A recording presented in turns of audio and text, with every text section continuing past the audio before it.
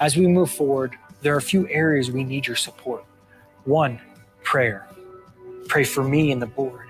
Pray for our students and our projects. Pray for our finances. But most importantly, pray for the hearts of those who see our films. Two, involvement. If you are a Christian filmmaker on any level, as an actor, an editor, a sound and score, a cinematographer, hair, makeup, costuming, producing, wherever, and you have a heart for the next generation of filmmakers, please reach out. I'd love to talk with you. Three, financially. You knew I was going to say it. We need your support. Please pray about financially supporting Crosswind Productions. No donation is too small. So, you want to join me? Because I think this will be fun.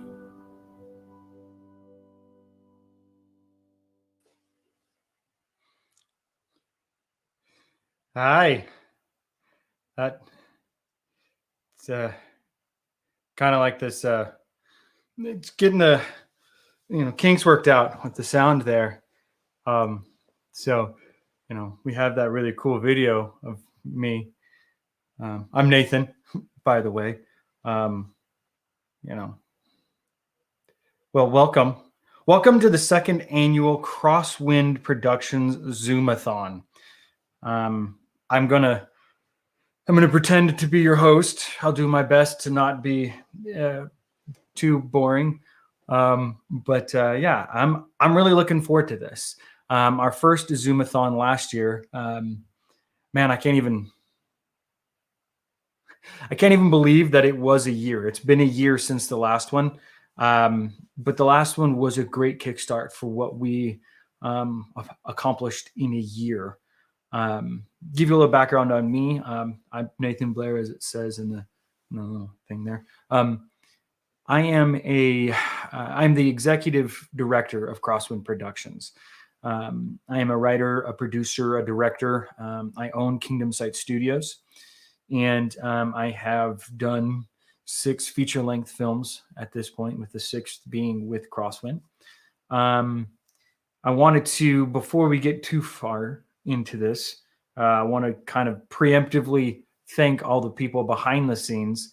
I'll do it again later, but better to start out early, So I'll make sure we thank everybody. Right off the bat, we've got producer James, who is working the production side of this backstage, and then that'll be.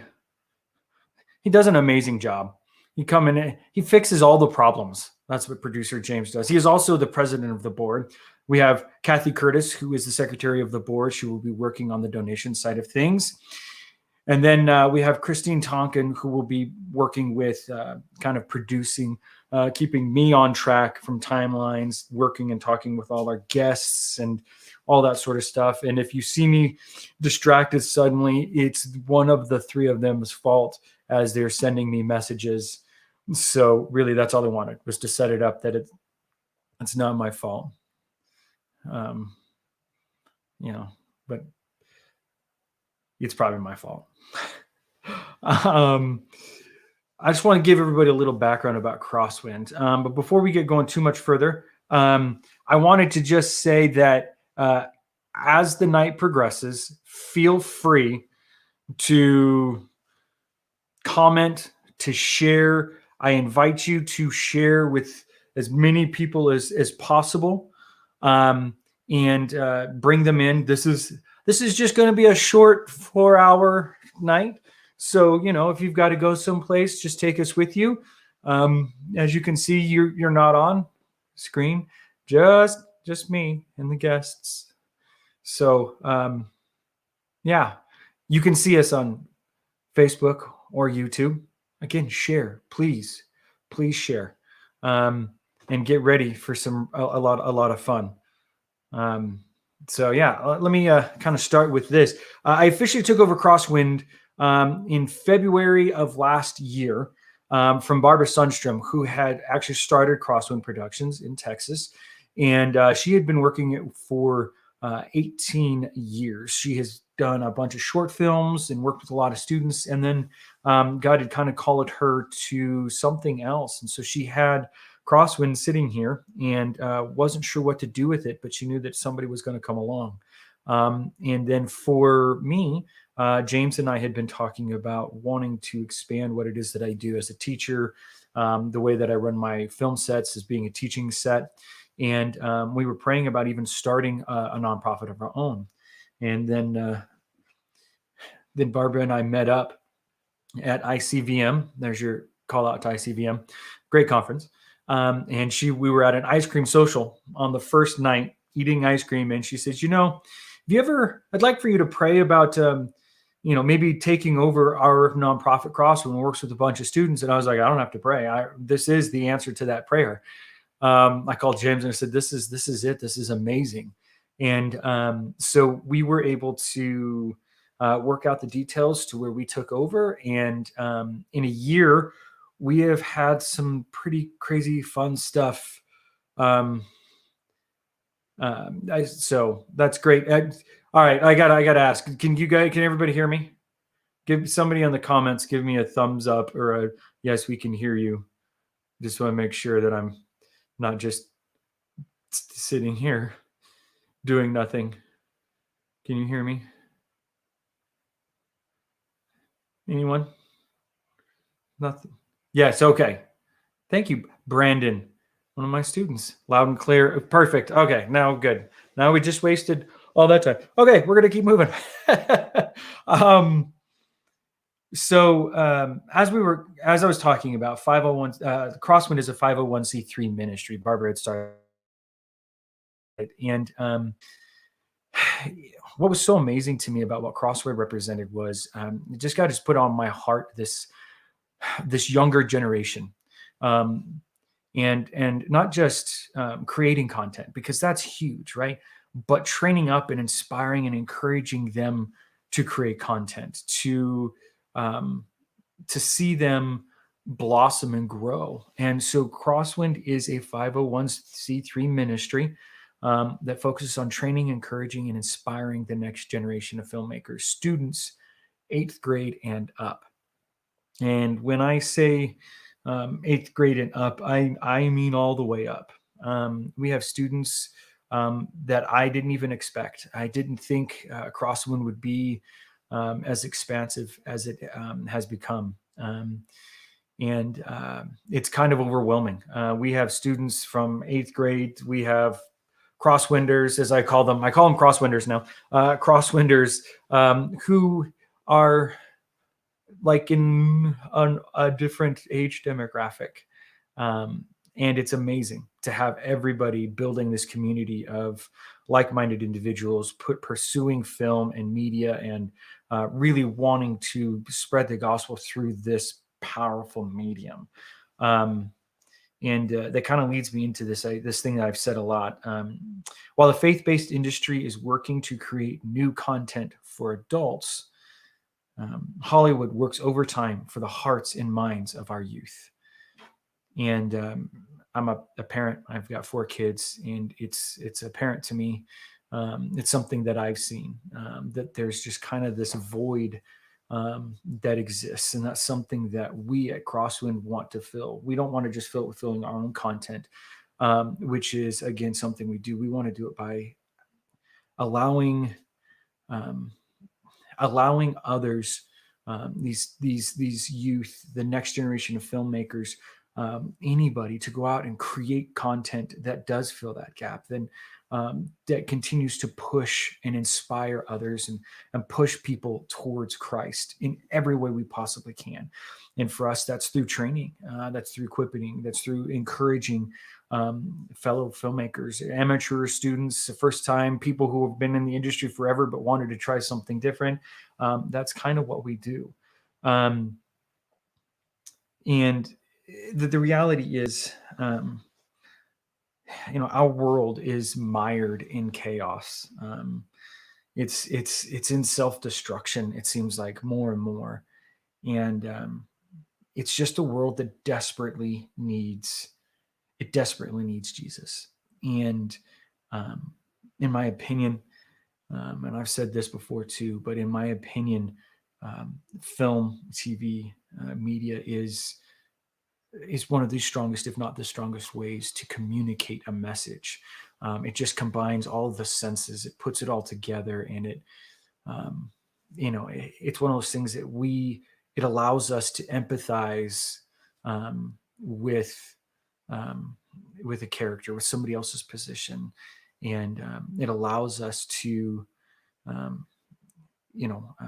connect with them. And that's what I love about this. And we're open to hearing these messages. And it's something that, quite frankly, obviously, Hollywood has used a lot. And I think it's important for us to use it for the same purposes that go outside of the church walls, that go into all sorts of demographics. It's important. One of my biggest complaints, I have a lot of complaints. I'm not going to lie. I'm kind of a complainer. That's not true. Yeah, I complain about some things, but not everything. But one of my complaints is that we just don't have a diversity in filmmaking in this industry. And I think we do this, the faith-based stuff, we do the preach to the choir really, really well. But now it's time to take it out. And I think it's important that we allow our youth and we show our youth that they can be that voice to carry that message beyond just what we do here in the church. The world is in chaos, and we need our youth to stand tall. We need to empower them to speak the message of hope, to share the gospel in the language of film. And that's one of the things we do, is working on how do we communicate this message in the language that is filmmaking, whether that's the craft, whether that's the storylines, the genres specifically.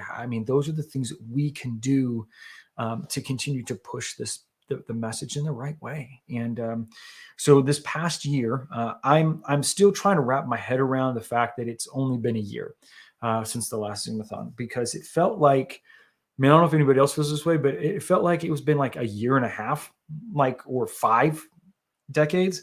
But in the last year, we have held 15 Zoom events, including a film study, which is where we study different aspects of filmmaking inside of feature film. We've done Pirates of the Caribbean, Jurassic Park, Raiders of the Lost Ark, Tomorrowland. We've held 3 master classes, one on prepping for an audition, editing, and overcoming the blank page, which is script writing. We started the Crosswind Collective, which is where we come together as a group and a community. We share a devotion. We do some networking games and have fun, just because I'm more like a youth group leader. And then we have a feedback session where different each month we have a different focus, whether that's acting, directing, cinematography, writing, and we give feedback on those projects to people who are there, and trying to just, again, strengthen the community to help each other get better. And so we've done that in a year. Also, October of last year, we shot a feature-length film called Stealing the Show. Essentially, we took 30 high school students, moved them to Cheyenne, Wyoming. They were the key core cast and crew of the film, and we shot a feature-length film, a heist movie, which is just an absolute blast. And we'll talk more and more about that later. I'm hoping that Stealing the Show will be done and out by fall of this year. We are going to hear from some of the cast and some of the crew / moms for Stealing the Show. And then just to kind of give you an idea, the whole point of this fun Zoom-A-Thon event is to raise funds. It's about financially supporting Crosswind. We are in a critical point in our expansion. We went from thinking that Crosswind was going to be this kind of small local thing, and because of the pandemic, we started doing Zoom meetings, and it just is amazing what God did, and He grew it beyond our wildest dreams to this point where we don't have Crosswinders across just this country, and we have them everywhere. We have them from across the globe.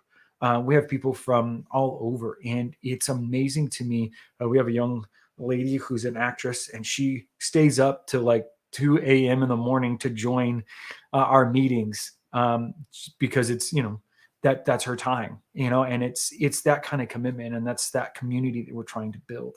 And in order for us to continue to grow, in order for us to continue to move forward, we need money. We need financial support. We need partners who are willing to see what we're doing and help partner with us and invest in the next generation of filmmakers. And so that's what tonight is about. So if someone told you that this was just going to be fun and there wasn't going to be guilt trip, the guilt trip starts now. But I'm going to do it with a lot of jokes and jazz hands, apparently. There are 3 different ways that you can donate to Crosswind. You can use Venmo, you can use Zelle, or you can go to our website, crosswindproductions.org. Now, we did put together some really great donation perks because we wanted to. And one of them is getting a t-shirt that's a Lights, Camera, Action, Jesus Crosswind t-shirt. So we have some different perks. We have one-time perks, which are in the $50 to $100 range. If you donate in that, you get a t-shirt or a hat. We have Crosswind hats, which are amazing. I can't wait to get mine. If you do $100 plus, you can get either the hat and shirt or a sweatshirt. That just looks awesome. I'm just so excited about them. I just can't wait to wear my stuff. The big thing that we need as we move forward is to transition from, we need to find some partners who are willing to come with us on a monthly basis, recurring donations, setting up a monthly or quarterly, if that works better, donations to where we can start budgeting and planning and taking care of our staff and really starting to continue to put bigger and bigger things in motion. But in order to do that, we need to be able to budget. So those reoccurring donations is really the goal that we're trying to get some built up with that. So as you can see, the reoccurring perks are this: $50 a month in reoccurring. You get a sweatshirt or a t-shirt and hat. $100 a month in reoccurring, you get all 3. Or you would get a sweatshirt, 2 sweatshirts, or 2 t-shirts and 2 hats. $250, you get the $100 level plus a Stealing the Show poster, which is going to be amazing. And depending on how that works, we may get it signed by our casting crew. Then you've got the $500 level, which is $250 per level perks, plus a Stealing the Show DVD or Blu-ray, depending on what we have. Those are the big things that we wanted to push. And again, please consider the donation. That would be amazing. We also are looking at corporate sponsors. We already have some corporate sponsors who've kind of stepped forward and started that process with us, which is amazing because it's kind of more individual. If you want to look at a corporate sponsorship from a church, a business, whatever, we would love to talk with you and navigate that and figure out what's going to be the best desire for you. In order to get the perks, the t-shirt, the hat, the sweatshirt, you have to use the website. So Zelle and Venmo won't work for that. You have to use the website because there's there's just information we need. So please go to the website and use the website to do the donation and set that up. Again, please, the reoccurring is where we want to go. My goal for tonight is to get $1,000 in reoccurring, monthly reoccurring, but to raise a total of $2,000. Now, I will not be disappointed if we blow that out of the water. If somebody out there is like, I can take care of that in one fell swoop, please do. You have no idea what that will mean to our ministry. So, yes, please consider this. All right. Let's get on with this thing. All right. So tonight we've got some amazing guests. And I've talked so long. It's great. So tonight we have musician, actress, and crosswinder Joanna Lauer. We have actor, comedian Heath Arthur, Laura May of Christian Casting and Faith-Based Casting. We have Eddie James of the Skit Guys. We have some cast from Stealing the Show. We have actress and superstar Gigi Orsillo. Tim Shields with Content Media Summit and Capernaum Studios. Actor and acting coach in All Around Good Guy, TC Stallings. Tim Gray with Gray Media and Faith Channel. Actor, comedian, writer, and Faller Downer Upstairs, Leland Clausen. We also have some moms and the AD from Stealing the Show, which we'll talk to. That'll be fun. Then we've got owner of Treasure Coast Talent Agency and super agent Gene Wegner. We've got fellow crosswinders and mother-daughter duo Carrie and Miriam Fabian. We've got actor comedian Mark Christopher Lawrence, Big Mike. I mean, some of you may have seen him in a little movie called Sleeper Agent. I don't know. It's totally good. You should see it if you haven't. All right. So I'm going to go ahead and bring on my first guest, Joanna Lauer. And I'm supposed to have this really cool intro. And I realized that Joanna, I didn't put it on my paper. But That's okay. Remember, you're an award-winning actress. You're a musician. You have a CD out. Yep. You also bake and build houses. I'm sure in there somewhere is the proper Some of those stuff. things. Okay. All right. You're That's pretty perfect. close though. Yeah, right? I nailed it. I deserve a cup of coffee. That's all I'm saying. Right? Minus the building the houses thing. That one's a You hard could one. do that. That'll be our next month's Zoom-A-Thon, our Zoom event. We'll be building houses at Crosswind. It'll be fun. I like it. So, how are you doing? I am so excited to be here. Like, I am super happy right now just being a part of this. I love Crosswind, and I'm really thankful that you guys asked me to be a part of this. Well, you've been there since like almost the beginning, right? Like, Yeah. you just keep showing up, and I figured she keeps showing up. I can't fully offend her even live, so we can have her on all the way. Yeah, you're not getting rid of me. I'm part of Crosswind for the long haul. Like, I am in this thing. That's what I like to hear, and that's what we wanted leading off. You're the leadoff hitter, getting us started well. So, Thank you. kind of give me your journey into film and acting. I know you did the music. Was music before the acting? Was acting before the music? Did they all just happen at one time? You woke up and you said, you know what I'm going to do with the rest of my life? A little bit, yeah. I was like, I really wanted to do all of the above. I knew I always wanted to be in the industry. And so about 10 years ago, I went through a program called Actors, Models, and Talent for Christ, where I just kind of started learning about everything I possibly could. And it was during that time that I realized the importance of training and investing in your career. And fast forward to 2018, I had released my first album. I signed with an agency, but I knew that I still needed to find training. I still needed to learn everything that I could about this industry. And that's where Crosswind Productions really came in. This is the one place where it was like, if there's something you need to know about the film industry, you go to Crosswind. Yes, I knew you'd get excited about that because Yes, well done. It's And so that's the whole show. multifaceted. That's it. We've summed it all up. She did it. She nailed it. I didn't have to write it down for her. That was perfect. I couldn't have said it better myself, apparently. See, that's the funny thing, because with Crosswind, there's so many aspects to the industry. Like we were talking about, I'm an actress and I'm a singer and I'm a model and I do all these different things. But there's other aspects of specifically filmmaking, like being a director, being a writer, being a producer.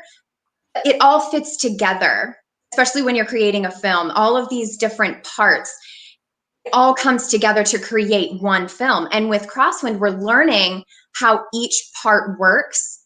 And when you learn how a director works, you are able to bring your A game to the table as an actress, so that you can give the director what they need or an editor what they need. And so that's what I'm loving most about Crosswind. They're teaching us how to bring our A game so that we can really just bring the best that we can to the table so that everybody else can do their job well, if that makes sense. Oh, no, it makes perfect sense. Yeah. That's perfect. Awesome. Crosswind Productions is like perfect because that's the one place where you can get all of that, and that's like impossible to find in this industry. Whether if you're taking a class, it's like, oh, you can go here to take this class, you can go here to take that class. At Crosswind, you can just take all the classes. You can just take everything. Yeah, and that was really the big thing for us, right? Was to look at it and say there's so many aspects to filmmaking.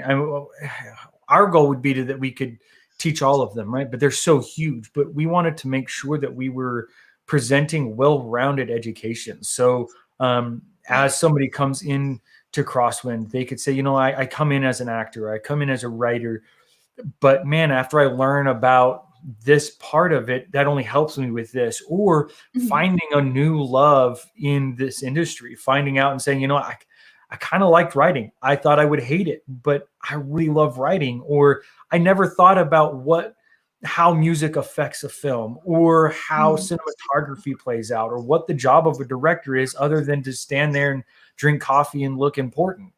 That's just me. That's how I direct. That's how you roll, right? Yeah, that's my directing style.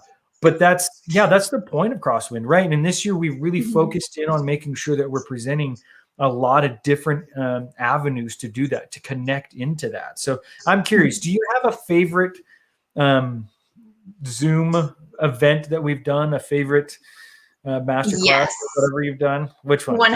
100%. It was when we studied the Pirates of the Caribbean movie.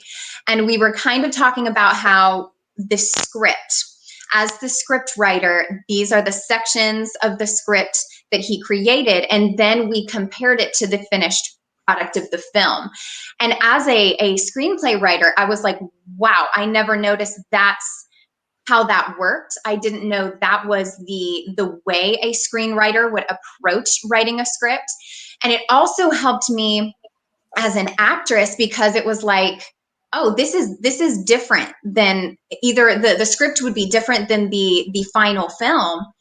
And it's like, well, that's where you need to learn the improv side of it. But also it taught me as an actress, you need to keep each scene going. You need to make sure the story is progressing with every scene. You need to make sure that your character has all these different sides to the character. You can't just be a one-trick pony and have like one emotion. So there were so many aspects of that class that I learned, both as a writer, as a not a singer, an actor. As an actor and as a writer, that were just so phenomenally helpful to me. And one thing we learned specifically was that every movie has a Gibbs. And that's that one character that has like all the background story of all the other characters. And I literally watch films now and I'm like, oh, that's the Gibbs of this movie. And my mom's like, what does that mean? And I'm like, don't worry, I learned it at Crosswind. I know what it means. Yeah, Gibbs, the greatest expositional character in cinematic history, with the accent and the stories. It's just like, I love me some Gibbs. Like every time he talked, he was giving information. And there was like sometimes a flashback to go along with it. And it's like, oh, thanks, Gibbs. Now we get it. We get it now. Exactly. We're like, okay, thank you for clearing that up, big guy. That was helpful. That was great. Yes, very helpful. So now I'm going to transition because it's me, and I like to play games and do crazy things. And you know how this works. You've been on this before. Yes, so and it's always fun and terrifying. I just said this, and all the other guests that are coming on heard it, and we're like, "Wait, we didn't sign up for game.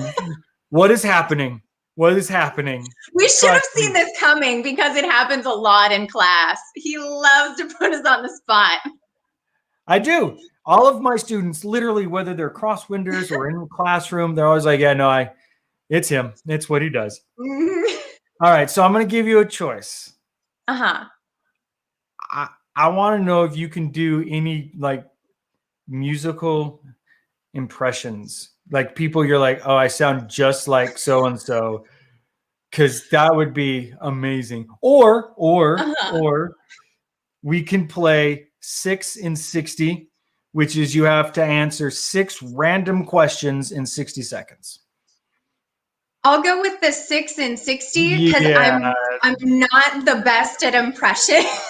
So I'll probably totally like mess that one up. I'm be like, wow, that was an amazing Bette Midler. You're like, wait, no, that was Sting. I don't know what just happened.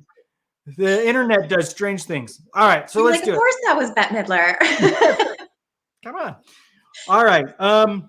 Here's your first question. All right, I'm gonna try and set a timer to make sure that I get it right. Because I don't want to mess it up. We use timers a lot at Crosswind classes too. You got 15 minutes, 5 minutes later. I'm just kidding. Wow. We have fun. Wow. You were doing so well. You sold it, and then they're like, wow, this guy's a monster. I don't want to show up. He's going to make me do strange things. Fun, All strange things. Yeah, fun, but learning strange things, right? Yes.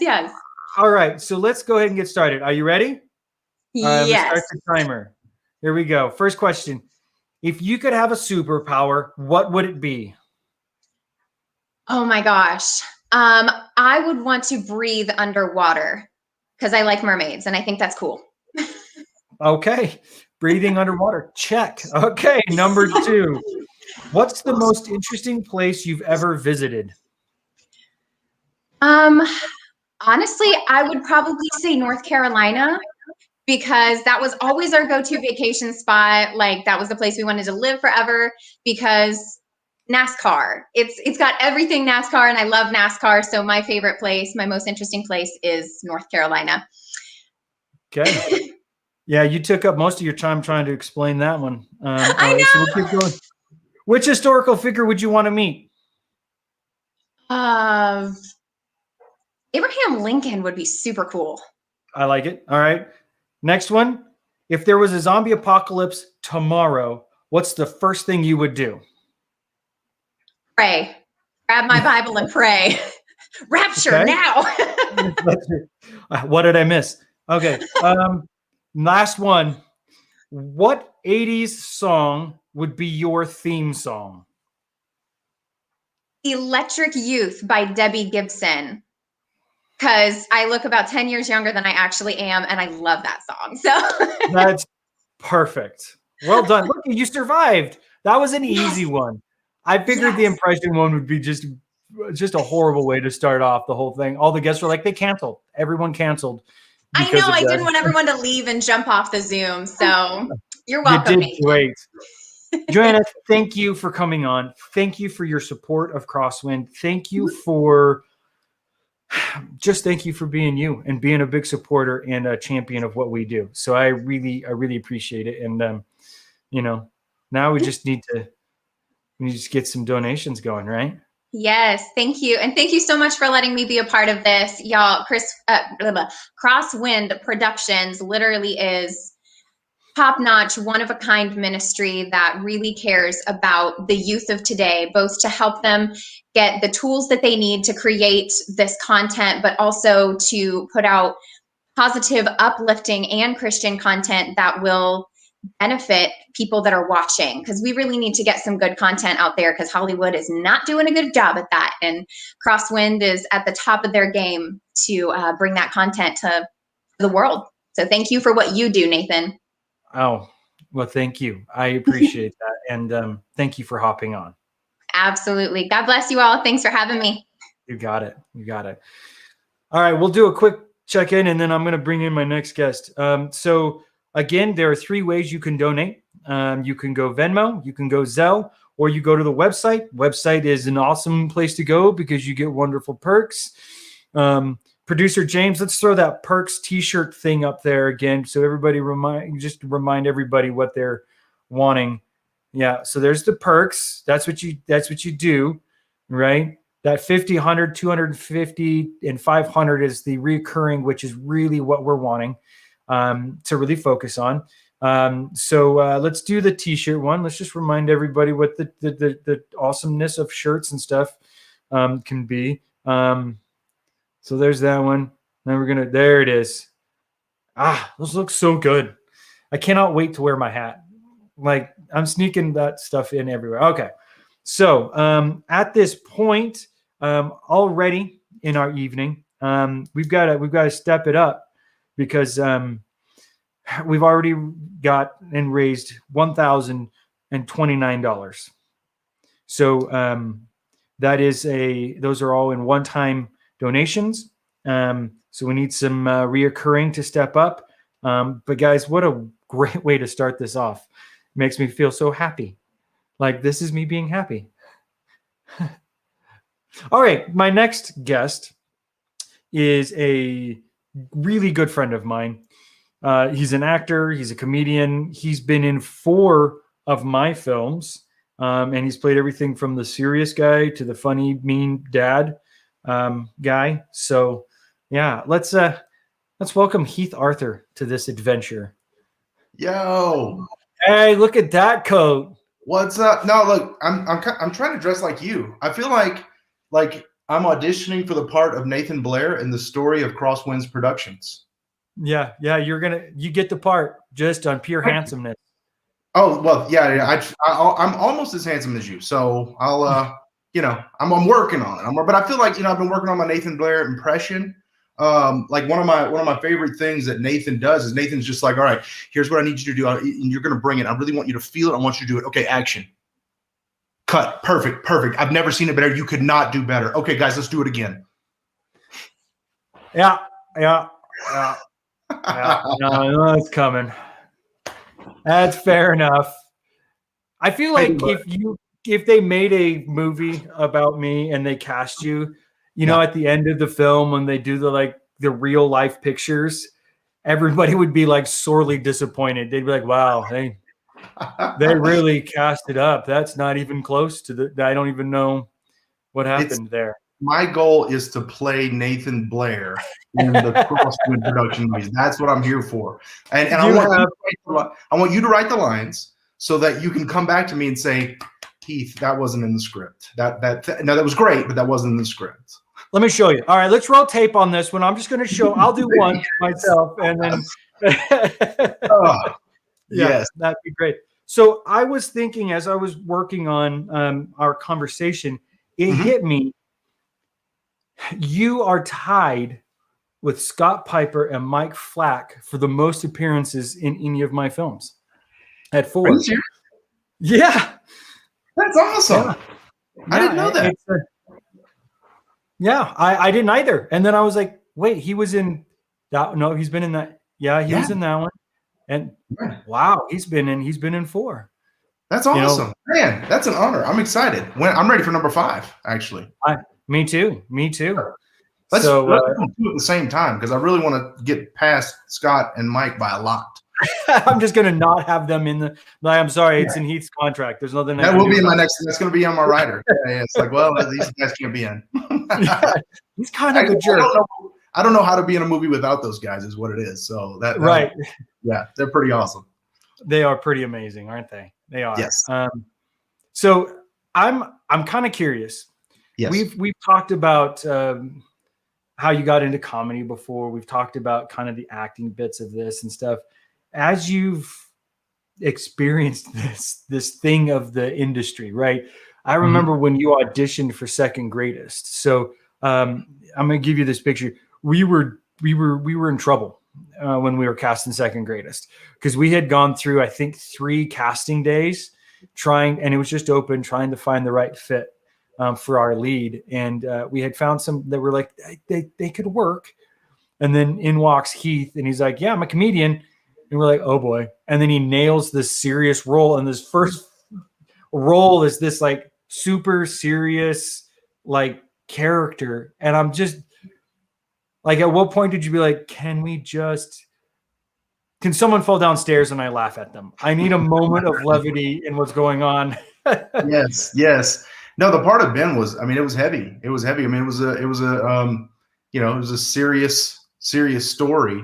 And, I I remember I wasn't going to come to your audition. I didn't know about it. And I was at home and I was meeting a friend from Denver. He was coming down here. We were going to have lunch and I was going to cancel because I was just like, man, I've got some other things going on. I can't make it. I decided to make it. I went to it. He told me about this audition. He's like, hey man, it's for a faith-based film. You might like it. And then when I heard what it was, second grade is what it was about. That's actually, I used to be a youth minister. And that was my favorite lesson to give, was just about loving God, loving others, and what you do from there. And so I thought, well, I'll drive up to Golden and audition for this. And when we went through it, they were just like, you guys were saying, okay, do a monologue. And I'm like, well, I'm just going to do this lesson that I kind of had already done, and went through some of the script and just, the rest is history, I guess. But yeah, it was exciting to do that. It was fun to do that, but I was really excited for our next one, where I got to be, the mean dad, worst dad in the world probably, and do some. Yeah, I was going to ask you about that. One of the questions I had was of the roles you've played with me. So you've played Ben Cooper, the pastor. Mm-hmm. You've played Jesse Lane, the worst parent ever, with a good heart. Right? With a heart of gold. Yeah. Right. You've played Agent Chad. I mean, yeah. Chad Rogers is hard to beat. And then, of course, I was a bad guy in Stealing the Show. I actually enjoyed the one in Stealing the Show. I didn't have to say anything. So I kind of chalked that up to being a model. Like, I was actually, you were like, hey, I want you to just look serious. And what I heard was pretty. And I was like, I'll try to look pretty right here on this rooftop in Cheyenne, Wyoming. That was super fun. But Chad Rogers was my favorite. Because I got to be serious, but I also got to be funny a little bit, but I also was the butt of some jokes. And so there was a whole range of emotions with Chad.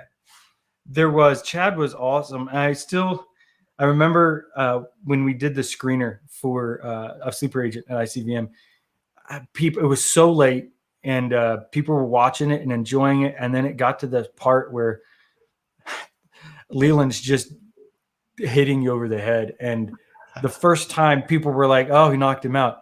And then you pop right back up.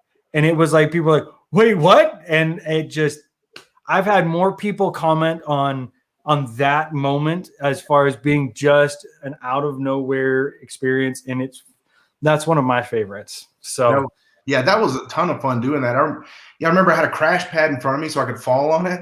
And we had Jace Mix, and he was our stunt coordinator, and he's telling me how to fall. And that was the first time I've ever got injured on set, because I felt fine.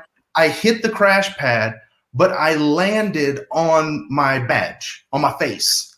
And I had the slightest scratch, and I played it up like I broke a bone. Like, guys, I'm going to need a minute. Can I get some ice? Like, I can't get swelling here. It was pretty phenomenal. It was a proud moment for me.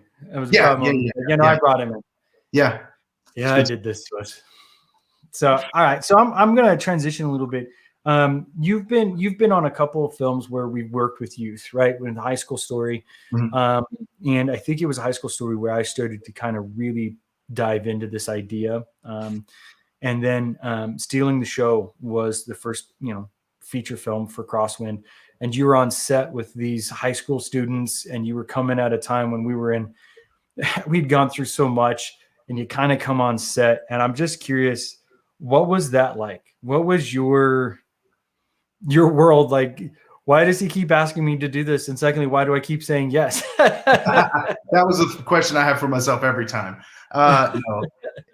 First off, I always love it when Nathan calls me. If Nathan calls you and asks you to be on a movie, you just say yes, because you're going to have a good time. It's going to be fun, and you're going to be in an environment that is going to minister to your soul.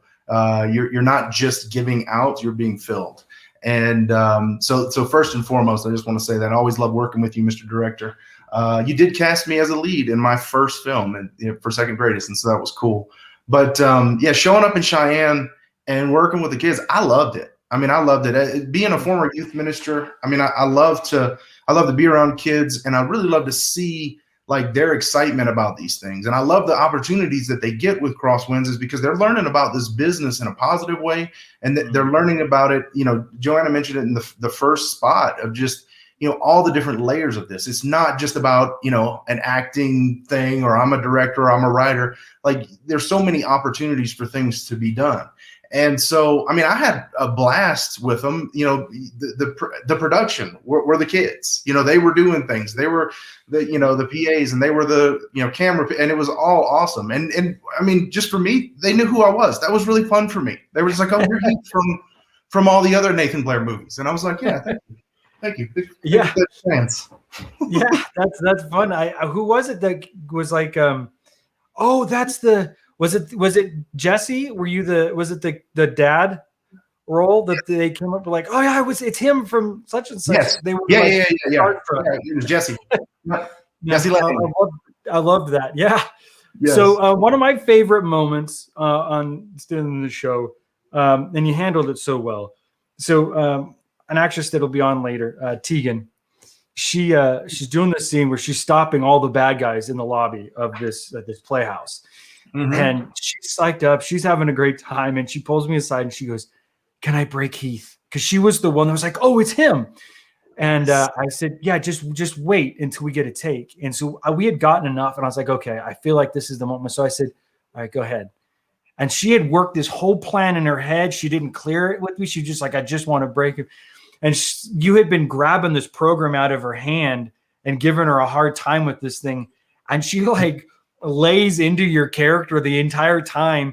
And for like, I don't know, it was a good 10, 15 seconds of like jabbing, and you get done. And I just see your brain going, "Wait, what just happened?" Exactly.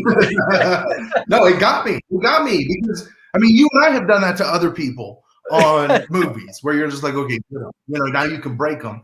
And so she's doing this. And I thought, I'm confused, but I'm going to stay in character. So I'm just trying to look mean and listen. And then everybody starts laughing. And I'm like, oh, I see what just happened. Yes. And you break, and she was so happy. Yes. Like, she could care less if anything else happened. She was just like, I broke Heath. That was her shining moment. She did it. She got me. And kudos to you, ma'am. Well played. Well played. All right. I'm going to make you play a game. Okay, let's do it. This is a different one. I'm going to test your memory. I figured we talked about it enough. So I was prepared for the other game. I was practicing answers. Yeah. Okay. Yeah, I know. That's why I mixed it up. Good job. You're going to play Who Said It. Oh. Yeah. Okay. Which of your Kingdom Side Studios characters said this line? It's my characters. I should know this. Yeah. Okay. Yeah. Hopefully. Are these the lines you wrote or the ones that I ad-libbed? I'll be ready for both. Go ahead. All right. First one. They were totally tearing into each other. Wait, they were totally tearing into each other. That was Jesse Lane. No. Who said that? Ben Cooper. Ben Cooper. Who was he saying that? He was talking to his wife on the phone after one of the meetings. Oh, yeah. Yeah, by the Golden Triangle people. Yep. Yeah, that's the one. They were totally tearing into each other. And then, man, I hear the words. There it is. Okay. Now they are. There it is. Okay, next one. 0 for 1. This one should be easy because it's one of my favorite moments. Okay. She is way out of your league. Just trying to keep it real with you. Yeah, no, that's Jesse Lane for sure. Yeah. Talking to his son. Yes. Yeah. Right after meeting the girl he likes. Yeah. She's way out of your league. Like, that's the moment. There are 2 moments at the beginning of that film. Everybody watches is like, he's the worst. Like the worst parent ever. I'm like, yeah, he is. Yeah. I loved playing that part. It was so fun. All right. Here's the next one. I don't want you to have unrealistic expectations. What I'm saying to you is it's okay when you fail. That's Jesse Lane also. That is all. Talking, I remember saying those words and thinking, this is terrible. I just don't want you to have unrealistic expectations, son. It's okay when you fail. That was it. That was it. Yep, that was the one. And he's like, thanks. Yeah. Thanks, Dad. Yeah. Awesome. All right. So this next one is you need to finish the line. Okay. Okay, you ready? Yes. If you were a ship, you'd be the Titanic. You're like that watery stuff on top of yogurt. Yeah, that's the one. That's the other one. That was the one. That one gets is the laugh getter. And I don't know. I don't know. Brad and I were standing backstage or off screen watching the monitor, and both he and I were doing everything we could to not ruin the entire moment, the entire scene, because I was like, that's funny. Because you've been on set with me enough. Mm-hmm. You've been like, hey, can I change a couple things? Sure. And usually I'm like, yeah, whatever. I was like, yeah, okay, well, it's Heath.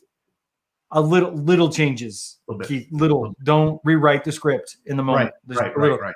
And then you drop watery stuff on top of yogurt. And yeah, everybody's like, right, what is that? It's like the most relatable line in any movie. Which was terrifying for me because I thought I was going to break Leland and he didn't break. And so I was like, oh, it's not funny. And so I'm like, well, just make it through the scene and it'll be fine. And as soon as you said cut, then you and Brad lost it. And I was like, oh, okay. Maybe that works. Yeah, maybe that works. Yeah, that was okay. All right, man. Thank you so much for coming on. Thank you for doing this. Thank you for being in all the films and always being willing to say yes to the crazy adventures that we have. And I really appreciate it. I appreciate what you've done for Crosswind. And I look forward to you being a bad guy in that movie and not in others. So I love it. Hey, thanks for having me, Nathan. Thanks for all you do at Crosswind. I appreciate you, ministering to the kids, giving them all these opportunities. And, I'm just waiting for my phone to ring. I'm ready to be in number 5. There it is. Done. Awesome. Done. Have a good night, man. Cool. Thanks. All right. So I'm going to just keep us moving because I got to make up for the time that I was jabbery at the top of the thing. But I had to get watery stuff in there. If you've seen Sleeper Agent, you know exactly what I'm talking about. That's such a good line. I wish I'd have thought of it. All right, so let's keep this thing rolling right along. My next guest is a fixture in the faith-based acting community. She has been on camera and had made others appear on camera. She runs Christian casting and works with faith-based casting. She even was crazy enough to do the Quarantine Film Festival with me. She actually said yes. I think she doesn't regret that. We'll find out. Let's welcome Laura May.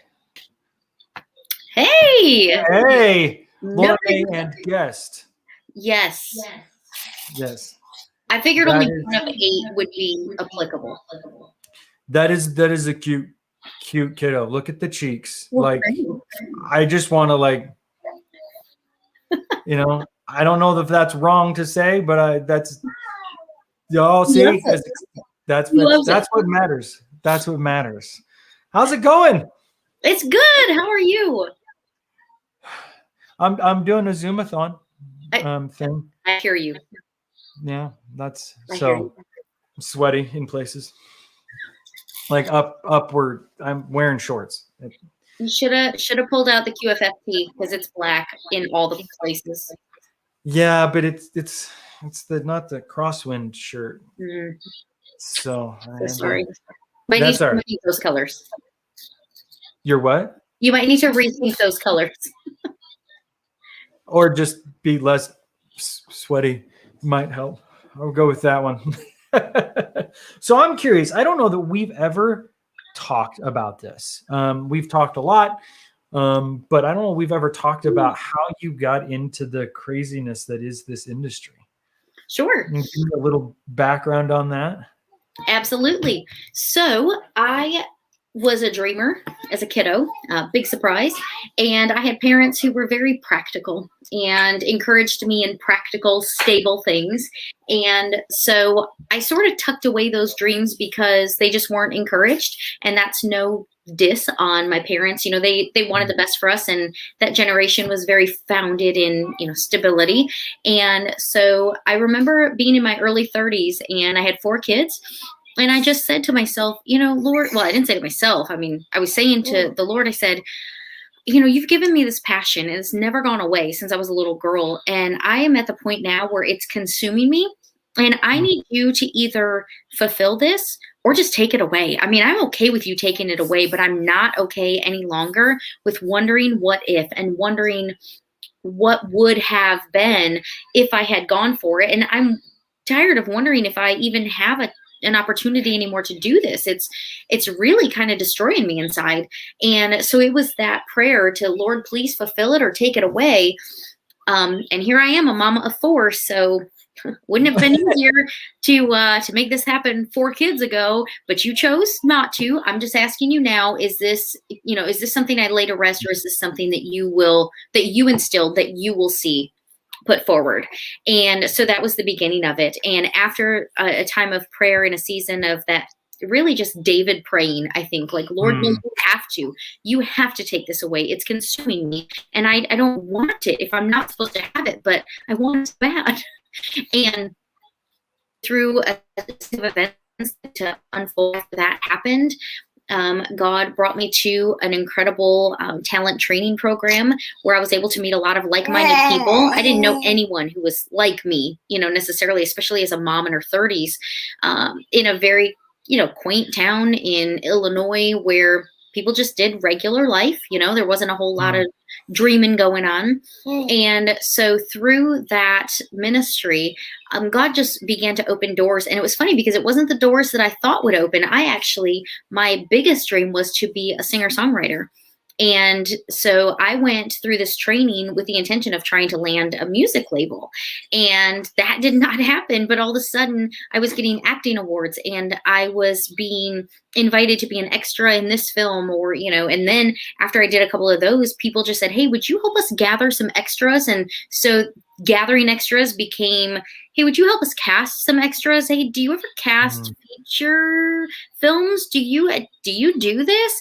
And then me asking, we have Actors Access and Backstage.com and CastingNetworks.com and Mandy and all of these things for the secular world. Where is that for the faith-based film world? I mean, come on now. Kendrick Brothers opened this door wide open for us how many years ago?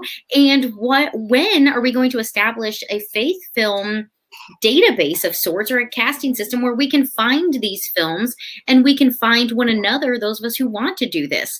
And so as he has so many times, I've said, Lord, why isn't there something like this out there? And he would go, because that's your job. And I went, oh, and then I'd have another baby.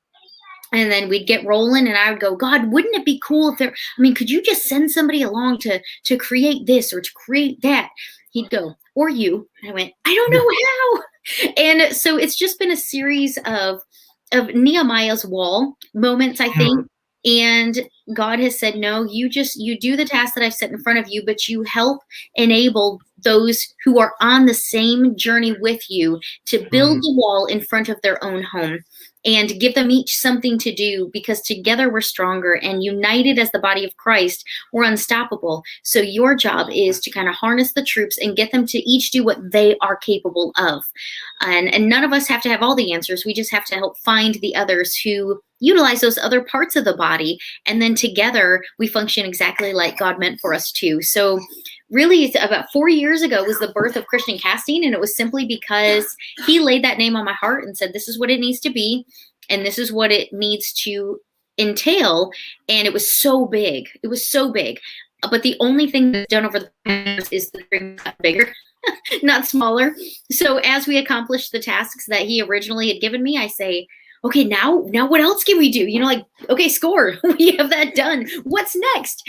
And so that it's just been a real David and Goliath story, because a mom of 8 kids is not your ideal, fixture in the faith film world, I think is the term that you used. Not really many people's first choice, but I'm absolutely humbled that God would allow me to do this, and that he would allow me to dream in front of my kids and let them see what passions from God, committed to God, can actually come to be. That was awesome. I think we need to pass the plate and give you a love offering for your sermon. That's what just happened. That was awesome. That was great. No, I think it's so interesting that there's a similarity in stories. right? The way that we lay ourselves before him and say, okay, God, this is yours. Mhm. This is your thing. If you need me to do this, you need to confirm Yeah. that you want me to do it, because it's either too big, it's too crazy. In my case, I was like, I want it too much. Yeah. And it's like, I don't want to make a choice and get stuck somewhere, because this is going to be consuming. Yeah. So, and it's interesting. And it's interesting when you talk about, when you say, hey, I wish there was, and God's like, no, I know there is somebody. That would be you. I'm looking like, wait, are you sure? Would you go look in the mirror real quick and just, that's the person. And I think for me, that's one of the things I love about Crosswind is that mentality that you're talking about, is us wanting to pour into, to build the community, to say that it's not about one person, but instead it's what's everybody doing to help, invest in the next generation. Mhm. Right. I mean, it matters. I mean, I have 4 kids. That's half of your group. Right. But it's just amazing what, as a parent, suddenly entertainment and media looks very different through the eyes of your children. Oh, absolutely. I remember watching movies for myself and going, oh, this is great. I love this movie. And then I would be like, yeah, we should watch it with the kids. And then I would be smart enough to be like, I should probably pre-screen this just to make sure something weird. And I'd be like, this is not kid appropriate. I don't know what they're saying with their packaging. This is awful. What on earth? My filter as a child, even in a stable Christian home, I look back sometimes and I go, did my parents know that they allowed this? I mean, because they were a pretty strict Baptist home. And I look back on some things and I go, oh, or not. Nope, not going to watch that one. Yeah. Yeah. It's a lot. And that's why for me, Crosswind is more than just the training. It's the creating the content, right? We've got to empower, we've got to create stuff and encourage people to create stuff that communicates this really great message. But we got to be able to say, go do it in the language that matters to you. If you're watching these types of films, create that film with this heart at it and let it go. And just pure cuteness right there. It's distracting. This last just dropped the binky. Oh my. No, okay. And speaking of creating content, I love that that's what you guys do, because so many people don't even think to create they wait to be booked. And my heart is, no, book yourself. Take that talent and don't wait. Don't let the devil discourage you in the waiting. Get out there and do it now.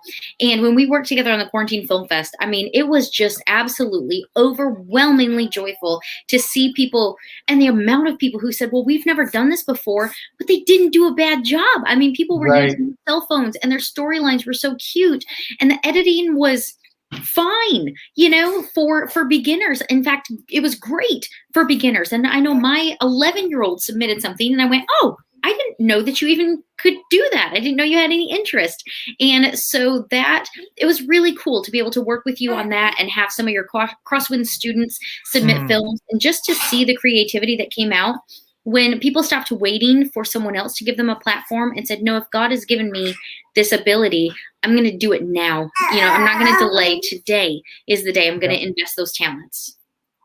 Yeah. And I love that about the Quarantine Film Festival too. I love seeing the people and the stories, and I'm still fascinated by how far that thing reached and how many times people are like, oh, I love the Quarantine. You heard of that? Like, that's always my reaction, is like, you've heard of this?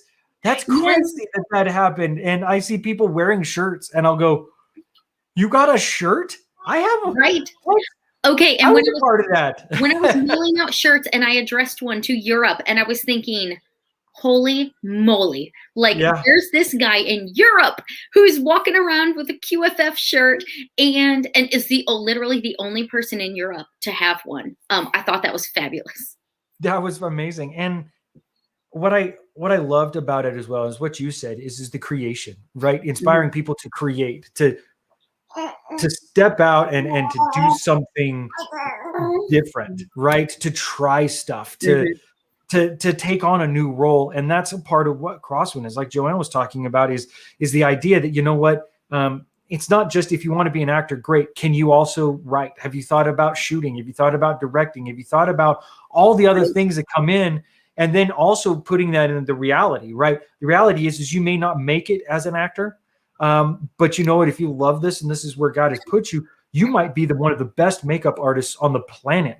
And you wouldn't have got there if you weren't willing to try some of these other things. And that's what's important to us at Crosswind, right? Creating content for students, helping them create content, but then also exploring and saying, okay, make a go of this, but really do it from this perspective of, I want to be involved in the industry and communicating the gospel message. So, you know, that's a good one. I've enjoyed Quarantine Film Festival. I didn't know if you know this, but you know, Fragment's been nominated for some awards at International Film Festival. And I'm really looking forward to my other honorable mention. I'm hoping I get that honorable mention award so I can get 3 of them. You know, the Nathan I actually Award. have you in my phone now as the Honorable Nathan Blair. Fantastic. That's fantastic. Thank you for that. Somebody's like, honorable. Is he a judge? No, he's just not that good of a filmmaker. He's like in the middle of that. All right. So I'm going to have us play a game because I know that you love games. And so here's how this one's going to work. We are going to play Truth or Lie. So you're going to have you have 3 statements. 2 of them are true and 1 of them is a lie. And the other person has to guess which is which. So I'll go first because I figure you'll need some time to process, you know, everything. Oh, Okay. you guys spit up. Oh, spit up. It's happening. It's all over. Jess was like, it's time. He was like, I'm sick of this guy. Lie. That's right. He was like, he is a liar. So, all right. So we'll play it quick so we can clean up and then we'll move on. So here are my 3 statements. You ready? Yeah, here we go. I was an all-star in both baseball and football. I coach my daughter's softball team. And my favorite football player was John Elway. The first one I'm going to go with is your lie. The first one. What makes you think that? No offense, but a lot of times us artsy people are not so much the athletic people. Now you could absolutely be the exception to the rule, but that's going to be my guess is maybe you're a big football fan, so you have a favorite. And maybe you can coach because, you know, like we can all coach our kids, but maybe you didn't play. No offense, but that's just my gut and that's my guess and that's my reasoning. So you looked at me and you went, that guy's not athletic. Oh, no way they would let him on the persona of the creative folks because we typically excel in the artsy things and we choose to love the artsy things and don't necessarily have time for sports. So nothing personal.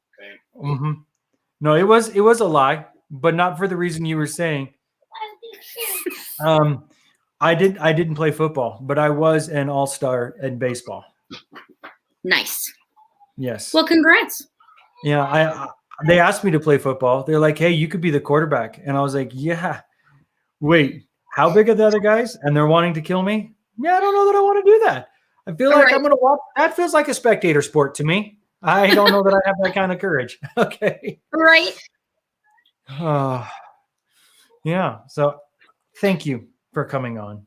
Thank you for sharing with us. Thank you for just the support. You've always been a big supporter of Crosswind and what we're doing and sharing our stuff. And absolutely. I really appreciate that. I appreciate our friendship a lot. And when we get back into the swing of things, we'll who knows what may come out of our friendships later, right? I love it. It can be exciting. All right. Bye, Laura, May, and guest. It's the best part so far. He's been the best part. Look at the cheeks. I'm just saying. Oh man, that was awesome. Thank you. Bye-bye. All right, so I'm gonna do a check-in, and I'm gonna check in with my phone device here and see where we are on things. It's been exciting. So as of right now, I'm sorry, I can't get over the cheek thing. Like such big cheeks. All right. We are currently sitting at a total raised of $1,662.08. And it looks like we have $200 in reoccurring funds, which, guys, that's so amazing. And I am honored that we've got those donations so far. And I'm hoping that we can just blow our goals out of the water and can do far beyond. And so, again, there are 3 ways you can donate. One is you can donate via Venmo and Zelle, or if you want the amazing perks that we have, which is the hat, the t-shirt, the sweatshirt, either Stealing the Show poster or DVD, you would go to the website at crosswindproductions.org and donate and set up, hopefully, a recurring donation, which would be beneficial to us as we budget and plan and put things in place. So again, our goal is to raise $2,000 total. I'm going to change that to $2,500 total because we are on our way, which is fantastic. But I would love for us to be at $1,000 in reoccurring monthly funds. That would mean so much to us and our budget and the plans that we have coming forward. So please, again, take the time to share what we're doing, to invite other people in, and to donate. So I'm going to go to our next guest, and this is a really exciting moment for me. I feel like we may be having some technical difficulties, but I'm going to go with it anyway. But our next guest is somebody who's a personal favorite because I used to watch the videos all the time. He is a part. He's the funny one. I'll say it that way. No offense to the other one. This is live. This is not going well. Anyway, please welcome Eddie James of the Skit Guys. Hi, sir. How are you? Hey, how are you? Are these the things causing the disruption right here? These headphones, these earphones, whatever you call them? I don't know, but you sound great. You sound and look great. So don't move. I won't move. Change nothing. Okay. I won't. Okay. All right. Okay. All right. Thank you for coming on our Zoom-A-Thon. Well, I'm honored to be here, Nathan. I'm so honored to be here. We are we're buddies now, and we're going to be taking our families to the beach and everything. So this is good that we're finally getting to connect and meet. That's a big deal. I agree. The beach trip it's all I'm talking about. It's on my schedule. That's all I'm concerned about. I have to be honest with you. I'm so grateful that you're here because Skit Guys have been one of my favorite things for a very long time. You guys have made me laugh. And I love that you guys were willing to kind of poke fun at ourselves as Christians, at Bible characters and some of these things, but in this very reverent way, not irreverent. And so this is a lot of fun. This is a little dream come true for me. So congratulations. This is like a make-a-wish without me dying. You're very kind. We love what we get to do. It's a lot of fun. We love what we get to do. But you're very kind. Thank you. Thanks. So you probably answered this question like a million times, but I'm going to ask it anyway. How did that even start?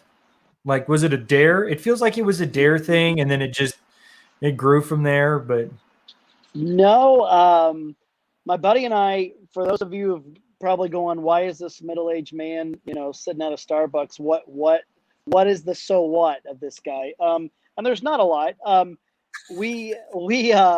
We've been buddies since high school, my buddy and I, and we started doing skits for our youth group on Wednesday nights.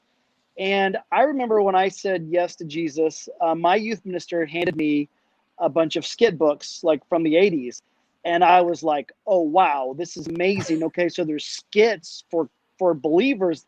And every skit in the 80s introduced Jesus like the third sentence. Every skit in the 80s in a skit book, and God bless them because, you know, they paved the road. But every skit it basically was, hey, Joe, you seem really sad. I am sad. You need Jesus. And that was a skit. You had to, then it was, well, you know, Romans 8 says, and then it was followed up by scripture. And I was reading these as a senior in high school going, this isn't how I talk. This is what I have to do now? And so this is it. And so we started stealing stuff from Saturday Night Live. And those are the skits we would put on Wednesday nights. So we were doing Church Lady. We were doing, like, Phil Hartman back in the day did Donahue. I did Donahue, where I'd flip over chairs and put a microphone in someone's face. And we did Hans and Franz. Tommy's mom made us muscle suits. Not that we needed them. Sure, But right. yeah. And our youth minister, basically, every time he got a gig, no joke, he'd go, I can't, but I got these two guys that'll come and do skits for you. And so late 80s, early 90s, we were going around Oklahoma for gas money and a chicken dinner and messing up the Bible, but just learning. And it really was crazy because we just started speaking in a different way. And, you know, Nathan, I mean, we both went to Saddleback Church as interns in '89. He went back home. I stayed, and I ended up staying there for 9 years. And that's really where I cut my teeth, like in student ministry doing skits. And Rick Warren would have me do skits in big church. They called it big church. And but you did 6 services on a weekend, and you would basically a skit. This is how I'd write a skit. This is how we would do it in youth group. You say this, I say this, you say this, I say this, you say this, I say this, back, forth. And then you'd get up there and you'd put a skit together. And then you'd get off stage and you go, okay, that didn't work. Don't say that. But when you ad-lib that works. So you say this, I say this, you say this. You do it again and again and again. I still have to this day. I have one in my car. I forgot to bring it. I brought it with me. But if you want me to, I can go run and get it. I still have cassette tapes from Saddleback the only way I had a script is I would record it. So I would have someone in the tech booth record the script, and then I would type it out. But that's how I made scripts. So it went from improv to fine tuning it over a weekend to recording it, and that would be the script. So anyway, so like totally the worst and most backwards way to do that is what you did. You were like, no, we'll make it up. And then whatever people laugh at, we'll write down and then do it someplace else. The great thing about it was when you had a pastor go, I want a skit for point number 2. So for reals, it would be like, okay, the sermon outline is right here. Point number 2 is talking about, you know, John 3:30, he must increase, I must decrease. So that's your skit. That's the theme. That's the line. That's the basis. And so, but you had a comedy club right in front of you. I mean, people laughing. So you by the end of a weekend, you really had a great skit, to be real honest with you. And then Tommy and I, people still asked us to come in the 90s, and we still did skits together. And then I had a whole cavalcade of skits from Saddleback, and we just made them 2-man skits. And yeah, we've been doing it ever since. Since 1997, we've been doing what we've been doing. Skits, middle-aged men doing skits. It's just crazy. It's amazing is what it is. And it's been really fun because it speaks to something that's near and dear to my heart, which is so often, especially in the faith-based industry, we present this idea that we are humorless and that we only get emotional and cry, when in fact, humor is just such a powerful medium and such a way to communicate a message. And it has every bit of heart that exists. And so I found Skit Guys such a breath of fresh air, because I was like, okay, I can both laugh at this and then also get the message and the point without it having to, like, I'm not having to cry. And I'm also not having to go, yeah, I'm going to ignore the 17 other words that were in that line that made it funny. So I really appreciate it. And that's something that for me, as I've been doing film and stepping into being able to write comedy and play that out, was like, we can laugh at stuff, and it's okay that we laugh at it. And sometimes it's okay that we just laugh. Like we forget that it's okay for us to enjoy this life and to laugh and to find the joy in that. And so I appreciate that as somebody who likes a good joke and is known to joke every once in a while. That it was such a, like I said, a breath of fresh air to be able to laugh. We believe humor breaks down walls for truth to enter. And so, you know, or Chevy Chase said, in any great comedy, there's at least 12 lines that just made you laugh, just belly gut laugh. And so if you can make people laugh, they'll listen to you, but you just got to have something to say. So we take that really to heart. We're also pastors, and we really look at that as well. We're pastors more than pranksters. There's some people that do comedy, especially in the Christian world, and they just go over the line, or they make fun of their audience. And so we go, no, we know the church world. We know what we're doing. We know the things to jab at, but we're also those people as well. So if we can get you to laugh, hopefully we can get you to listen to the word. Yeah. Yeah. I got one of my favorite skits, one of my favorite characters in all of your guys' stuff. And it's probably just this kind of obscure, people probably won't know, but it stood out to me. And I think your voice is in my head, but it's from the Skinny on Fasting. Did a Skinny on Fasting, The Liar. Oh yeah, the liar guy. Just makes me laugh like I hear it when people say, they'll say something, or I'll say something like, I'm sorry, that was a lie. Yep, that was a lie too. That was a lie too. Just that guy, that makes me laugh. That's my impersonation of Norm Macdonald doing his impersonation of Burt Reynolds. So that's all I'm doing. With a wig. Yeah. That's a recycled impersonation, is what that is. Well, anybody that does George Sr. is just doing Dana Carvey. Yeah. So anyway, so yeah. So I'm just yeah. But yeah, I love the liar guy because he represents a whole bunch of people. Yeah. It really does. Yeah. It really does. Yeah. So, and I wanted to just briefly, I know that we haven't had a chance to dive into Crosswind and the mission that we have, but it sounds so similar to what you guys were doing very early, right? Our mission of being able to bring this message in a way that people are wanting to accept, being open to hearing that message and being excited to hear about it. And that's what I love about film. I love the idea that people, they go to movies or they watch something and they're literally, there's that term that says they're suspending their disbelief. Yeah. They're saying, I'm not going to believe, I'm going to believe that this is real. That's why Star Wars exists. When I explain to people that, like, we have allowed that this is truth, if you take a step back, it's comical at how ridiculous it is. But yet we believe that and we take that in. And I think that's one of the things that's so powerful about film is that people go to watch something and they want to believe that it's true. And I just want us as the faith-based community, as Crosswind, as encouraging young students to say, all of these genres exist. All of these ideas exist. We serve the God of creativity.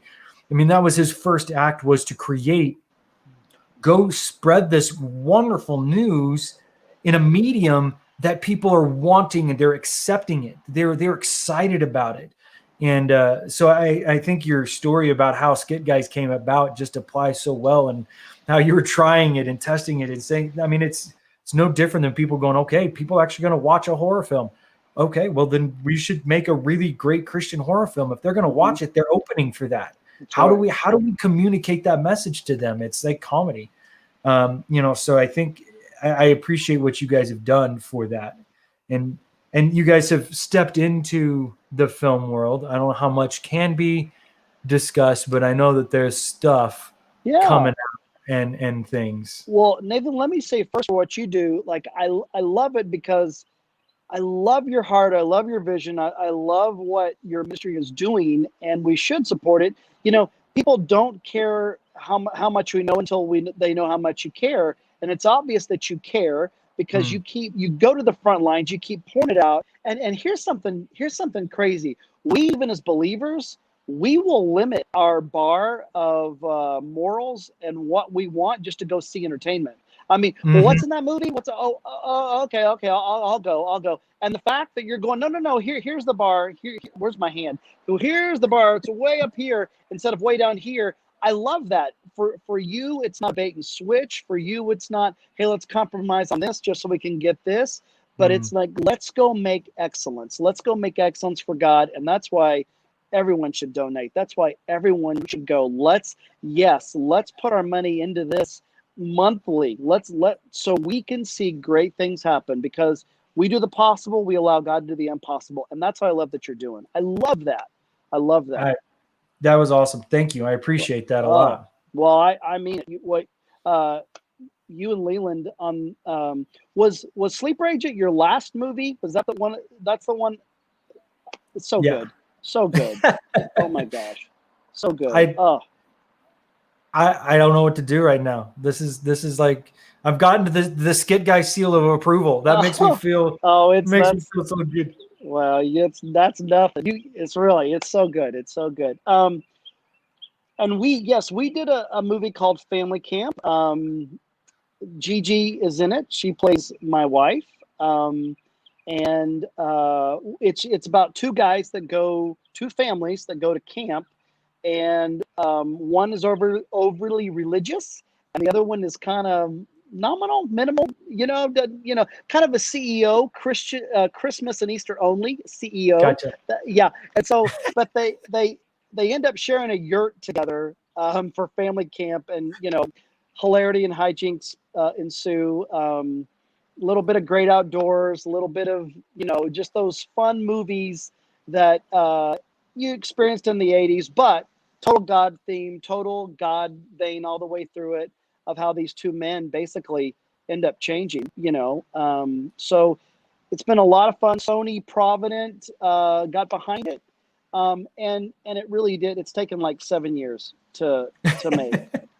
So well, the best things are come to those who wait, right? Isn't that patience is a virtue? But it's an ugly one. Oh my goodness. It's like, I feel like that should say patience is a virtue and you're gonna hate it.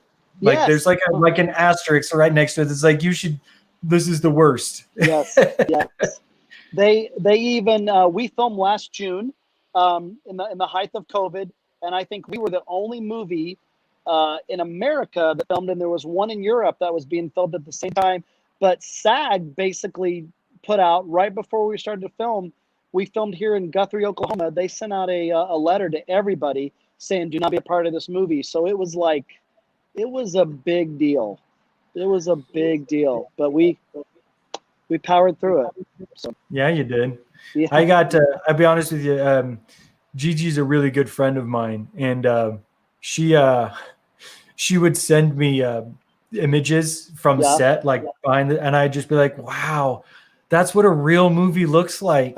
Like that's how that's what it felt like. I was like, man, you're on a real movie now. No more, independent film guy stuff. That was great. We had a ball. My buddy Tom and I, our dream was to. Am I echoing? Okay. Nope. Our dream was to go be on Saturday Night Live. That was the dream. That's why we stole skits from Saturday Night Live. But that was our dream, was to get in his little red Chevette and to go be on Saturday Night Live. And then God got a hold of our lives. And so it really was giving up a lot of things, like, oh, well, okay, we won't be on Saturday Night Live, and we'll never make a movie, and we'll never do that. But the calling that we felt on our lives to change people's lives, that came first and foremost. So we were two kids in a candy store. We wept about every day, just going, I cannot believe we're getting to do this. I cannot believe it. So, was amazing. It was very fun. Very fun. That's so great. Again, I really appreciate you hopping on here and doing this. And Oh, I'm looking forward to our beach vacation whenever schedules open up. yes. And who knows what else may come in the future. I see can't wait. big things. I see big things. I can't wait. I want to get to know you more. I'm excited about this. Thank you for allowing me to be a part of this. I really do. I really mean that. And thank you for what you do. Thank you for your vision. Thank you for not stopping. Thank you that it keeps you up at 1 a.m. Thank you that, dreams happen when other people are dreaming, and the fact that you stay up late, you dream, you fight, you go, you're trying to create content that's going to, that a 6-year-old, that a 12-year-old, that an 80-year-old is watching, and a 30-year-old and a 40-year-old, they're all watching, and it changes their life. It makes them laugh, but it also changes their life. Thank you for what you do. It's a big deal. It's a big deal. I appreciate that so much. Thank you for coming on, and I look forward to many more conversations, sir. Let's do it. Ah! Yes. And have a good evening. Oh, well, thank you so much. Talk to you later. Thank you. Bye-bye. That's just, I don't fangirl a lot, but I think I may have just a little bit there. But that, I only felt that way when I talked to Leland Clausen most of the time, and Heath. And well, pretty much anybody I guess I'm just a giant fangirl. I guess in that moment, I just realized that's what I am. Well, this is awkward for both you and me. All right, let's keep it moving. So this is a really, really fun group of guests next for me. They're probably all terrified. But I'm going to bring in some of our students who were part of the Stealing the Show. So like I said, last October, we took a bunch of students in partnership with Artios, and we made a feature film. And here we have some students with us. We have Ashley Butler, we have Tegan Steller, and Zach Tonkin. And they should be showing up. There's Ashley. There's Tegan. And there's that. There it is. Wow, that was awesome. So there we go. We have. So be real honest with me, guys. How terrified are you of what I'm going to make you do in this particular moment? Very terrified. Very terrified. Yeah. 10. Yeah, 10. Zach, you're so scared. Your voice is like echoing. Like it's like. Yeah, it's awesome. Yeah. So, all right. Tegan has been on several Zooms. As a matter of fact, if you watch later when we do our little highlight video, you'll see her awesome neon glow lights in the back because it's like her thing. All right. So, guys, I'm curious. I'd like for you guys we'll start with Ashley. Go through and just talk about the character you played and just a little bit about him. Don't give anything away. No spoilers. I don't know who I'm more worried about, but somebody don't know spoilers. All right, Ashley, you start. Okay, no spoilers. So, can I give my character's name? Yes. Okay, so my character's name is Mia, and she is very smart and very thoughtful, and she's kind of like the quiet character, like she's like contemplating things and she's like thinking it through, and she's kind of like the leader character. So it was really fun getting to like step into that character and become her, and I felt really smart playing her because she's like super smart, and I was like, whoa, that's different. So it was really fun. And did you just say it's different? That's like you took a dig at your own, like yourself in that very moment. Like, anyway. That's just how nervous I am. Like, I don't even know what I'm saying at this point. So I really don't know what else to say because I don't know like what qualifies as spoiling the character and what I can just like say about the character. So far, you've done perfect. It's perfect. You've set a great example. It's very, very intelligent of you. So she also likes wearing black a lot. I mean, she's not goth, but she does like wearing black. That's something else I can tell about the character. There you go. She was awesome, super fun to play. It was a great experience. Perfect. All right, Tegan, you're up. Me? Yes, you would be Tegan. Sorry, it cut out when you said my name. Okay, so I play Chloe, who is like Mia's best friend, who's kind of the comic relief, I guess you could say. Yeah. And she's sarcastic and awesome. she is very sarcastic, and I don't know what else to say. She is probably not as smart as Mia. She's smart in a different way, but that's not different. So, yeah. And thank you. Just between the two of you, you have now given like everybody the experience of what it was on set to go like that. It's so great. Yeah.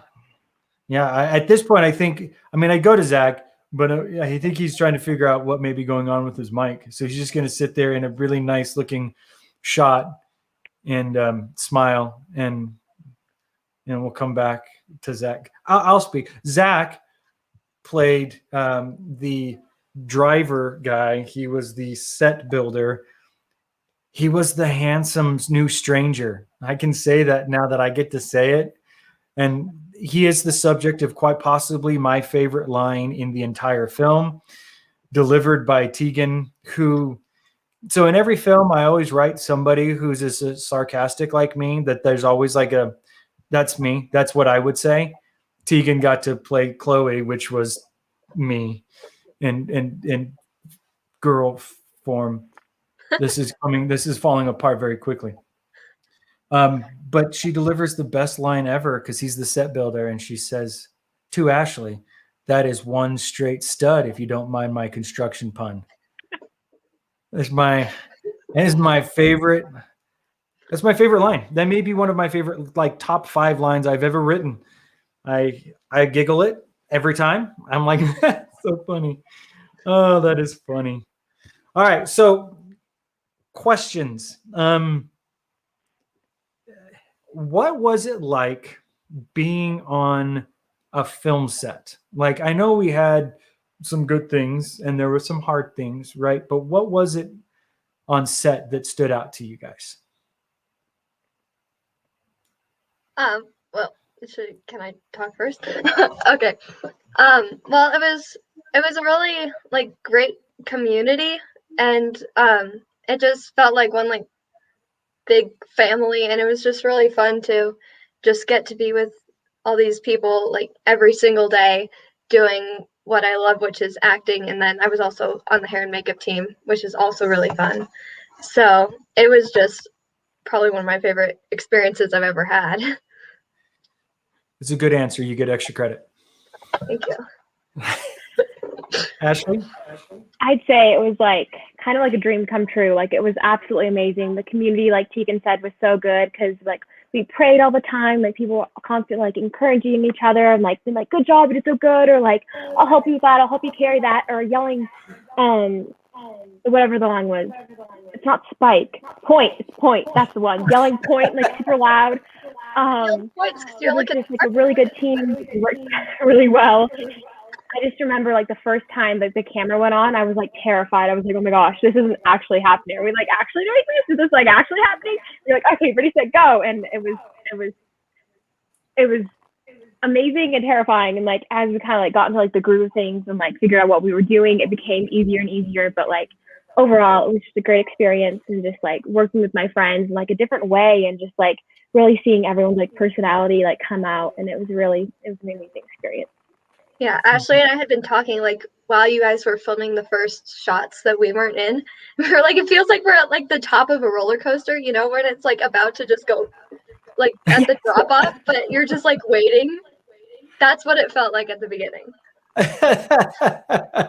The panic moment. That's Yeah. what I like to hear. What about you, Zach? What was it like for you? Is the audio echoey still? No, it's just kind of cutting in and out on you. Oh. Okay. Well, I tried to fix it. I was like, I tested the audio too. I was like listening to it, but it's still Staticky. What was the question? The question was, what was it like being on set for Stealing the Show? Oh. Well, quick way to say it was a blast. It was my first film to where I was actually like a lead character, other than because before I've just been like an extra or something. So it was super fun. Super tiring that it was a whole month, but that's part of it, and that's part of the fun part. And just getting to meet everyone and really create just a huge family with the whole cast was super fun, and I missed you guys. Yes, there was Zach came up from Texas to be a part of the film, which was a blast, and then everybody cried when they left, and but it's okay. I'll make it. I'm gonna need a second. I just thought about him leaving again, and it just like he was crying. We were all basket cases. There was a lot of basket cases. So to give an idea to people, we had originally planned for 3 weeks of production, right? We were gonna go to Wyoming for 3 weeks, and then Stealing the Show happened, and so like a lot of things happened. A lot of opposition came up, and it was both encouraging, and then that we knew we were doing something really special. And then it was really hard too, because there were some really hard moments. I mean, there was crying every day, and not because it was people were sad or upset, but because it was just, sometimes it was tears of joy. Sometimes it was just tears of sadness of like, oh my gosh, I can't believe I'm doing this. Or I'm overwhelmed, or, we would have oppositions. And I was impressed with how you guys, and all of the students involved, you persevered through really tough times, and you still had fun. We still found a way to laugh and to create something really cool. And so much that we had to actually extend it a week. So I got to have a really fun conversation with all the parents and be like, so I'm going to keep your kids for another week. Otherwise, I don't know that the film gets done. And they're like, okay, are you going to feed them? Probably. That was pretty much our conversation. And so we were filming in some crazy locations. What are some of your favorite locations we filmed in? Flippers. Flippers was so fun. Yes, flippers. That was really fun. I like the rooftop. The rooftop was fun. Zach, what was yours? I like the rooftop. The rooftop was fun. Yes. Was that your prize from Flippers? Yes, this is what Leland got me, and I still have it. So Flippers was an arcade, a family arcade that we got to shoot in, and it was one of my favorite locations. It was beautiful. And sound people were like, you've got to be kidding, because their arcades are going all the time. But I didn't care because it looked so good. That was great. What was the scariest filming location? Because we had a couple sketch spots where we were like, this feels the dangerous. back alley. The alley, Yeah, the alley. There was one scene where I had to go more towards like the street part of the alley, but I like walked it. I don't even remember what happened in the scene. I just remember this, but it was after like something happened. And I was just standing there terrified, just waiting for you to go action. And I was like, please, just let me make it through the scene. But that was your prayer. I just want to make it through the scene. Yeah, we had some interesting moments in the alley. That's for sure. there were some interesting characters. Yes. We were all safe though. For future Crosswind productions, all of the students came back safely. They came back mostly unharmed. There were some emotional scars, but that was mainly Zach. He struggled with that. See, he's gone now. He was like, I'm done. Again, it was too traumatic for him. It's like being on set all over again. Like, this is exactly what it felt like so much for me. So let me ask you another question. What did you guys learn from the experience? If you could pick one kind of quick thing that stood out to you from being on set on Stealing the Show, what is something that you learned? It could be practical. It could be about yourself. It could be just something awesome is all I'm looking for. So no pressure. So this really isn't like a super like expected answer when you ask that question, but I kind of learned that spiritual battle is like a real thing. Like on set, like we were like attacked every single day, and like you could like feel it. Like it was like the devil was coming after us. Like I never really like felt that before. Like even like I'm like, yeah, sure, spiritual warfare, that's a thing, sure. But like on set, it was like, okay, that's like actually a thing. Like it's real. It's not Yeah, it's just like like one thing after another. And then, yeah, but it kind of felt like the more things that happened, like the more determined we all were to finish. We were like, this is going to happen. If it's this difficult, then it must be for some reason. I don't know what I'm saying. You get the point. Oh, no, I Probably get it. someone here can translate. You did great. What about you, Zach? I would say just like being on a set for a month. I mean, there's like so much you can learn. Like just in general being on a set and just like getting the workflow, and every day it's like, okay. And then by the time we were like 2 weeks in or 3 weeks in, we were like, okay, we got this down now. And we were starting to move smoother. And then snow, so. Yeah. I think that second week was probably like the worst probably for like tiredness, because we were like all adjusting. But then we kind of, I feel like in the middle of that, we got to a routine. But I also learned that coffee doesn't work as well on me anymore once I'm like used to having like 3 cups a day. That is something else I learned. Coffee works really well. Like coffee is it works caffeine. well. It's a real thing. I never knew that. Huh. Crosswind, teaching kids all sorts of great stuff. That's what we do. We make coffee addicts and make them worse. That's fantastic. All right, so I'm going to ask you this question, and I'll give you a couple seconds to process. But I want you to, for me, tell people how important a Crosswind is. Like what it meant for you guys to be a part of a feature film, to be not just like kind of on set, but you guys were making it. You all had multiple roles. Ashley, you were the lead in the film, but you were also doing other things. Tegan, you were right there next to her in almost every scene, and you were also doing other things. Zach would play a role, and he was on camera team, so he's either setting up lights or running a camera or pulling focus. You guys were doing like the actual work to help make this. I want you guys, from your words to some of your peers, how important was that? I think it's like really important because it's just such a great way for like introducing like people like me into the whole process. So you get to, because we really got to learn about all of the behind the scenes things, so we really understood them.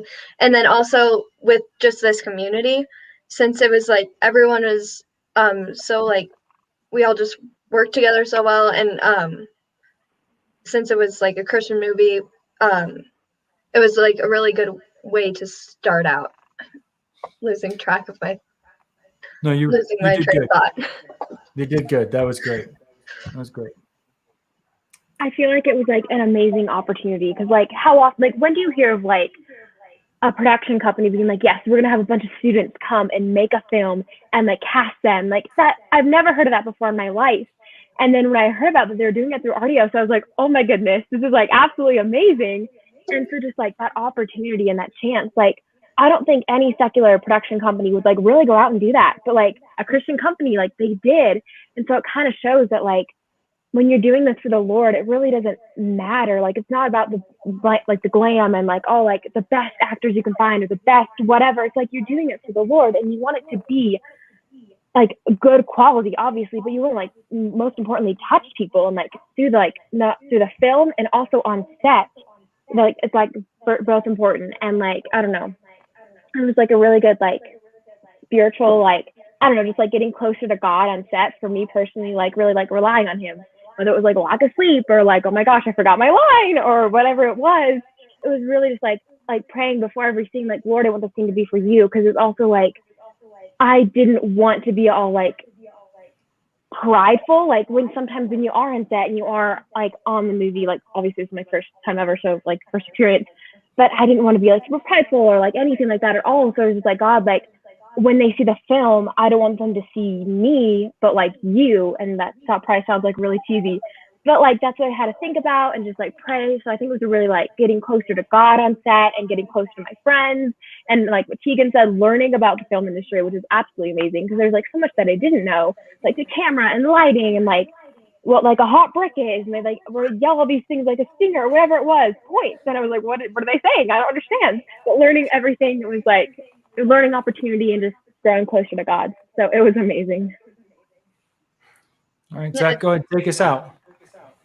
That's a hard one to follow. She covered like so much, but I would say really like just the opportunity to just have a whole month and just to film a movie and to where you're on camera and you're acting and doing all this stuff to where it's like it felt like it definitely speed boosted my career, I guess you could say, in acting or the film industry, because I learned so much just in 1 month, even though it felt like 4 years that we were on set. And then now after it feels like a blink, but it was so much fun. And yeah, it was amazing. Well, guys, thank you for coming on. I just want to say in front of everybody that I'm proud of you. I'm proud of all the students that were a part of Stealing the Show. I told you then, and I'll say it again, you guys were what made it great. And you guys are what made it so much fun. And I'm looking forward to what you guys do with your film careers in the various different aspects of it. And I'm excited for the future of Crosswind because you guys are the future of it. And you guys are doing an amazing job. So thank you for hopping on. And if you guys stay connected, which you should do, you'll probably see some clips of Stealing the Show. Just saying that could happen. At least some visuals. So that's going to be amazing. So guys, thank you for coming on. Thank you so much for having us. Thank you. Got it. You. You guys are doing great. All right, we're going to move forward. We've got Gigi on as Zach is trying to figure out. There it is. Okay. So Gigi. Hey. I didn't even plan this that way. But as I was doing it, I was like, oh my goodness, Gigi's going to be like the linchpin to like all the movies, all the things going on. It's like, yeah, no, Gigi makes things happen. Essentially, she's in everything. She does all the parts and the pieces. The connector of all the pieces. That's what you do. And I'm excited that you're here. It's so fun. Like I never have a bad conversation with you. I realized like we never walk away being like, wow, that was weird. It's always like, when do we get to talk again? When do we get to hang out more? I'm just going to make movies so that we can hang out on set. That's all. We have fun. We do. Not as much as you and Leland, but I feel like I feel like the third party, like the third wheel in that. I just kind of like, okay, but I'm going to film it because it's really funny. That's That's not true. You're not a third wheel. I know because you picked up my phone call and not his. That's all I'm gonna say. Oh, snap! It's all here, and I'm gonna hear about that later. I didn't hear the phone ring when he called. Oh, you picked up my phone call. Let's just leave it at that. Let me win one. That's all I'm saying. Let me win one. When he comes on, if he's crying, it's your fault. I'll take that. I accept that. I accept that. So I feel like I have written down here and all of a sudden I can't remember. Oh, now I remember. I remember how we introduced you to Crosswind and you brought it up at the collective, but I feel like we need to tell the bacon story just one more time because that was like such a great experience of like, yeah, I call you up and I'm like, hey, I'd love to talk to you about Crosswind in this ministry. And you're like, absolutely, let's do it. We'll have some coffee. And we're standing in line to order. And Gigi's like, yeah, I want some drink. Yeah, And like I'd like coffee with cream and a side of bacon. Because why not? no, I agree. The problem came when he looked at me and was He like, was like, and you're like, I'll just have a cup of coffee. And he was like, and a side of bacon. And you're but he like, didn't. no, He like I'm good. looked it up. He was like, I don't come need on. bacon. He was like, I feel like you would be somebody who would order bacon. And then you just were like, that's rude. You called me fat. You called me fat, I and feel like you're judging me right now. it's the beard, right? It was the beard. I have a bacon beard. You have a You know, bacon beard or a bacon bod? Like what? why That's would we rude. have to go to the Look, you look like somebody he who felt likes bad, bacon. and we went to the table, and he brought me my bacon, and he just like very, very generously gave you some bacon too. Yeah. It was And just I like was the best obligated like to eat it. punchline of that little like mini short that we lived there in the coffee shop. I appreciated that he wanted to further my expanding waistline. So that was fantastic. That was a great experience. I'm so glad. But It that was was great. our first crosswind conversation was bacon and forever locked in to that. Yes, and it was right there at the table eating the bacon that you told me about Crosswind, and that this was the new vision. And I was like, this all makes sense. This is amazing. Like how God has prepared you with teaching the students at Artios and all of the, films that you've done, and to meld all this together with this nonprofit. Like it just made such sense. Like, oh, okay, yeah, God, that makes sense. Right. So I was And that's on board from the very beginning. You were, and it was no more evident than in Stealing the Show. When I was like, hey, I need you to do like not great. Like, this is not an ideal scenario. Would you help me in this? And you're like, yeah. And you came, and I just remember you being on set, and I can't imagine because you came in a little bit after we'd been filming for a little bit, and that's a weird group to come into. Like it can be like it takes a little bit, and then it's like they don't let you be awkward. Like the students are like, nope, you're family now. This is what happens, and we talk about everything. And I absolutely love working with students. And I was introduced to that on Sleeper Agent because some of the Artios kids who then came to the Crosswind have joined Crosswind since then. Were on that set. And that was one of my favorite parts, really, of even filming Sleeper Agent, was being around all of these kids who want to be on set and want to learn and want to serve and do whatever they can and bring you coffee because they just want to be on a film set, Mm-hmm. And it was the same thing with Stealing the Show. Just these kids who this is, what they think is their dream. And then maybe they get on set and it's not, which is awesome to learn. Right.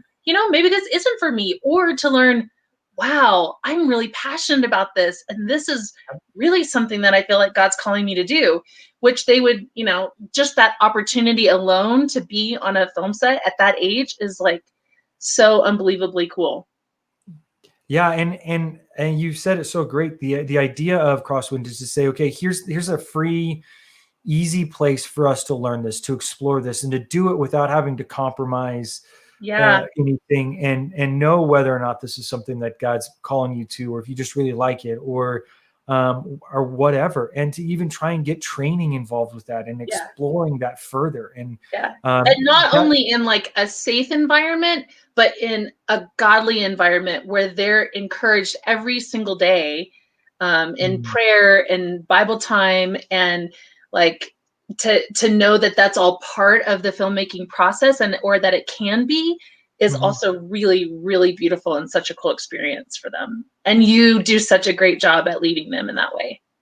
Well, thank you. I appreciate that. And I appreciate you came on set, and one of the many, we had some hard days, but you were there for quite possibly the hardest one. And you saw, some very hurt students. And yet in that, there was some really great moments of God's love, and the way you were there to just hug on students, and they needed that. They needed those hugs. And it was in that moment that I I think for me solidified the importance of Crosswind. It wasn't the film. It wasn't the story.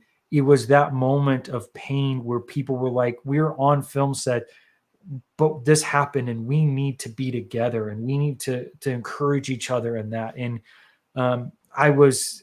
it's such a hard day. Like, I was emotionally spent, but at the same point, I was just so proud. I was so proud and so honored, because I was thinking, I'm very protective of my students. Mhm. They become like my kids, right? And I couldn't imagine somebody better than you being there, to just Thanks. to That was pour an into honor them. to be there, and it felt really like God's timing that I was just there on that day and happened to be able to be there to love on those kids and pray over them, and then to see them each kind of go off on their own. We were at a church in a holding place, and to see them go off on their own. Some of them were dancing before the Lord and on their knees praying for this family who needed prayer. And I was just like, man, like, I was edified just to be around this group of kids. And I know there were some kids who maybe were like uncomfortable in the situation, and for them to see other students, how they react and how they responded, it's just such a great environment to, lift each other up and support each other and learn from each other. And yeah, it was really beautiful. It was, and that became one of those defining moments. And when I think about stealing the show, that will be the moment when I go, okay, nothing was Mhm. going to stop us. It was like, Yeah. we're not going to allow. And I don't want to give people the idea that stealing the show is this epic battle of spiritual, like, we're Right. essentially having theater kids steal stuff. That's what stealing the show is, right? But I've said often, and I say it on every set, how we make the movie matters as much as what we're making, and Yeah. how we interact with locations, with each other, with crew, with whatever, because that's putting our faith in action. And that was a moment where you could look at, and I could say, this is a big faith moment. And I was so proud how the students reacted and how they came back. And it was like, they were saying it just in the interview. They were like, no, we became more determined. We were like, no, this is happening. Yeah. There's nothing like, and it was such a defining moment. And for me as a filmmaker, I was concerned about the students, but it was like, I got a charge out of them being like, oh no, we're not stopping. Are you kidding me? This is getting done. We are making this. And they redoubled efforts, and they worked even harder, and they poured so much really into it. And it was so cool to be a part of. Yeah, I agree. I remember the first time I met you in person at another coffee shop. We like coffee. What's the big deal? And you said, I like to make movies. Like, I make movies like I'm on a missions trip. Like, and we're all in it together, and every day is a missions field, and every person that we interact with, every locations person, every, extra, everybody that we interact with. And that's how I want to live my whole life, not just being on a movie set, but it's really cool that is incorporated into the way that you make movies. So I love making movies with you, David Blair. Well, thank you. That's why I brought you on, and so I can feel better about myself, because I still got to get through Leland's interview. And I have no idea what's going to happen there. That could be, I may cry. I'm not going to lie. All right. So I'm going to move into some fun stuff here a little bit. I know we've talked about Crosswind. I have this question, and I want to know if you've ever been asked it. And if you have, great, then you'll have a great answer. If not, you do a lot of interviews. And so I want to ask like good questions and not ones you're like, I've answered that a million times. But here's my question. What Bible character would you want to play in a movie? Like, if you could pick a Bible character, which one would it be for you to play in a movie? Well, I think that like Mary, like the mother of Jesus, is a pretty awesome role. Like, right, just the feeling of being like chosen to carry the Christ, like your savior, like that's such an amazing, like mind-blowing, like emotional experience. And then you take that all the way through of raising a child who is like part you and part God. Like that's just so mind-blowing. And then all the way through to having to watch him die, like the emotion that's tied to that scene. And, you know, so I think that's probably a good one. That's a very good one. Yeah. That's a good, but there's a good range there of emotion to play. Yeah. Very not Kate Jenkins at all. Not a lot of giggling. Not a lot of laughing at Leland's jokes and stuff. All right. So we're going to do, again, we're going to play 6 and 60. So you get 6 random questions and you have to answer them in 60 seconds. What are these questions about? Is this like trivia? No, they're random. Please don't ask me about like geography. Okay. They're not trivia. Okay, it's go. Okay. I promise. It's easy. All right. Okay. Well, I mean, depending on the question. All right, here we go. First question. What's your favorite season? Summer. Because it's hot and I love the sun. Okay. See, I'm a ginger, so fall's good enough for me. I don't like the sun. You like that pumpkin spice latte? No, I just don't like the sun as much as it likes to burn me. Oh. Yeah. Question number 2. What were you most afraid of as a kid? And I'm still afraid of is snakes. I hate snakes. Right? It doesn't matter. You can tell me that's just a garter snake. That snake is fine. No, I don't want it near me. No. So yeah. No, Gardner snakes can kill you. I don't care what they say. They're all poisonous. There's a reason Satan was a snake. And I'm just saying I don't want to be anywhere near snakes. Like the worst ever. Agreed. Amen to that. All right. Number 3. What's the most listened to song on your streaming playlist? Oh my gosh. It would probably be some sort of Kids Bop Disney movie. I mean, music, because I have 3 little girls and it's just like Taylor Swift and like Kids Bop versions of actual songs. Actual songs. But actually it's probably Lauren Daigle because that's like we both like it. We all like it, you know. So sure, something way to bring that back. That was nice. All right, what is your favorite junk food or snack? Oh, chips and salsa or cookie dough. Oh, I like really spicy salsa. Yes. And cookie dough that could kill me. Yeah, I like to live on the edge.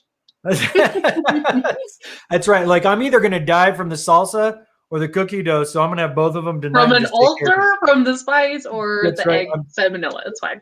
That's fine. Whatever. No, I live dangerous. I'm an actress. That's what it is. All right. What is your favorite book? The Notebook. I mean, besides the Bible. Well, that's the obvious one, right? We're gonna go with that. My favorite book is The Notebook, Nicholas Sparks, because it was one of the first. Don't shame me. Because it was one of the first like novels that I really read and loved. And so I just have this place in my heart for it. Okay. Spicy salsa saved you there. All right. This is the last one. What is your favorite animal and why?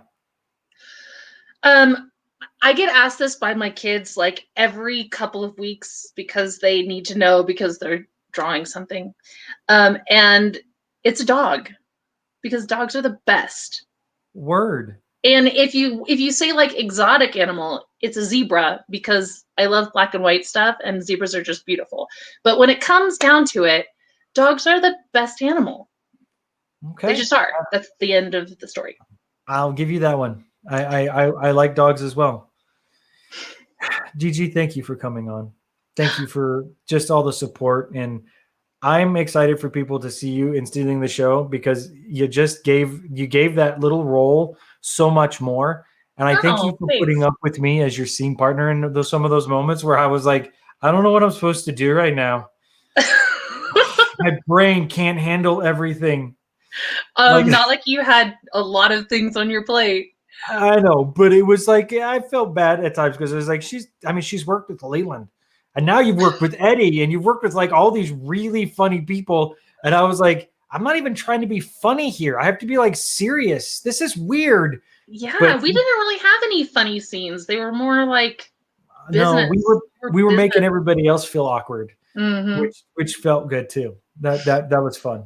That was fun. That was Thank fun. you. I appreciate it, and thank you for coming on and all you do for Thank you Crosswind. for having me. Yes, thank you. All right, so we're gonna keep moving because I'm exceedingly late, and Gabby apparently. So we're just gonna keep trucking away. I want to do a quick update. We have, as a group, surpassed our goal, which is fantastic. We are at 2121, ironic, in terms of donations. We've set a goal at 2,500. I would love to see if we can't get to 3,000 would be amazing. And again, we really are trying to raise our recurring donation just because it matters so much to us in terms of budgeting and the things that we have going on. So please continue to be a part of this and to share it. And thank you for staying on with us as we have enjoyed our time. And I'm going to move on to kind of our next guest, which is really fun. My next guest is a unique character. He makes me laugh in many different ways. He's a part of the Content Media Summit and a key figure at Capernaum Studios. He is a very passionate person. He can start preaching at any moment. It's just going to happen. So let's welcome Tim Shields to this. You're crazy. You are crazy. I don't like the glasses reflection. I'm going to pull that off. I was liking Joanna's background too. That was really nice. So I pulled that one too. That was good. Yeah. But thanks for the intro, bro. Yeah. Well, it's all true. You could start preaching at any moment. It can happen. I've seen it. Yeah, it can. It's true. I'm ready to go now. Yeah. See, you're all fired up. I'm afraid I'm going to give you the right word, and it's just going to be like, guys, we're gonna have to push everybody else back further. Tim's on a roll. No, actually, you know what it is? I am a short-winded preacher. I preach a strong sermon in 5 minutes, brother. But go ahead. What we got going, man? Listen, by the way, I love Crosswinds, man. I just think what y'all are doing are amazing. So, when you told me, hey, when you asked me, will you be on this? I didn't know what it was at first. And I'm like, it must be going on with the students or doing something with them. And then when I heard this and started watching it, it's like, what questions he's going to ask me? I'm not sure if I want to be a part of this. I make everyone nervous. That's my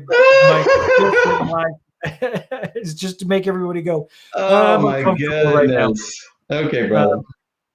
Well, I wanted to I'd never heard your story, how you got into the industry. So tell me how you got into this craziness that is the film industry. Sure. It was easy. I was 20 years old. I was the janitor of the church. And my pastor came to me and said, hey, we want you to be the director of the new TV show we're doing. I'm like, what are you thinking? You need to go back to prayer, brother. I only mop floors and clean toilets. What's going on? I didn't really think he was talking about me, but he was. And so that launched it from there. So I became the producer director of our church TV show for 3 years. And that was it. That was the starting point right there, and it's never left me. There's sometimes I thought maybe it's time I'm moving out of here, but now it's 36 years later, and I'm still rolling with it. Well, and it's a good thing. I mean, you've got content, and I went this last year, and I was just blown away at the community you build with the media summit there and what you do. So give us your passion behind content. I want people to understand how important it is and be ready, because we've got Content 21 coming up this year as well. So share a little bit about content. Yeah, it really started probably about 2010 when we were doing quite a few what we call chapter meetings in the Dallas-Fort Worth area, where we would do it on a Monday night, once a month, once a quarter. we'd get 100 people show up in the media, and we're like, what is going on here? 100 people showing up on a Monday night? This is craziness. And, we weren't marketing experts, and I don't proclaim I'm a marketing expert, even though I do marketing. And so after so many years, about 2014, we just went to prayer about it and said, God, do you want us to do a conference? And so we started that. And our passion behind this is to educate, train, and network Christians in media. Now, that's very vague. I got it. But now, after 7 years of doing the conference, we're known for two major things. And I wish we were known for more, but we're known for two major things. And that is building community and spiritual renewal. So if you come, what we've done is that every year we say, okay, how can we restructure or improve or tweak content 2021 so that almost everything we do will build community, that you will build a heartfelt relationship, that you won't have to struggle to do it. We are going to help you do it. And if you leave and you haven't built a community, we're going to be like, what did we do wrong? So we're known for that 5-star rating in that. And then also spiritual renewal. I'm so glad we're known for that because it helps filmmakers to get refocused and refocus on Jesus Christ and their passion. And so we're trucking along there. And I believe this time along, we are going to break into one more. And is that we're really looking closely at helping every filmmaker get exposure at the conference. So we're looking at how we can do that because, our heart cry is to serve people who have a great influence on our country, on the state, on our area, or even on the world, to serve them and say, God, what can we do for them? Yeah, and I'm grateful for this festival. It was a really great one to have this year, to be out at the summit and just experience that community. And it was really wonderful to be able to talk to people about Crosswind. And we were awarded a donation, which was fantastic. And just seeing how the community is rallying behind Crosswind and what we're trying to do, and the lengths that I will go to trap people into being a part of whatever I can so that we can continue to train up and teach and encourage the next generation. So that was a really fun experience for me. And it was nice to get an award or two as well. I'm not going to lie, Yeah, your team got a bunch of awards. We did. Sleeper Agent was well received, and I appreciated that. So, good. So I know I'd be curious from your perspective, right? You've been in this a long time. You are fairly connected to the industry in different ways, you've seen a lot of stuff come through, whether that's Capernaum or content or whatever.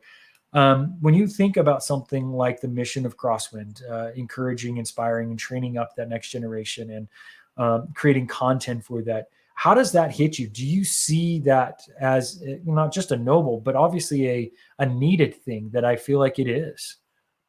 Oh, absolutely. I mean, I think of how incredible like Christian Worldview Film Festival is, and so many young people. It's amazing. And then with Crosswinds and what you all are doing and taking students and young filmmakers and those that want to cut their teeth in the industry, we love it. We think it's amazing. And I know there's others that are doing these things, but I don't have a list in front of me. But it really is great because then you can train these young filmmakers to make an amazing impact for Jesus Christ. And that's what we need. We need that in the world today. And so I really appreciate you, Nathan, taking the reins of this and going forward with it. And I believe also, if I'm correct, aren't you going to be at Capernaum Studios here in or maybe July or August or something? Or is that secretive? No, we're hoping so. Yeah, I'm working on another feature with Kingdom Sight, and we've got this really big, crazy idea. And Capernaum and Tim have been very kind to work with us, and I'm excited to shoot out there. I really, really am. I enjoyed it very much. So, and by the way, Nathan, the Capernaum Studios is an amazing place. If Yes, it somebody is. is wanting to shoot there, I mean, the founder, Tammy Lane's got a great heart for filmmakers and wants to see it used for the kingdom. And that was the other thing I was going to bring up, but you brought it, you took it. Look at you. You anticipated so well. Well, I am the marketing director for Capernaum, but it is something I feel passionate about. You know, there are many films that have come through and shot at Capernaum, and within the last 3 or 4 years, it's becoming one of the a handful of places to shoot at, because we care about people, we love people, we serve them, and many are Christians, many are doing faith-based stuff, many are not doing faith-based things, but we're going to serve them and hope that they serve Jesus one day. And so I love Capernaum Studios. Well, we love Capernaum as well. And well, before I let you go, you know, one of the things I love about you is you are just you're a prayer. And so I was hoping that you would we would say a prayer over Crosswind and the rest of our evening. Would you mind doing that? Oh, absolutely. So let's join right now. And wherever you're at, let's do it. Father, we just come before you in the name of Jesus Christ. And Lord, we just reach our hands out to Nathan and all those that are part of Crosswinds, Lord God. And we just ask you would inspire them, you would encourage them, you would provide for their needs. We know that you always provide for our needs. We know that you're going to go in front of them. We know that they're going to produce some mind-blowing, eternal changing film productions. So I ask you, Lord God, to lift them up, encourage them, fill them with your Holy Spirit. In Jesus' name, amen. Amen. Thank you, Tim, for coming on. Thank you for that prayer. And thank you for your support of Crosswind and what you do at Content and Capernaum. And I look forward to many, many more interactions. And, I hope you're there at Content again this year. God bless you. Thank you for the Crosswinds family. We love you, and I hope to see you soon. Yes, sir. Talk to you, brother. Thank you. Okay, bye-bye. He just does a good prayer. He just does. It's encouraging. If you haven't heard of Content, you should check that out.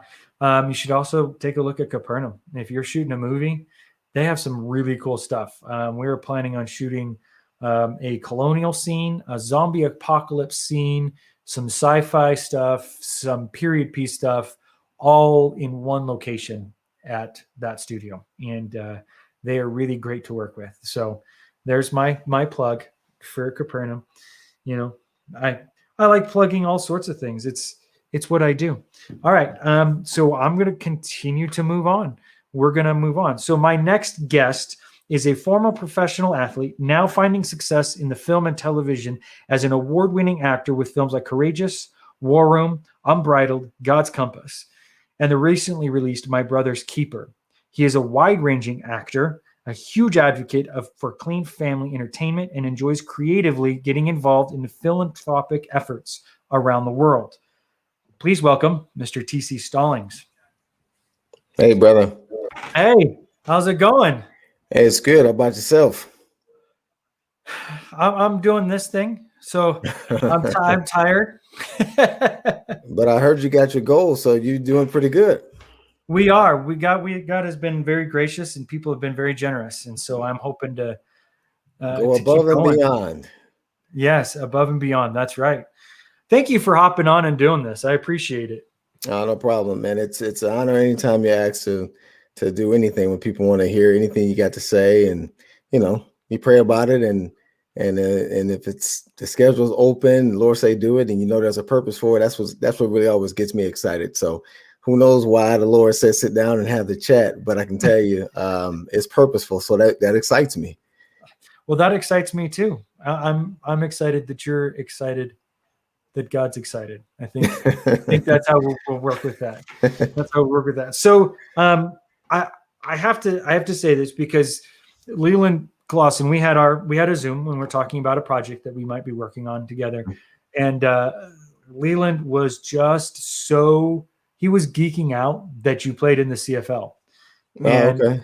He was like, this is the coolest thing. And I found it very interesting that you were a running back, correct? Yeah, running back, kick returner. Yeah. That's awesome. Man, I've been playing running back ever since I started playing when I was 12 years old. I'm the kid that, I'm from Cleveland, Ohio, and we didn't have much money or anything, so I could never afford to go to like a pro game. I had never been to a pro game. I wouldn't even think about going. I knew the answer. I knew what the answer was going to be, but my stepfather worked downtown, and we would go to pick him up. And I remember one day we just so happened to be going to pick him up during a game, and you could hear it. Everybody knows that sound. That it was just Right. really, really loud.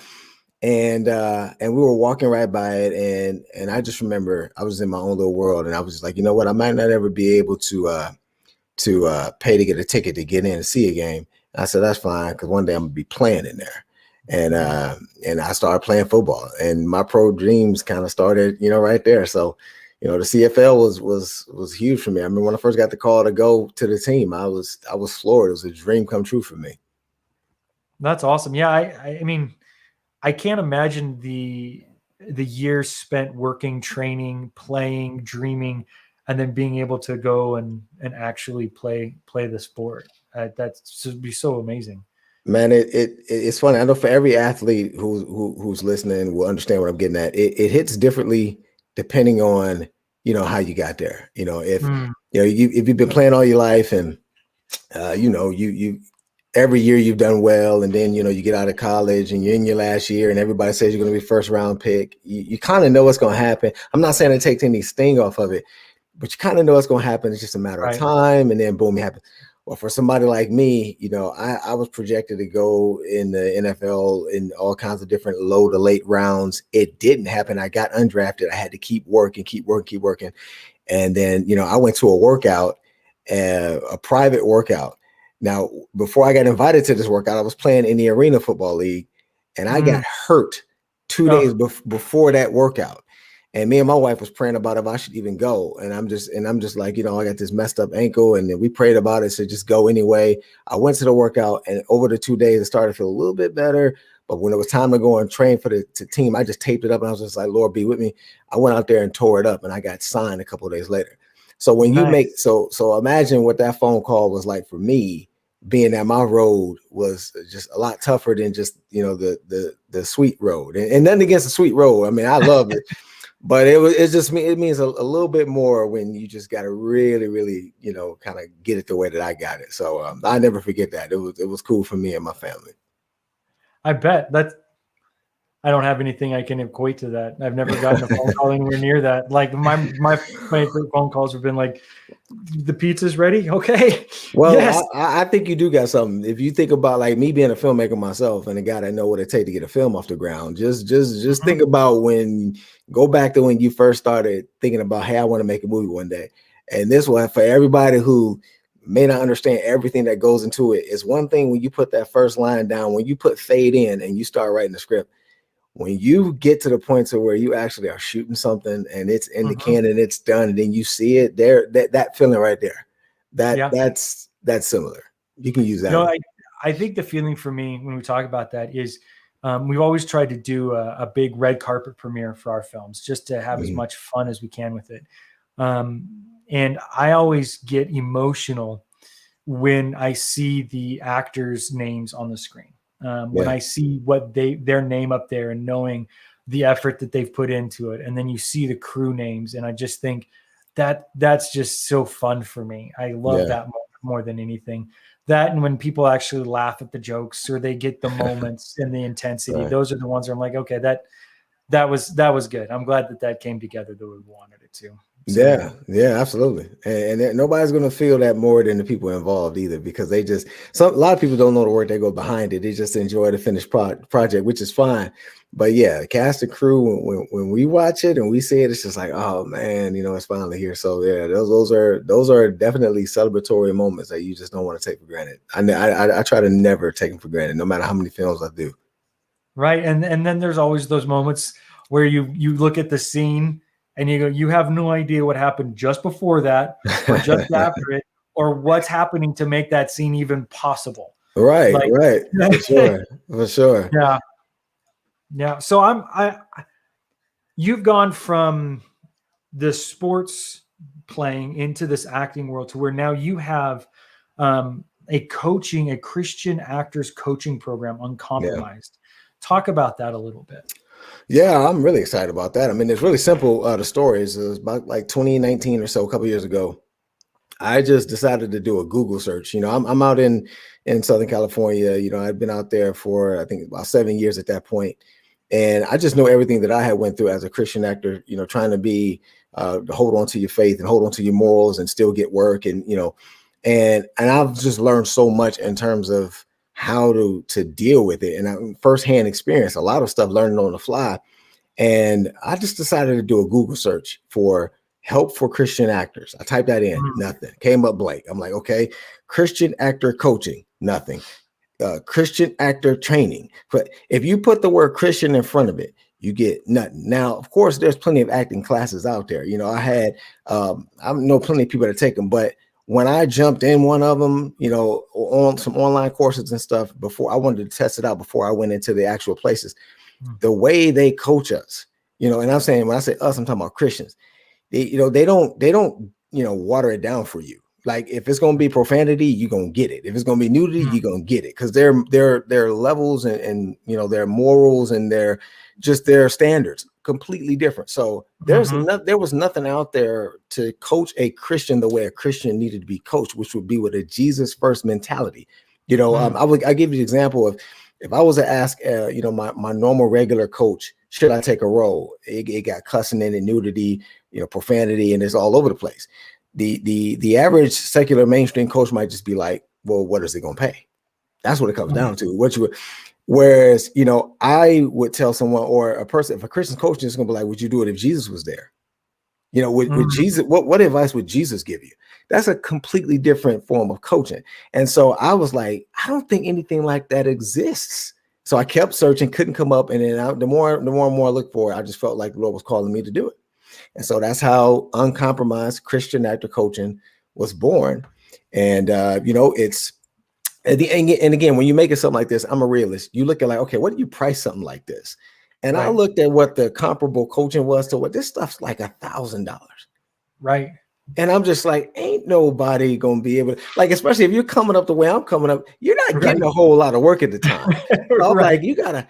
So I kept cutting the price down to where I could get it to where anybody who's a Christian coming up could get it. And so I made this little $99 program. And I was like, the whole goal is just to get as many Christians to latch onto this, and I'm gonna teach them everything that I've learned. So it's 32 lessons.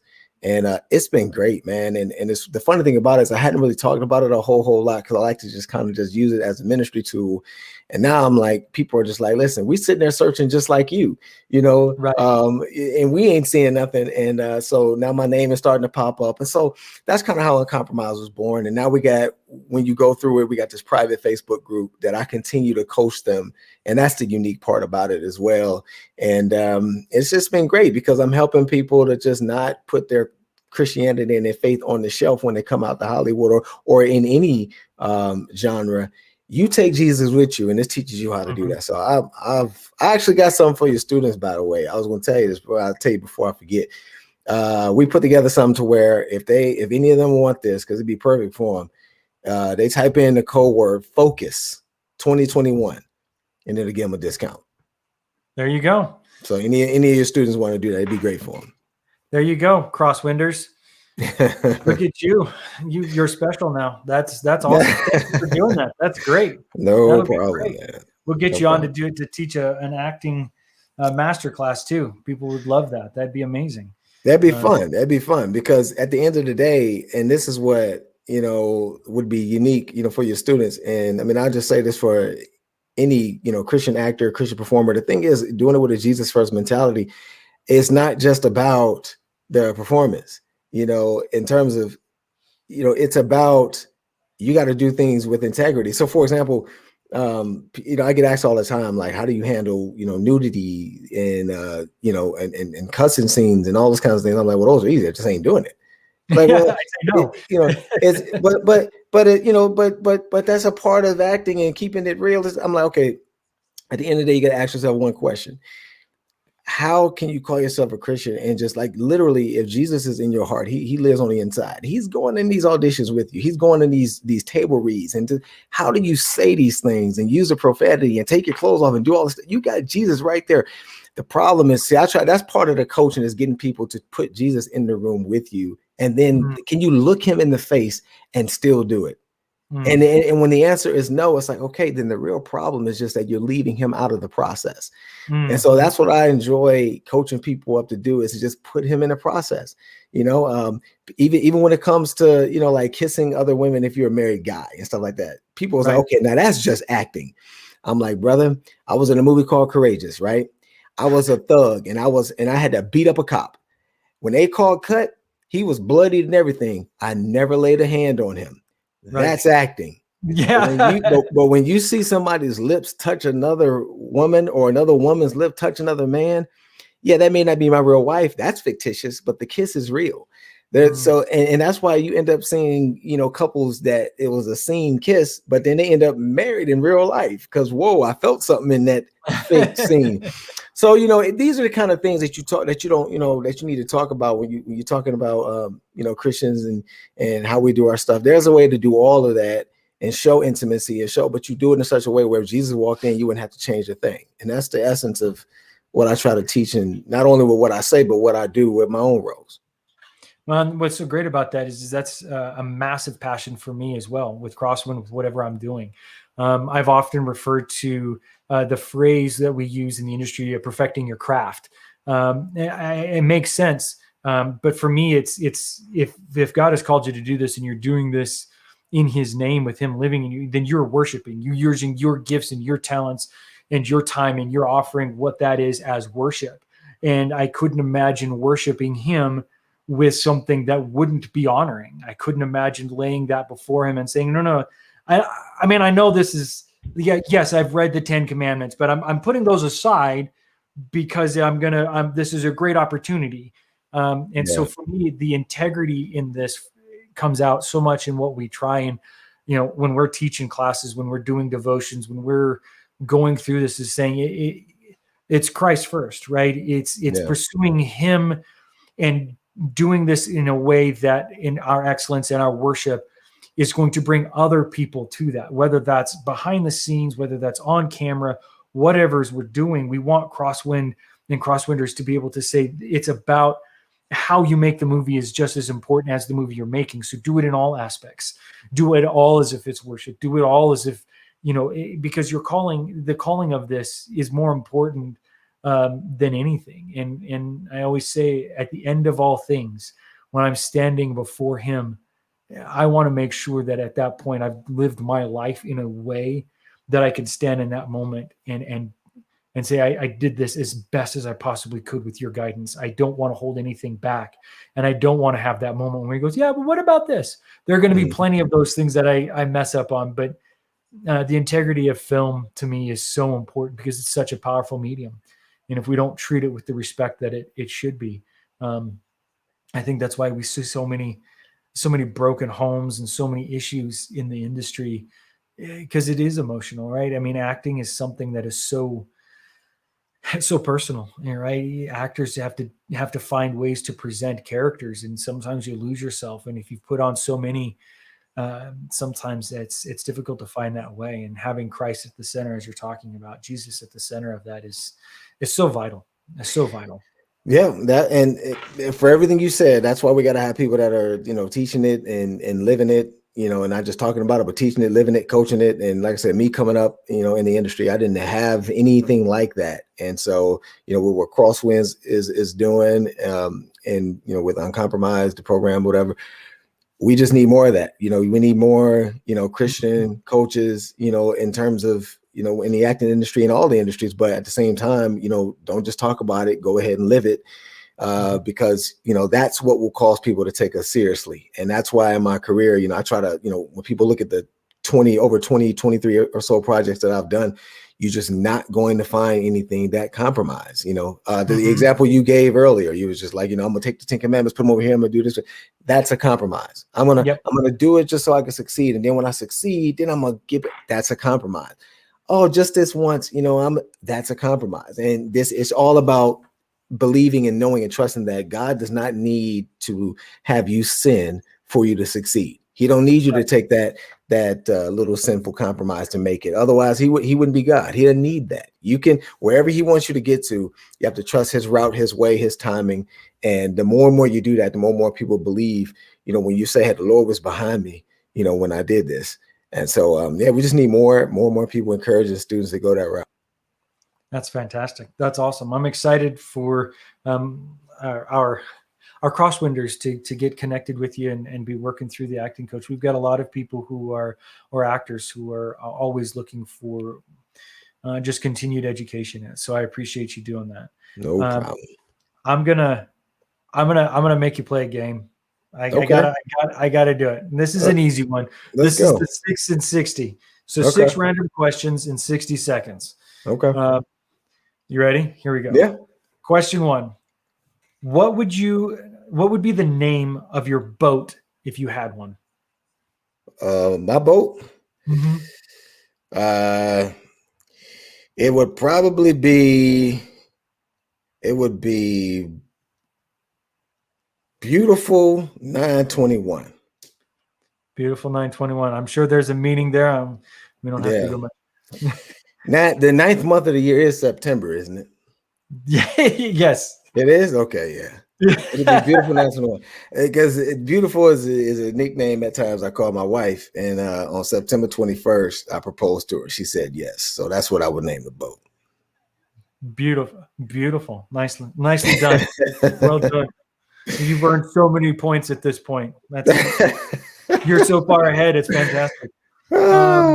Question 2. What were you most afraid of as a kid? As a kid, probably E.T. and Gremlins. Unfortunately for me, when I was a kid, I didn't go to too many movies. Couldn't afford to do it. But when I did go, my mother and they took me to drive in to see Gremlins. I just wasn't ready, man. So that's that one. That's that one. And then the other one is E.T. Man, I wasn't ready for him either, man. Now he's cute, but back when I was little, E.T. So listen, man, I saw E.T. at home. I wasn't ready again, but we went. So listen, it was during Halloween, and we went to the mall, man. Now I'm a little kid now. I'm like 10, 11, something like that, maybe 9, or we go little kid, man. And you know how they do those little blow up, those big blow up. There was a life-size E.T., man. It's like your nightmare coming true. I tore that store up trying to get out of there. So yeah, man, E.T. and Gremlins, man. I've never heard of the E.T. one. That one's new for me. Yeah, that's new. All right. He had the finger and everything, man. It's like it's coming all back. I'm gonna get a message later. Be like, man, I can't sleep with tonight. The finger. Yeah. Okay. All right. What is your favorite junk food or snack? Oh, that's easy all day. I don't know. That's not really a junk food, man. So pizza, chocolate chip cookies, but then pancakes. Pancakes don't really count, right? We are the same person. Like I couldn't have picked a better 3. Period. Like those are mine, man. I don't know what it is about pizza, but like no matter what I'm trying to do, I can say no to a lot of food. But if somebody's like, "Would you like a piece of pizza?" I can't. Like I'm incapable of saying no. I'm like, yeah, okay, I'll have it. I just wish pizza was a like a health food, right? And somebody is gonna say, yeah, you can do the cauliflower and you get to, yeah, but no. But it's not pizza. No. It need to have all the. It just need to have all the. Look, man, there's pizza and then there's pizza. So for me, right. For me, it's pizza, man. Pizza, chocolate chip cookies, and pancakes the next morning. Or I eat pancakes anytime. But that's a good day for me. Yeah, my wife makes pancakes, and we'll do it for dinner. And it's like one of my favorite things is pancake dinner because I know I'm going to have pancakes for at least 3 or 4 more days. Right. She like eats the batch or whatever. She has to make enough to feed an army. Right. That makes me feel better. All right. I'll give you one more. You said 6, man. Okay, I just want to make sure you're good. See, I'll keep going. I'm ready. I'm ready. All I right, know. let's I do it. know when the end is near, so I'm ready. What 80s song would be your theme song? What 80s song would be my theme song? Mhm. Yeah. Oh man, that's a good one. I'm gonna have to think on that one. But as soon as you said that, but this is probably more like the 70s, but it would be Eye of the Tiger, man. Oh no, that's you're in I'm the in the right 80s. zone. Heck Eye of the yeah. Tiger, man. I'm big Rocky fan. I don't know if one of your Yes. questions were movies, but man, movies, Rocky, man. Rocky, Eye of the Tiger. Because I love the whole underdog thing. I'm huge on underdog, whether it's in movies, which like not real or real life. If you're the underdog, I got your back. I tend to I gravitate towards that because I feel like I've lived that kind of life myself. So I got that eye. I agree wholeheartedly. I will always root for the underdog. You think I'm gonna let that? Go ahead. I love the underdog, period. I will pick to, like, when I coach, I always take the teams and I'm like, it's okay. I would take the team that nobody's going to pick to win. I'm like, I'm going to do something. I want that team. Right. I want the underdog. I love the underdog. So I love Rocky. I gave the charge to the senior class of where I teach. And one of my songs, I was like, when you need the extra motivation, just play the Rocky theme song. You can't help but feel better. You're going to get something done just listening to the theme song alone. Yeah, and then as a follow-up was Eye of the Tiger. So, I totally get that. There it is. I get that. All right, let's do the next one. If you had a controller that has the power to rewind or fast forward, which one would you press? You can only pick one. Well, first of all, I'd probably be the guy that wouldn't even do nothing, but just so I don't ruin the game, because I really wouldn't do either. Because what I did got me where I am and where I'm going. I kind of like to just roll with faith and just I got to roll behind Jesus, right? But I would fast forward, and the only reason I would fast forward is because if I rewind and then I do something different, I might not get what I got. And I love everything that I have. My wife, my 2 children. I like where, it's just my life is going, my career is going. I go back and I take the apple instead of the orange, and now everything messed up. Right? You take the wrong trip, and now how they say the butterfly flap his wings. Right. You go back and you go through the wrong door, and all of a sudden I'm a circus clown instead of an actor. So I wouldn't want to go back and change anything, So I would just, if I had to do it, I fast forward to see, because that I'm staying in my purpose, and what I'll get to something else that God had for me. But I get to take everybody I got with me. All right, so you'd be the pause person. You'd be like, I just want to pause it so I can live in the moment. I'd be the play guy. I wouldn't touch nothing. You give me the remote, I'm gonna throw it. I'm staying right where I am, man. I ain't in no hurry, and the old me might have said that I would hit the rewind button, and what I would do is I would do some different things in my childhood. I would take school a little bit more serious. Like you start to redo your mistakes, but or just your when you just wasn't mature in certain areas. But see, if you go and do that, then what also goes out the window is the lessons that you learned. From all of that. And so you may not be where you are. And if you're happy with where you are, then, you don't want to go back messing with stuff. I believe that is the message of contentment you just gave us. You would just throw the remote away. There it is. It's gone. So, there you go. All right. Last one. This is legit last one. It's number 6. All right. If there was a zombie apocalypse tomorrow, what is the first thing you would do? Zombie apocalypse tomorrow. That's a good question. Let me see. All right, first thing that I would do. If I'm being honest, I probably turn on the news and see. You turn on the news and just see how they flowing, like what they do. And I'm just gonna tell you. See, that's the thing. See, for people already getting stuff, but I'm like, hold up, they over on the East Coast. I'm chilling. They're not bothering me. So I'm gonna wait and see how they moving. Now, if I see them in my area code, then things get interesting. So I would, the first thing I would do is I would see how they moving, what they flowing, what they doing. If they ain't doing nothing that's gonna bother me, I don't have to get involved, and that's how you stay alive. that's how I'm going. I'm gonna watch the action. I'll be praying for the people getting ate, but until until I gotta deal with it, you know. And then if I'm really being real, then I'm hoping that that's a sign for like that the end is. So I'm waiting for like all the Christians to be flying up or something, you know. So a trumpet. There's something, yeah. You know, I don't hear no trumpet, then I'm just gonna keep watching the report, and I'm gonna be on Twitter, and you know, people. That's where you go on Twitter, because when Twitter's like the newspaper of the world when stuff started to happen. So I'm be like seeing the people like they biting me, and then I'm. So you know, that's what I'd be doing. Now that was awful, but it's the truth. So I when you said I want to see how they're moving, I went to the like zombie expert who was like, I was waiting for you to be like, are they the fast walkers? Are they the slow walkers? Are they right? That's what, Are they like, you're like, you got to find out like what type of zombie are we dealing with? Right. So I even know how to like pack. You know, you got to figure it out. All of that. You know, it's all kinds. You know, so you got to just you got to know, see how they plan it. What's their strategy? Maybe they only want to eat the right side of the map. I'm on the left.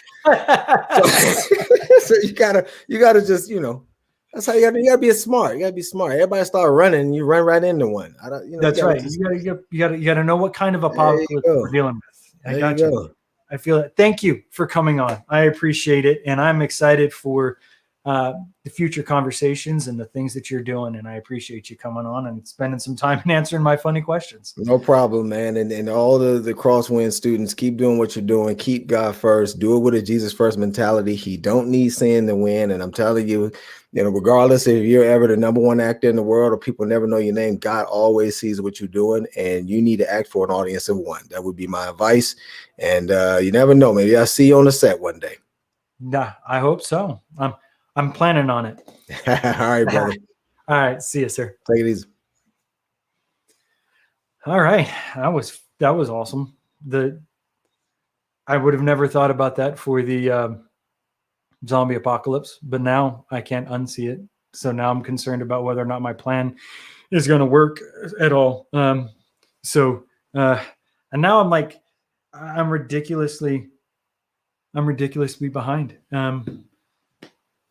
We're just going to have to keep rolling at this point. So before we get to the next guest, I wanted to we'll do a check-in, but I have a video to play as well. So I'm going to talk about this first, and then we'll watch the video. So right now we are sitting at 2131 in terms of our goal, which is amazing. I'd like to see if we can't get to 2,500. I also would like to see us just increase that the recurring as much as we can. The things that really help us in the recurring, and the reason why I push that so much is because we can budget and we can plan. It's something that we can look at and say, okay, we know we have this to work through. Again, pray about that, think about it. And if we can get to that reoccurring numbers up, that would be amazing. We have some great perks for all of our donations, t-shirts, sweatshirts. I'm going to wear the hat, the shirt, and the sweatshirt all in one day. And it's just going to be like, I'm going to be just covered in Crosswind, merch. It's going to be amazing. Please consider that. I would like to do this right now. I'm going to go ahead and have producer James. He's going to roll essentially a highlight video. Kind of just wanted to talk about the fruits of what Crosswind has been and what it's been doing, and kind of seeing where it's come from our very first Zoom meeting into shooting a film to what other students are doing. And these are just some of the small elements of what Crosswind has been doing and the way that it's affected people and the growth that is happening because of it.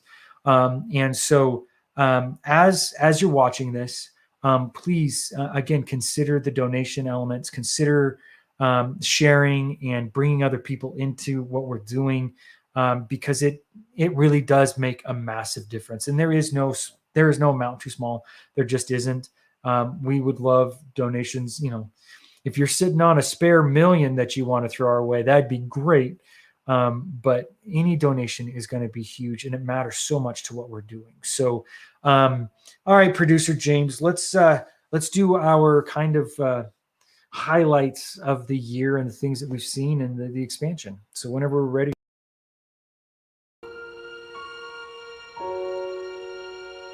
Everybody, welcome. Thank you for showing up to our first film study. This is the first non-Zoom introductory event for Crosswind Production. So stage one is the setup. One thing I was thinking of, and I don't know if we had mentioned it, another approach to having the lavalier mic. It's not going to distract from you, something that complements your skin tone and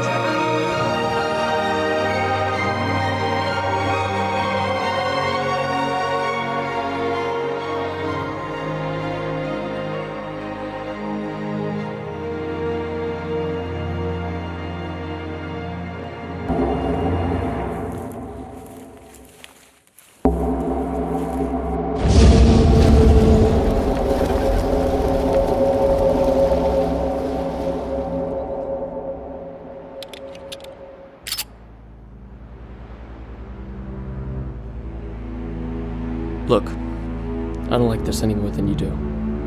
But if we just ignore all this, we're all gonna wind up dead. So take it. But it's been forever since I shot anything. And I don't even know how to use it. So what are you telling me? You forgot how to shoot?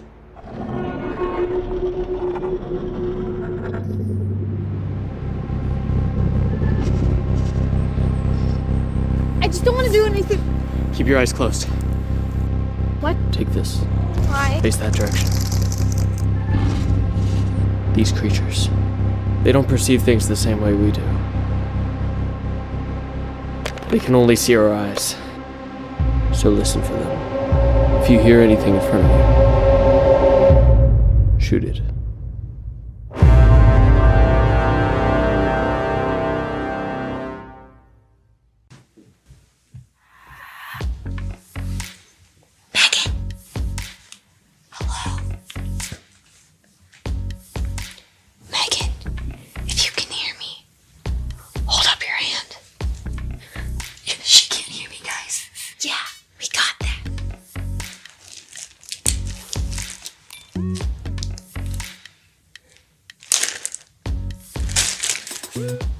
These have peanuts in them.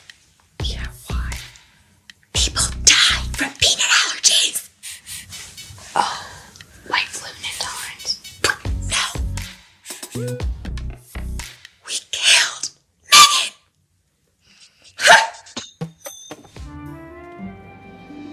Hi. Can I help you find anything in particular? Oh, no, thank you. You look familiar.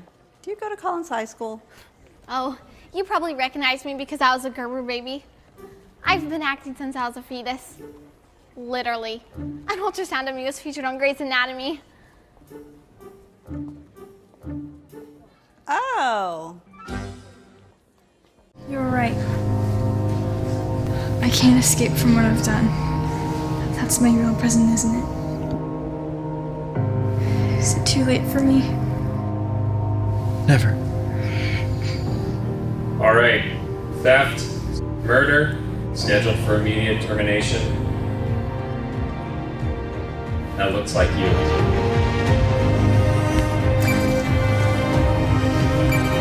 What?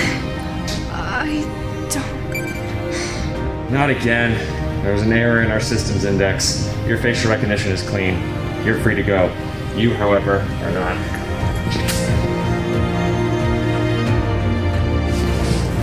I have not asked you not to try anything, and you're still gonna fight me. It is finished. All right, let's go.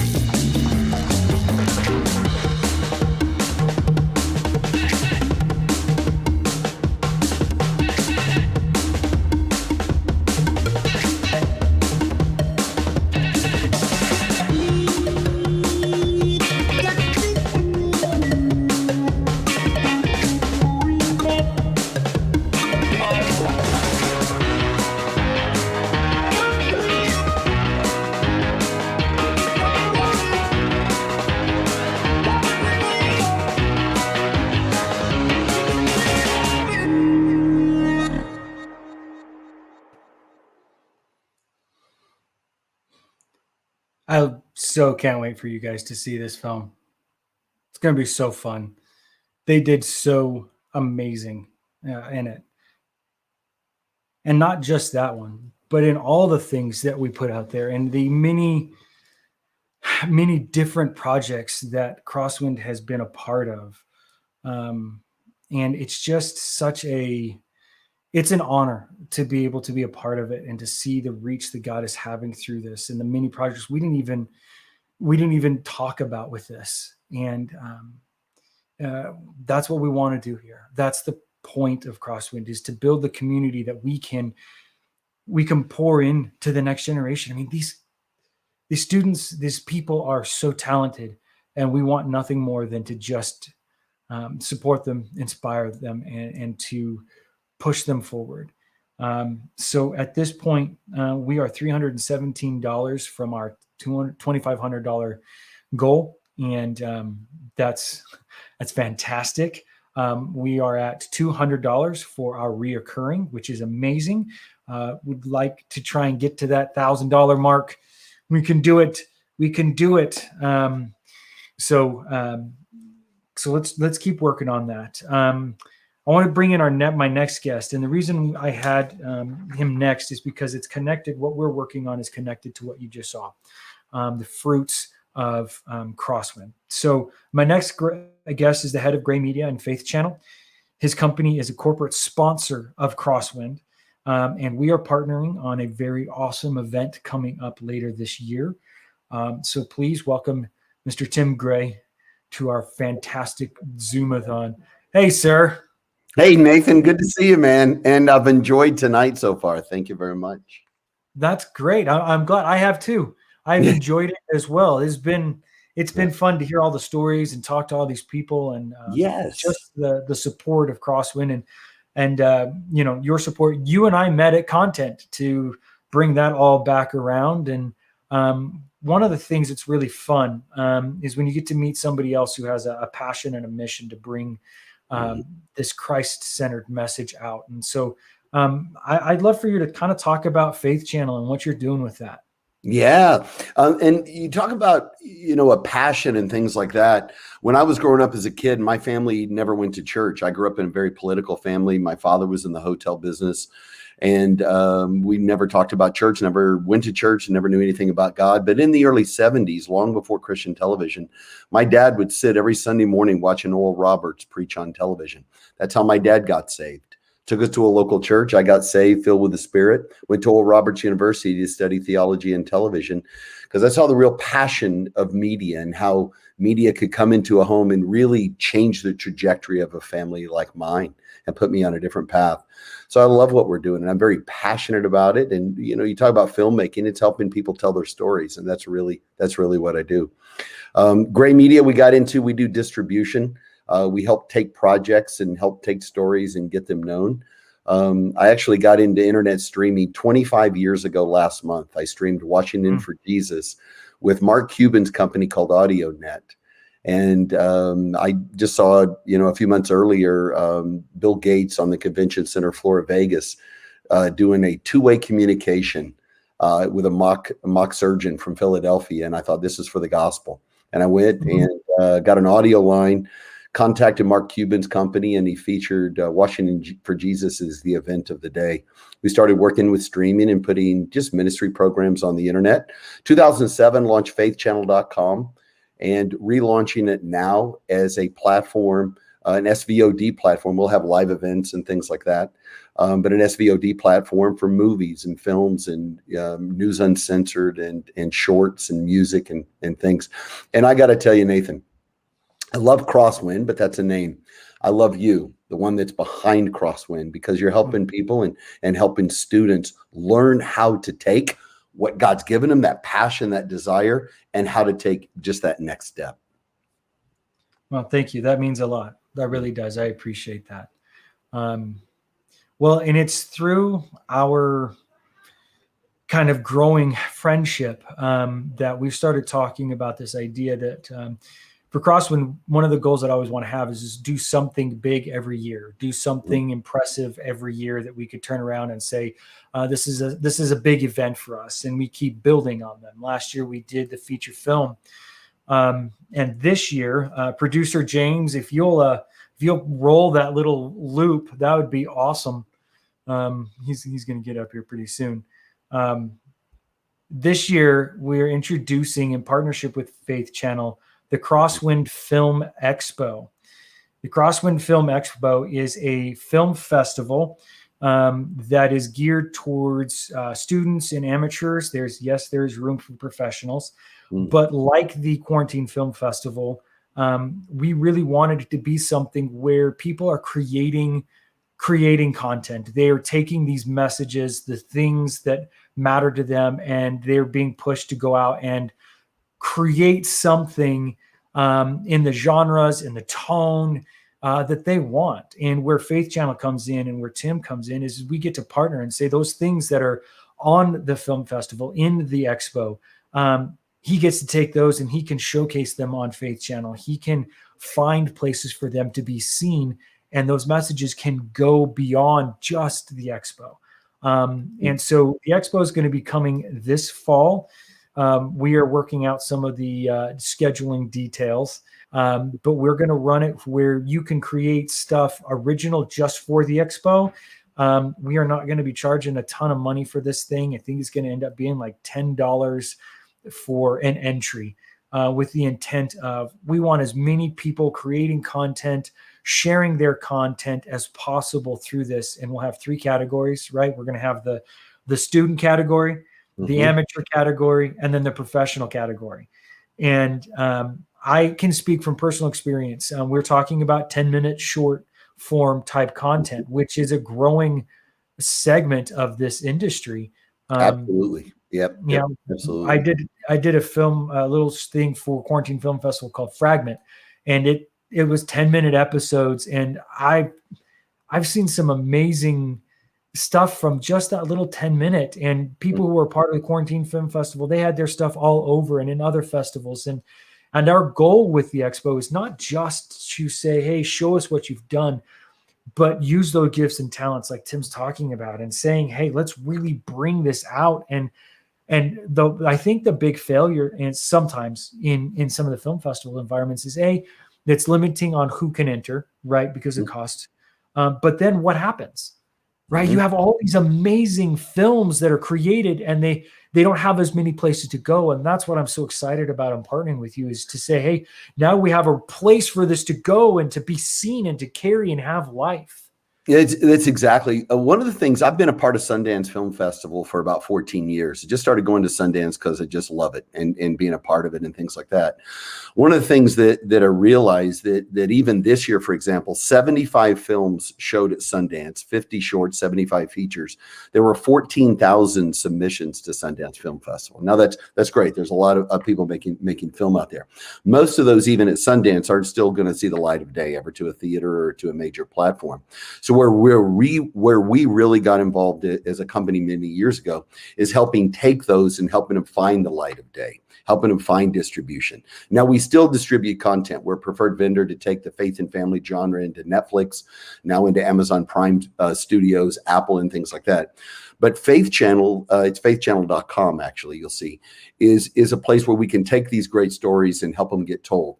And Nathan, when you were talking earlier about these 10 minutes or shorts, a lot of film set festivals. I take myself to Cannes Film Festival in France. I've gone many times, South by Southwest, Sundance and things. A lot of big films that end up getting made start as a short, right? Because that's something very feasible to do. It's something great to do. You can tell a lot in 10 minutes or less.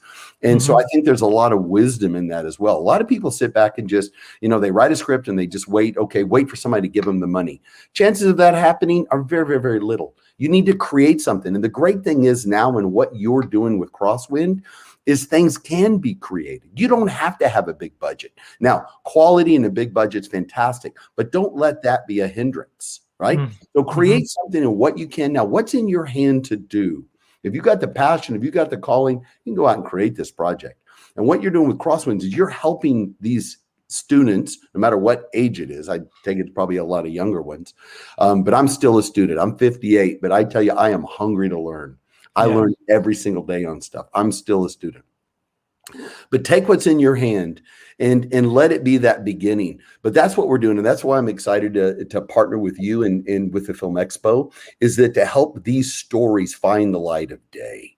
And then let it go. And if it is possible, then some of those then can go into the episodics. Episodics, what's really hot right now, all through Hollywood and everything else.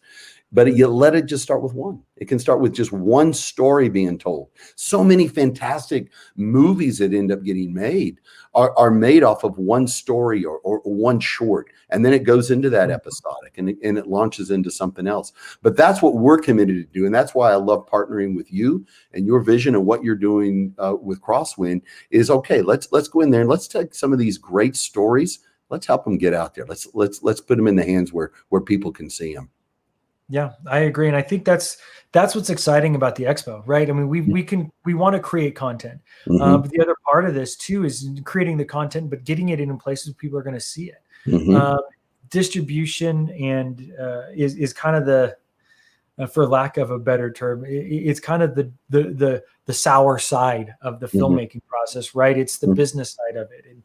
But you have to have that distribution. You could create the world's greatest film, and if nobody ever sees it, we're limiting some of those things by our means, not limiting God in any method, right? But the goal here is to obviously highlight all these filmmakers who are coming up or want to try different things. I mean, just because you're a professional actor who's been doing it for 20 years doesn't mean you can't go out and make a great film. That's exactly right. And don't shy away from the Christian film or the faith-based film. I can assure you, we're a preferred vendor with Netflix, but we got in not because we're selling everything, but because we're representing that faith and family genre. All of the platforms have to do two things, Nathan. They have to meet the needs of their current subscribers, and they have to grow. The one thing about this faith-based community, if you will, is that we're a niche, we're a loyal niche, and we're a worldwide niche. And the thing is, too, it doesn't just have to have a salvation message at the end of a film. It can just tell a great story. That's what we've seen as well. But as far as, is there room for this market and what you're doing? Absolutely. It's growing. There's a worldwide market for it.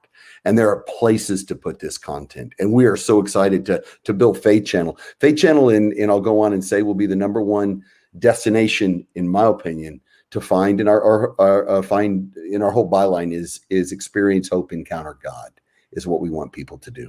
But we want to help distribute the content, help distribute these stories, and then help market them as well. It's one thing to throw it out there and to put it out there onto the internet, but it's another one to actually draw people to it and the right people to it. I agree. And that's again, we've said how excited we are, but I'll say it again. I'm excited. I'll say it that way. I'm excited.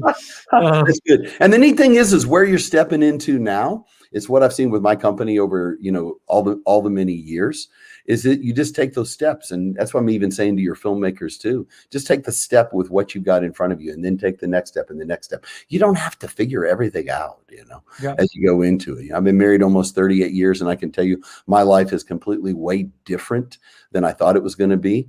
But it's way sweeter as well. It's fantastic. I've got 6 grown kids. I've got 7 grandkids now, and I've got a fantastic company. I'm passionate about what I do. I love what I do. We work with a lot of great storytellers all across, just helping people out there. But it's just taking that first step and then taking the next step, and that's where God really leads. I agree. I agree wholeheartedly, Tim. Thank you for hopping on here. Thank you for being a sponsor of Crosswind. It means so much to us. And I am really looking forward to the expo and all the many amazing projects we're going to see come out of that and what's going to happen with that. So thank you for hopping on with me on this and being a part of this. Oh, thanks, Nathan. I don't get 6 questions. Do I not get asked my, I didn't have the 6 questions. I was like, I don't want to waste Tim's time. I mean, TC, he'll answer anything. He was excited about it. I didn't want to do two truths and a lie with you, because I was like that I don't want to put you in that kind of pressure. There's nobody. Hey, seriously, Nathan, I love you and I love your heart. I love what you're doing. And the one thing, if I could tell any of your filmmakers, for the most part, things don't happen fast, but they do happen. Don't just try to get to the destination. Enjoy the journey. Enjoy the journey of what you're doing and just continue after it. If things don't happen in a month or 6 months or a year, just stay after it and enjoy the journey and let God lead you. God bless you, Nathan, and all you're doing. Great. Bud. Thank you, Tim. Thank you. All right. Bye-bye. So Film Expo, that's happening. I am so excited about that. I loved the Quarantine Film Festival. I loved seeing all the stuff that came in and the ideas and the those pieces. But I'm really excited about the Crosswind Film Expo and seeing all the work that our students can do and what everybody else can do. So I'm excited about that. All right, let me keep going. So my next guest is a close friend. He's an award-winning actor and comedian. He's a writer and a huge fan of the CFL. Please welcome Leland Clausen to this wonderful event. Man, why you got to go up? I can't hear anything. I hear nothing. Nothing? That's weird. 1 second. Let me try something. I'm going to try something. Can you hear me? Yes, I can hear you. Yeah, I hear nothing. I don't know what's going on. We feel like we're having another Zoom writing meeting. This is what it's like when we work. Broken. You know what I can do? I'm going to look like an idiot, but I know a way I can hear. It's just Hang just on. do it. This is so ridiculous. I was wondering why I couldn't hear you. I thought as soon as we were live, I'd be able to hear you. All right. Now, we good? Yeah, sort of. Yeah, there we go. Hey, there you are. Hi. There we good now? No? Yes? No? Yeah, now I got you. Okay. Yeah, there we are. Yeah. Why do I have to- Okay. This is ridiculous. I've done a billion of these. You look sharp though. I saw Gigi had a dress on. So I was like, if Gigi's going to put a dress on, then I got to suit up. And then TC was talking about the CFL, and I was like, maybe I should put some CFL garb, and I was going to put my hat on. But now I can't because I have these stupid headphones. Anyway. Well, I now you sound staticky. I'm losing you again. What is going on? Yeah. What is going on, Leland? I don't know. Let me switch things up again.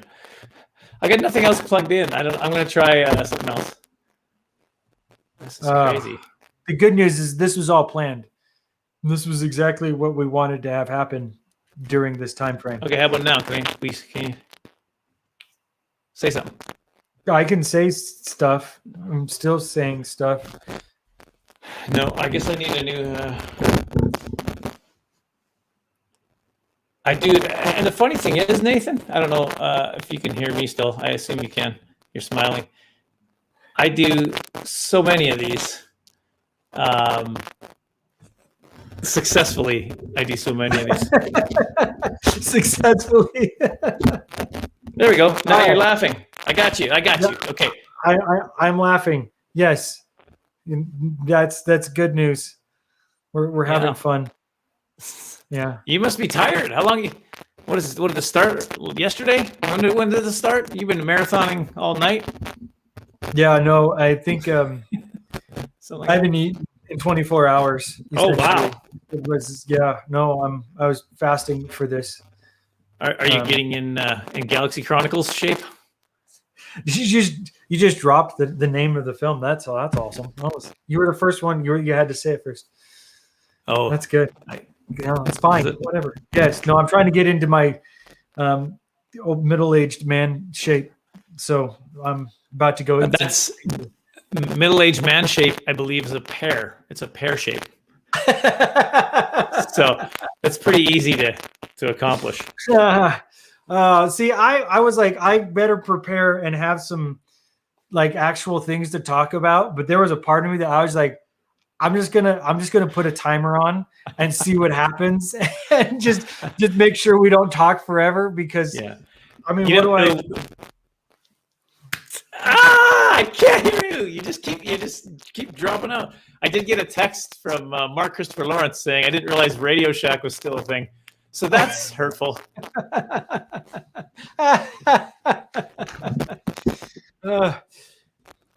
I don't know. I just did a Zoom show last night and I had no problems whatsoever. Can you hear me now? I can again, yeah. Every once in a while, you just all of a sudden will just cut out. It might be my internet, but it might be because your voice is still really staticky. Oh, is it? It's my Canadian internet. It probably is. Yeah. You guys, you know how you had a fuel shortage in the U.S.? We have an internet shortage. Somebody cut our pipeline. That's bad.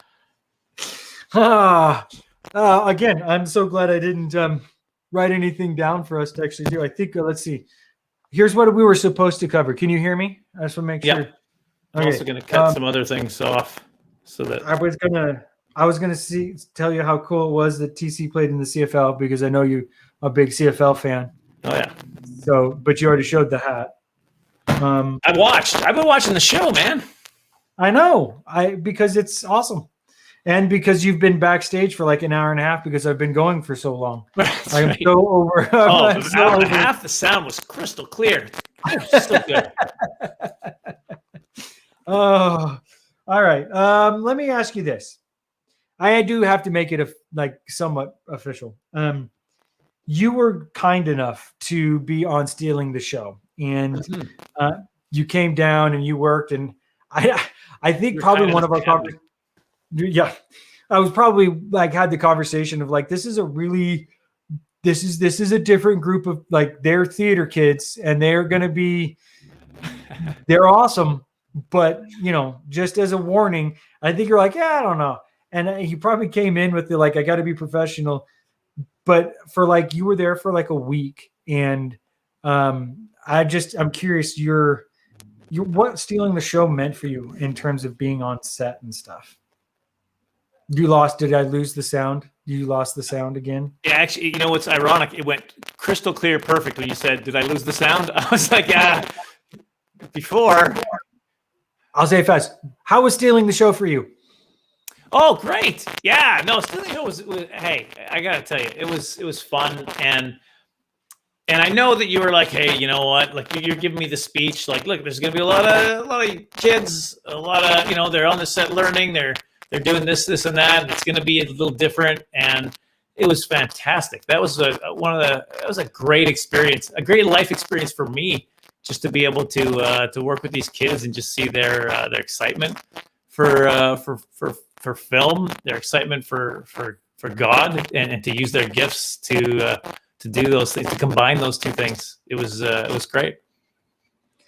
And it was, and I remember when you left. I remember that. There was a group of students that you became their faux manager, and they absolutely loved you. What do you mean faux manager? Listen, if you want to work with those kids again, you call me. It'll have to be dial-up apparently because I don't have proper technology here. But I'll get you a good deal. We'll work something out. Perfect. Well, I got to tell you this story, right? For some reason on my sets, I don't know if it's other sets, but at least on my set, there's always emerges a song that for some reason we just sing over and over and over again. And for Stealing the Show, it went not 80s, but we went to the Backstreet Boys, and you were at this forefront of singing "I Want It That Way." Yeah, over and over again, and so much so that now "I Want It That Way" makes a variety of people cry at any moment when we talk about it. My daughter came home and she learned "I Want It That Way" on the piano, and so now she will just sit down and there's some Backstreet Boys being played on the piano. And thank you for that. Wow, you're welcome. It was Izzy's birthday. We had to do something. So what better gift than the Backstreet Boys? That's how that got started, I think. Yeah, no, I appreciate that. Yeah, they still break down in tears. I miss Leland.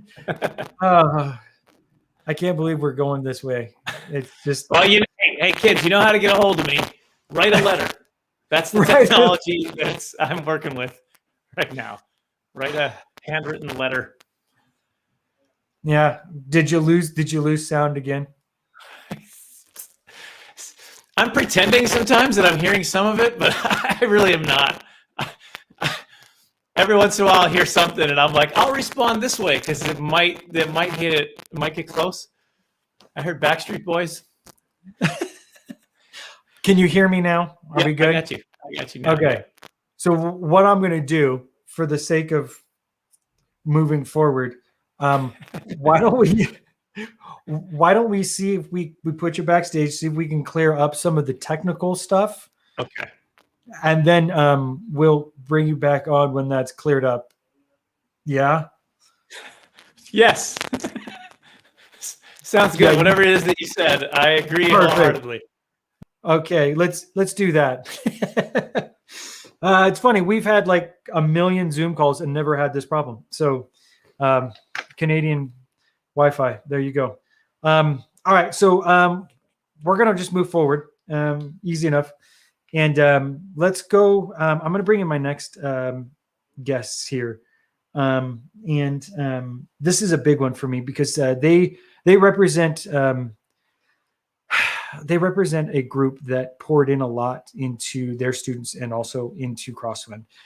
So it's sectioned the Stealing the Show moms. But we've got Jewel Christian, who was the first AD, not a mom of anybody, but she was there and she had to put up with the madness. Charity Marion, who is one of the moms of an actress. And then Gabrielle was in the film. And then Christine Tonkin, who she was set mom, photographer, then became like a bunch of other things as well. And quite frankly, I could have had 15 to 20 people on this particular segment for the involvement that we had. We had so many moms that were a part of this. They would come up and help out in many different ways and take on tons of different roles. We had some dads that were like, yeah, I'll come up and play a bad guy and visit set and step in. And it truly was a community experience. And so the big thing my hope from this is just to have you guys share your heart for what the process of Stealing the Show was, what something like Crosswind means to industry people, to moms, to parents, because that's the other segment of this that we can talk about to people who are in the industry. We can talk to students, but parents can say a lot. And so I just want you guys to share. So who would like to answer that open-ended question first? No one, apparently. More technical difficulties. Jewel, you go first. Okay, I'll go first. I got a little thrown because I am a mom, but Right. I wasn't a mom of a Crosswind kid. However, I did adopt 27 of them. So Yes, you did. felt very much and I apologize about my voice, you guys. My sister got married last night and I'm a little woo. And during those clips, you kind of got me, why are you looking like that, Nathan? She did, she got married. I have no voice, but. Oh, that's what we're talking about. You said my sister got married and I'm a little woo, and I didn't know what kind of reception we were talking about. I feel like I'm back on the show set a little bit, exhausted, run down, but this is awesome. God's here. So here's I absolutely, I showed up. I didn't know a single kid. I didn't know a single mom. I knew you a little. By the end, it was just a huge, huge family. So, so the question, just make sure, I want to make sure I answer this correctly. Can you restate the question for me, sir? I apologize. I'm so sleep deprived, Nathan. It just brings me back to stealing the show all over. Go ahead, continue. This is us communicating as director and first AD all over again. It's a miracle the movie got made, you guys, but God is so good. I just want you to talk about your experience and what it meant and what stealing the show was and stuff like that. I just want you to say nice things about me. Is essentially what I'm looking for. Oh, okay. Well, I'm going to talk about stealing the show first, and then if I have time about you, no, I'm just kidding. You got to keep him on his toes. I think he likes that. Okay, so stealing the show was awesome. I will say it was such a gift. When you asked me to AD, I was like, "Are you insane?" I have not. I've never AD'd a film. I have plenty of directing experience for theater, and like, good, it's theater kids. It'll be great. So I just kind of jumped in. One thing that you did say to me was, "Hey, you know what? You just got to just jump in and do it." And I remember at one point I was like, "Nathan, I just don't think I can do all the different things you're asking me to do." And you're like, "I think you can, because the very fact that you're concerned about it shows me that you're going to do a good job." And I was like, "That's strange logic, but I'll go with it." But I will say this though. I will say this to anybody who wants to make a film, and these kids, what these kids learn firsthand, and what the moms can attest to, is that, like, I would say, I don't know, I'm gonna make up a number. 80% is just doing it. Like, you're not going to have all the correct pieces. You're not going to have everything. Like, you're going to plan your head. You're going to plan the perfect schedule. It's not going to happen. You're going to have to just keep going. And the people who are willing to jump in and endure that, God will bless that, and God will step in, and God will intervene, and God will equip you. If he calls you, he will equip you. And I feel like that is what we saw happen over and over and over. I literally have an ongoing list of the miracles that we saw happen on Sunday show. I mean, like, literally, like, things like, we don't have a permit to shoot here. Okay, now we're shooting here. I mean, like, just crazy stuff that, like, we just kept getting pounded, like 18 inches of snow. Great. And now we can't shoot any of our outdoor shots. Okay, now we're gonna. But it was just shuffling, and that is filmmaking, though. So I mean, these kids got to learn filmmaking, but they also got to learn how God does just intervene, and he has the ultimate say. And we became a family through it. And I'm sorry, I probably went all over the place, but now I'm landing at that's the end of my scene. That's the end of my scene. There you go, the scene. That was well done. Well done. Charity, what about you? As somebody who is a mom of one of the students that was there, and not having industry background or anything like that, I'm curious your take on all this thing. Yeah, it's funny. Can you hear me? Mm-hmm. Okay. I haven't talked about this in a while, and I still get choked up when it starts, and seeing all your faces and everyone together. It's just so much. No, it was from the get-go, I felt like a dream, really. It was at times a hard dream, but it was a dream. The whole lot of it, the whole being together, working through the hard. I was just there really to help with the food. But I felt like I watched kids that I knew pre-filming grow, including my own daughter, in areas that I had prayed over her. And I've told Jewel this so many times, mentors, that she just could make Gabrielle shine like I never could do, and was an absolute answer to prayer. Just everything, the long hours that they put in, and had to learn how to fight through that hard, all the sickness we had. Who knows what all that was. Learning to be a family. And I asked Gabrielle today, I was like, what would you say if you were going on here instead of me? And she said that we started this together. We all started it together, and we finished it together. So it was the whole becoming a family. Yeah, they learned a lot about filming a movie, but they also learned how big God was, and how he really showed up in this. And I can't say enough good about it. I have my one story that when we had the big snowstorm, and I got stuck on the side of the road with an entire car full of girls, and everyone else was gone. And we were there stuck in the snow. I don't know how that happened. But I said, girls, we're just going to pray.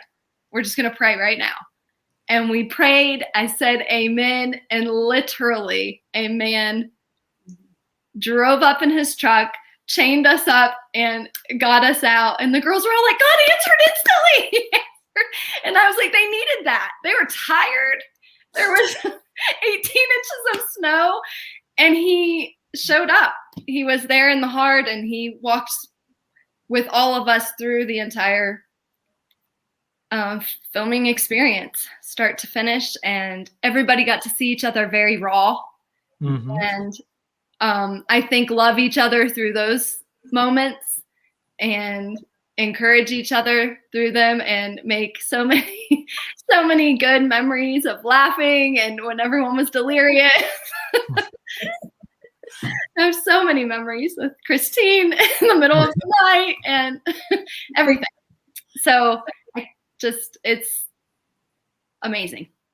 All of it. That's my testimony. Thank you. It was awesome. All right, Christine. Oh, goodness. Well, my first thing, I guess I would say, is somebody who had been praying over something like this for about 2 years, because we knew our family, we felt really strongly a couple years ago that we were being called into the film industry. We didn't really know how, and we wanted to follow God's leading, that we felt strongly that it was primarily, honestly, 100% that Christian industry. And so we started going to the film conferences that we knew of, loved them, just got so energized and so pumped about what the future could hold. And then we met Nathan, and we actually also got to meet Barbara, the original founder. And so it was so many God moments of how God orchestrated how we got to be a part of this. And then really a gift. That's really what it boils down to. It's such a hard year last year, and not really knowing, and not just the film, but starting at, I want to say April, I think, is when Crosswind kind of got launched about a year ago, their big Zoom-A-Thon event. Right. We sat there from the moment it started till, gosh, it seemed like 11 o'clock our time at night, and we just ate it up, and we just prayed over it that night. And I emailed Nathan that night and said, we're 100% in for anything and everything. and so just to honestly, we've been reflecting a lot recently over the last year, and just God's goodness and how he orchestrates things that we didn't even know how to pray for. He knew our heart, and he's put the pieces together. And it's just been amazing just to see how it's come together and how he's put so many people into our lives who also have the same desire. And sometimes we don't know what it looks like, and we just get to see each other bloom through the process. I honestly didn't think or even envision that I would be part of Crosswind the way I am today. And I was like, wait, I started this wanting to help my kids fulfill their dreams. And so it's just amazing. And now just knowing that this is where God has us and wants us. And then there's the whole film and that experience. It's just amazing. It was it was exhausting, so exhausting. But I think that's also what made it so amazing, as we persevered through so much, and we grew together, we laughed together, we cried together, we prayed together, and we overcame adversity in ways that we didn't know that we could. And these kids have so many amazing memories of just pushing through and completing the project. I mean, in a year where so many projects got tabled and then they're just left on the cutting floor, we didn't stop. And so when we finally get to see this, film together, and it was such a treat seeing the little clips because of the memories that just start coming back. And I was actually thinking, oh gosh, it's been so long. I need to go look at some pictures to brush up my memory. And then I'm like, oh no, I don't. Yeah, they're all right there. And these two ladies, oh my goodness, all the ladies, all the moms that were on set were just, every one of them was such a special gem and brought so much. But these two, I just can't wait to hug your necks. Me too. So thank you, Nathan. Yes, for just following God's leading and bringing opportunities to not just the kids, but to us moms and dads and whoever else is able to come on board. It's been a treat. Yeah, and it takes a certain amount of crazy to take something like that on, which you did. So that's my compliment to you, Nathan. You are a certain amount of crazy. No, for sure. And I just want to say something, like people who watch that, like when I saw the little montage you did of still in the show, I got really emotional watching that. I might get emotional right now. Great. Okay, hold up. This is so still in the show. I cried all the time still in the show. Anyway, no, but the thing is, like, you know, you can hear like, oh yeah, this is a film that, like, you know, kids did. But people don't realize literally there was, as far as the crew, and the moms were awesome, and they were in the wings, and thank God for like, can I get you a smoothie? What do you need? Like, people were helping nourish us. But as far as the actual crew, there was Nathan, there was another Aaron, our amazing camera guy. Yeah. Jordan was there sometimes when he wasn't sick for sound, and then there was me. That was it. And then everybody else was a kid. So you had like 14-year-old girls working cameras. You had 13-year-old boys working sound, talking to another singer, like, is the sound on? I'm going, oh dear God, please let the sound be on. But like literally, but then when you watch that clip and you see the quality and the lighting and the editing, and I mean, you're working your magic on that, Ethan, but that was done with 27 kids and like 3-ish adults. That's amazing. That's mind blowing. That's mind blowing. And I just want people to understand that, because like you see that quality and you're like, wow. And but no. If you could see like who's actually working the camera, you know, and you could see, and you were great with that with your students. Like I remember this one time we were doing a scene and I remember it was Kayla and Junia on camera, like 14 and 16. And they were on camera and we're doing the thing and you go, okay, cut. And they go, and I remember being, can we do it one more time? We don't think we got the focus quite right. Like, all right, let's do it again. And so we did the whole scene again so they could get the focus just right. And that's like the hands-on training that you just can't get anywhere else. And just that kind of like, yes, we can. Instead of, nope, we got to move on. Yeah, I'm here to teach you. And it was just such a special environment. And then just the quality, like, I'm sorry, I'm just blown away by what I just saw. So me too. I'm done talking again. This is it. I don't know. I'll just let you guys finish the interviews. I think that would be great. It'd be the SDS moms finishing up the rest of the thing. I'm going to go eat some oatmeal or something. I love it. So I appreciate that. And I think the reason I wanted you guys to share was so that you, from your hearts, could kind of explain some of the things that I can't. I can say until I'm blue in the face, right? This is important. It matters. It's not just about the films. It's how we make it. But I'm supposed to say that.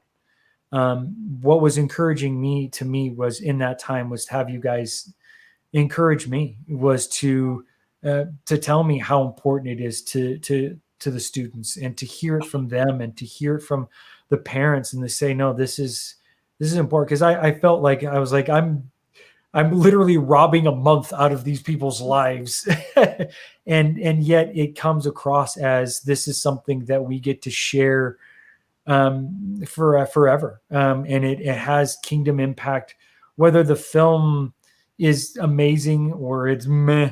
The fact that it was made, the fact that we conquered, the fact that these students get to see their names on that screen and to say, I was there and I did that. That costume, that was my choice. I did that. I came up with that idea. That's the point of CrossFit. And that Mr. Blair loved me enough to let me do it. That's what they're going to say. He cared enough about me to let me be part of it. Sorry. I interrupted you on your own show.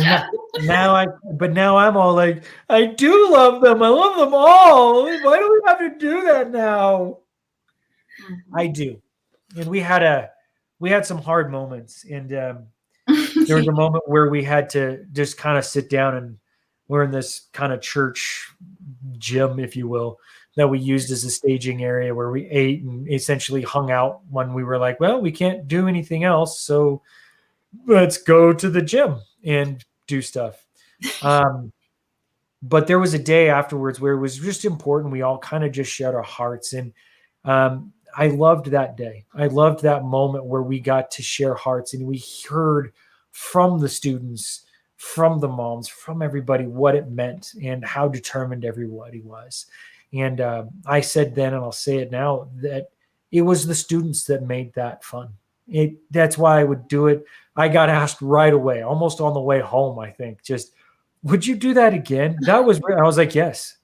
sign me up right now immediately, and I will tell you yes, I will do it again and again and again, because it's not just about the movie, right? It's about those moments that are going to matter for forever. Those are the things, and I want to do everything with excellence, and I want the students to learn filmmaking in the best way I possibly can teach them, the best way they can learn. But I want it to be done to where they're looking at it as a part of their walk of faith and not as a career, as something that matters in eternity, not paying the bills. Because if we look at it at just simply that, we'll compromise. We'll allow ourselves to make a choice that we shouldn't. But if we look at it as this is our ministry, this is our calling, this has eternal consequence, then there isn't a bad thing that's going to happen that's going to stop it. There isn't an opposition that's going to come along that we can't defeat. And we felt Jules' list is probably just massively long. And it's one thing that every day it would get to a point where Jewel would walk up to me, and I knew it was bad when she sent Glory. When Glory was the one coming to me, and Glory's like, okay, so Glory was our student AD. She did amazing. And she would come and be like, okay. And I'd be like, oh boy, this is a big one. Jewel sending in Glory. I can't say no to Glory. I can't get mad at Glory. I can't say, I'm just going to be like, whatever you want, Glory. That was essentially what was happening. I also knew that Jewel was like, I don't know how to answer this question. And so I'm going to ask him in a very specific way. So we have option A, and it would be like, she'd try and talk to me and it's like, just give it to me the worst way you possibly can, and we'll go from there. And that's what Stealing the Show was. But what those kids saw and learned was so much more than just filmmaking. It was faith in action. It was completion. And I appreciate you guys coming on here and explaining that and sharing your hearts with that, because Stealing the Show will always be more than just a movie. It will have been a month of an experience that you couldn't ask for. And I asked TC about the remote and the going back, and I agree, I wouldn't go back, right? Because I wouldn't have that. I wouldn't have those moments where I would go home and I would be like, I'm done. My brain is broken. And then I would wake up and I'd be like, I cannot wait for what's going to happen today. I can't wait to see what's going down. I know there's a million things wrong, but I'm excited. And at the end of it, we have a really, really cool film, and I can't wait for everybody to see it because it's going to be awesome. So, guys, thank you for coming on and doing that. You're so welcome. Thank you so much. It was awesome. Thank you. So, thank you, guys. All right. Crying time is over. I got to buck up. I've got more students. I got more cool things coming up, and we're going to be over. Just so everybody knows, going to be a bit longer. All right, so let's move into the very next interview. I want to bring in Jean. She's owner of Treasure Coast Talent Agency. She is the super agent. She's referred to as Mama Jean by her TCT team members. And she's been a supporter of Crosswind. She taught a master class with Jewel and Maggie Jenny. So Jean, come on to our craziness. It's midnight where you are. You look like you're like, I've been on backstage for like an hour and a half. What happened? It looks good though. You got some good coloring. It's well done. This is nice. It's good. How you doing? Oh, we can't now. I can't hear Jean. What's happening? Did we mute Jean? What happened? Oh my goodness. All right. Jean, can you hear me? Okay. We can't hear Jean. This is what happens. Oh, I hear something now. Now I hear rustling. Is there a mic? I heard that.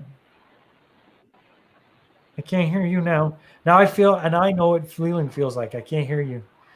No, that's awful.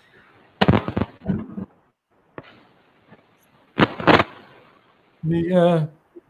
All right. So here's what we'll do. I'm gonna I'm put you in timeout with Leland, and we'll move on until we get that figured out. So we can get that, because I want to talk to Jean for so many reasons. So I'm going to skip around a little bit. And I'm just going to make this. I'm going to throw my whole team for a loop, because that's what I want to do. And let's see here. I'm going to ask a question, and we're going to move forward. So I think what I'm going to do is we'll go ahead and move on. If they're here, I'm hoping they are. So I've got some crosswinders who were there literally from the beginning on the first Zoom, and I'm hoping that they're here. They should be, because technically their interview was like yesterday. So I want to see, can we bring on Carrie and Miriam? Are you guys there? There we are. Okay. Yes, that worked. You've been there for like an hour and a half. I apologize. No, we actually were watching and then saw that you couldn't hear Jean and thought, oh, we better get back to the computer just in case.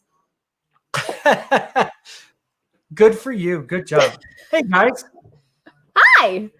Hi. So I wanted you guys to just come on, because you guys have been crosswinders from like the very, very beginning of Crosswind with us. And it's been really fun, because I can always count on Carrie for feedback and Miriam for a good sarcastic comment. And that's what I'm looking at. That's what I was hoping for, right? So I would love for you guys to talk about what being a part of Crosswind and coming to the different events has meant, what you've picked up, what you've learned, and what may have been some of your favorites, besides my really great promo for Pirates of the Caribbean. Well, speaking of Pirates of the Caribbean, is my favorite part when I got to binge watch all of them in one day because of that call, because I liked it so much. Yeah, that was great. It was, really hard homework. Yeah, I bet. Sitting on the couch all day long, it was so hard. Yeah. Well, what are some things you've picked up from some of the Crosswind events, if you want to call them that? Do you want to talk about? We're talking about this because Miriam being a younger filmmaker and kind of just exploring things within the industry. I think one of the things we found most interesting was the night that we did the quiz to see like what area of filmmaking or areas of filmmaking you are more naturally inclined to, and some of the results of that being surprising, and then some of them not at all surprising. Well, yeah, because for the longest time I thought I wanted to be a director, and then when I did that test, like director was the lowest one on that. And I'm like, okay, I actually kind of agree with it, because after doing it, I was like, it was fun, but it wasn't something that I'd want to do on a regular basis. But then like music and doing music, and then acting, and then writing, writing were the other highest ones. I'm like, okay, yeah, that definitely makes sense. So that was really nice to kind of have that also be like, it's okay. You don't have to go with what you started. You can go different directions by starting at one place. And I think that was the biggest thing too for me, was in order to know what you want to do, you just have to start somewhere. And if you don't ever start somewhere, you're never going to get anywhere. And if you're not open to other options, you're also never really going to go any farther than what you could go. Yeah. And what's so cool is I love you bring that test up, because that was one of the things that we wanted this year, was to really help people work through not just finding, what brings you, because the reality is most people come to Crosswind, or they come into the industry because they want to be a writer or they want to be an actor. And then it's realizing there is a lot of writers and actors. And then it's, what else can I do? What other things do I love? What other areas can I be passionate on? And so we developed a kind of an assessment test for what you might be. And we took the time and we worked through it. I was pleasantly surprised at the feedback of all the most, like, no, that's exactly what I thought. And then the others were like, yeah, I didn't even know that I liked these things, but it's real. I do like them. So That was really cool. That was really cool. Yeah, I think it was validation for her because, you kind of get this idea in your head that you're like, all right, this is what I want to do. And so for her, that was like directing, well, writing and directing. But then she started to direct some things. And I think the working with people and trying to get people to behave and do the things you want them to do when you want them to do them was a bit more frustrating than she anticipated.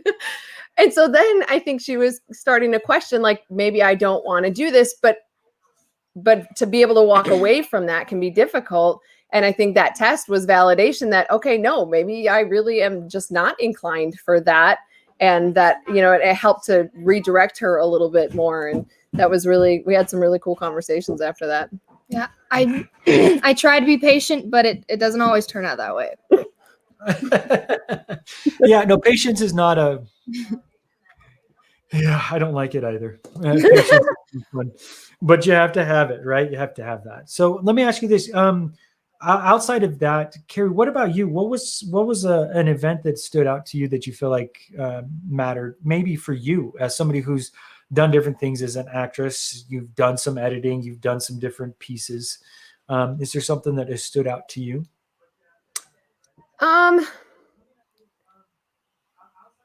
Honestly, I think probably the thing, and it might not be all that helpful, is just seeing all the different aspects that people approach filmmaking from, and like the different positions in life that people are at when they start to pursue this thing called filmmaking. And like, so because Crosswind is such an incredibly diverse group of people and ages and everything, and just different places in life and different levels of experience, it was just really cool for me, and it has been cool for me to see that. And every week there's new people that come on, but there's also this core community. And so getting to know everybody there has just been really, really wonderful.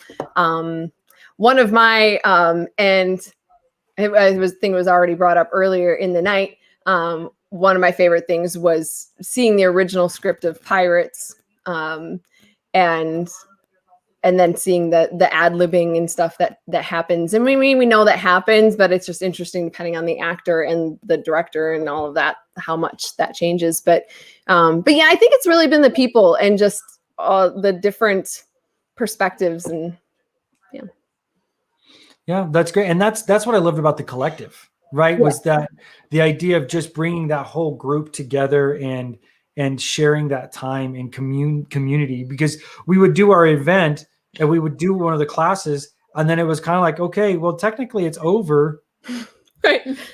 And then like nobody wanted to go anywhere, and so it's like, we just want that community more. And so I was really glad that we came up with collective, and it's been great to have that time together. And I appreciate you guys sharing your perspective, because you guys are always on them. Like, I can just count that you guys are going to be there, and you may be in the same room. You may not be in the same room. There may be a weird pet or something that shows up and blocks the camera from time to time. Yeah. But that's you guys are what make Crosswind so great, is your guys' involvement in that, and sharing expertise and sharing feedback and being a part of that. And so I thank you for sharing that. I am going to make you guys do one game before we go.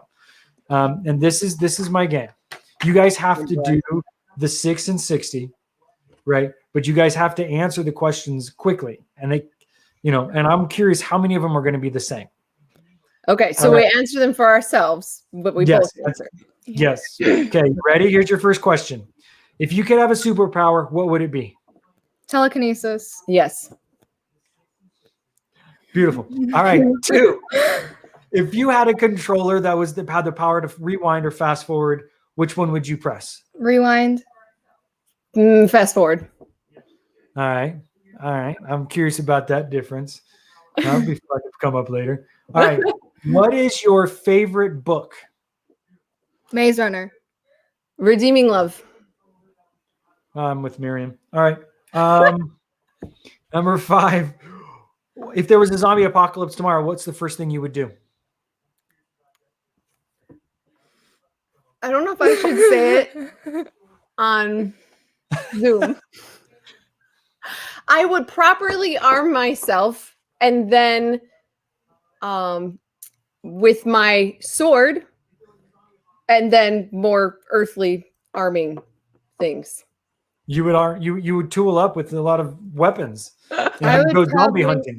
I have a family to protect. That's I would right. probably pray and then go lock myself in the basement. While your mom protects you with her Yeah. sword. See? This is why I have to arm myself. 'Cause she can run and hide. I will fight if necessary. All right. Number 6. Let's see here. What 80s song? I had to clarify. What 80s song would be your theme song? I don't know any 80s songs. So none of them. That's I probably don't I can't I might know them, but I don't know that they're an 80s song. All right, mine is a mashup Okay. between Girls Just Want to Have Fun and Living on a Prayer. There you go. It's got to be both of those, though. It can't be one or the other. Yeah, I've no I give idea. it to you. Okay, you ready? Here's your last one.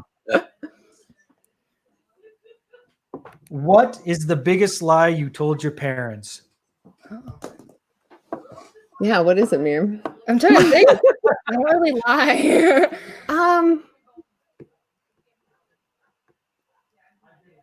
Yeah, that's a hard one. Yeah. Because Well, because I don't really lie and I kind of tell you everything. So yeah, you can't lie. I always know I when you're can lying. lie. This is why I wanted to ask you guys this question. Okay. Just for this moment. I'm trying to think. Yeah, what is the biggest lie? Huh? What? Oh, that you told? My husband is Oh. chiming in. I don't It's a remember. family event now. I don't think I have one. I can't think of. Yeah, I had a hard time lying to my parents. Well, not a hard. I just didn't. I didn't want to. I also don't. I don't ever really have anything to hide either. If I lied, I like told them like 2 minutes later. I was like, yeah, no, that was a lie. Sorry. You were the liar, like Eddie was. Yeah. Guys, thank you for hopping on and doing this and sitting backstage forever and being a part of Crosswind. Please come to the next one because that'll be fun. And I expect both of you to do something for the Crosswind Film Expo. I'm just saying, sounds I good. expect it. You know, I don't think it's fair that you get to keep asking all of us questions and quizzes, and we don't ever get to ask you quizzes. Oh, that's the benefit of being the host. You have one at the ready. Okay, go ahead. All right. If you were in a K-pop group, what would your role be? Ready? Which word describes you best? Leader, funny, attractive, energetic. Yes. Has to be one of the four. I say No, leader. I say yes. I think I'm an attractive leader person. I mean, clearly, I am the host.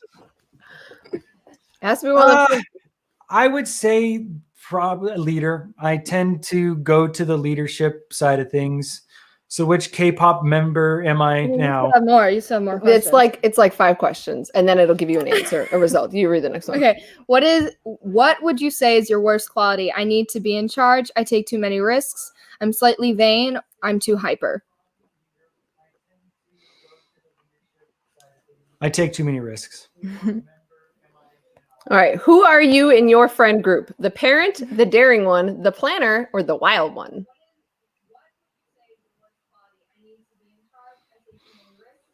What are my options again? The parent, the daring one, the planner, or the wild one? I'm the parent. Choose a Leland's my color. friend. So, I mean, Choose a color: purple, yellow, pink, or blue.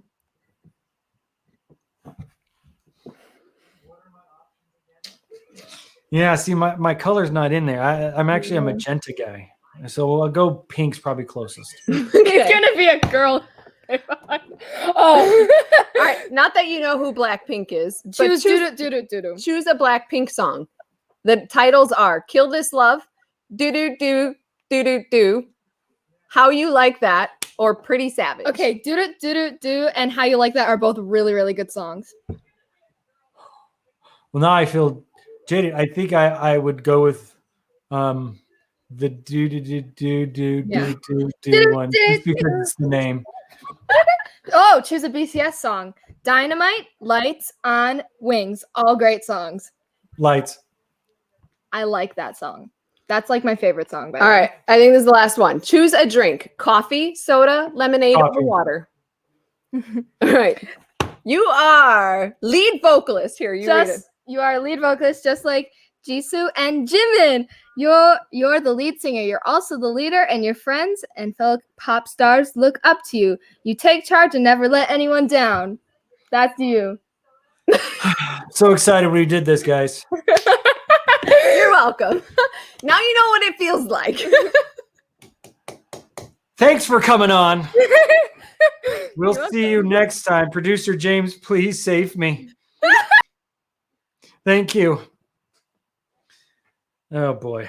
All right. Let's get to my next guest. You've seen him in movies, in TV shows. He's an award-winning actor, a comedian. He's a good friend, and he's got a big heart. Please welcome Mark Christopher Lawrence. Mark, thank you for hanging out. Thanks for having me, man. I was going to say something. You're a fine connoisseur of headwear, but I think there was a better way of saying it than that. But I'm really glad that you were donning the hat, man. Well, Yeah. Leland had on a suit, so I figured, I need to do something. Yeah. Well, hey, you've got working audio, so you're like a massive step up. Yeah. Well, Leland in the Etch-a-Sketch that he was using, and apparently that hamster got tired. Well, I feel so because we sit and talk and work all the time via Zoom and never have an issue. Right. And it's like suddenly at that point, there's some chipmunk somewhere chewing on a cable at that very moment in time. I was supposed to moderate a panel yesterday and had issues, so I'm just thankful that it's working today. It won't later. You're gonna have something later, and you're gonna be like, "Oh, I wasted it on the Zoom-A-Thon. What's happening?" I'd rather be here than anywhere else. Yeah. Well, thank you for saying that. I'll send the check. Okay. So I'm curious. Sure. As a comedian, what I've always want to ask this question. What is one of the favorite shows you've done? In all of the shows you've done, what's one of the ones that stands out as one of your favorites? Do you have one? The George Wendt Show. Okay. What made it one of your favorites? The people. George was amazing to work with, and Pat Finn and Brian Bill Murray and Kate Hodge. It was really a fun time working with them. Okay. Now, conversely, what was the worst show? Probably an appearance on Designing Women, because it was during that period where they didn't get along, and the tension was just thick on stage. And after we'd rehearse a little bit, we'd rehearse a scene, and they'd all just go their separate ways. And I said to Meshack Taylor, I said, "How do you work like this?" He said, "I just try to stay out of their way." The sounds of a great set is just trying to stay out of the way. Man. All right. So I'm going to ask you some more of this because it fascinates me. What's your favorite bit from another comedian? Ooh. Wow. That's tough. There's so many of them. I think probably I'd have to go with Chris Collins, who I used to open for years ago, and he had a bit about his parents being advertising execs, and they moved to Harlem so Chris could meet some Negroes.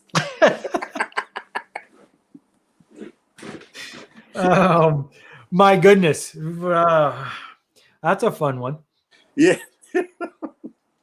So I realized when we were up in Canada and we were at the Canadian premiere of Sleeper Agent, I was riding in the car with you and Heath on the way, and you guys were talking shop. And I'm always fascinated by like different industries essentially, and the lingo and the way things work.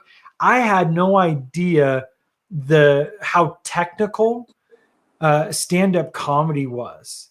You know, from how bookings work, how you moderate your own set, how the crowd's reacting, how like I had no idea that was how intense that was until I heard you guys talking and working through that. How is that something that's just like you're so into it? Do you love talking shop with other comedians? Not really. I still don't. I still haven't figured out how bookings work. Because if I did, I'd be booked all the time. So I one of the things that blew me away was when you guys were talking about different shops and how you could meet at different places and different venues, and how you were like, you have to play this venue a certain way, and you're like giving insider tips. Like I just assumed that everybody you would just stand there and be like, I'm gonna say this funny thing and you're gonna laugh at it, and then I'm gonna be done. I had no idea there was like a system to this. Yeah, well, there's different ways to work. Like let's say you're in a small room. Let's say you're doing somebody's living room, which I've done, and so there's maybe 10 or 12 people there. You can't go out and do your show. Right. It'd be totally ridiculous because you don't get the sustaining laughter that leads you to the next thing. So in a situation like that, you got to just have a conversation and set yourself up like you're hanging out with friends. Okay. That's the way it has to work. And then when you're in a big room where you're in a massive church or 3,000 seats, or you're in a theater, then you got to put on a show. Sure. Sure. Yeah. So it's So do you just have like different a ways to work. series? Do you have like a series and like of all of these moments, these lines, these bits, these jokes, these whatever, and that you just kind of have them and you build it like a set list, like a musician would, with like, I'm going to do this song and then this song and then we'll finish this, and you build that? Yeah. I've been doing it since 1981. So clearly some of my early stuff I've just thrown away, but over the past 20 years, there's jokes that come in and out of my set based on where I am. Okay. What's your favorite bit or joke from my act? Yeah. Probably I do a bit about shaking hands, and I think that's my favorite bit right now, but clearly I don't shake hands anymore after the show. Right. But it was the bit that after every show, people would come up and shake my hand. Sometimes they'd scratch my palm, because they just related to it. It was that thing that made them want to come and shake your hand. Now you're like, we can elbow. Yeah, I mean, yeah. And I did the bit about a week or so ago. And I said, but don't come up to me after the show and shake your hand. And shake my hand. Don't try to stick your hand in mine. You might get a foot in the chest.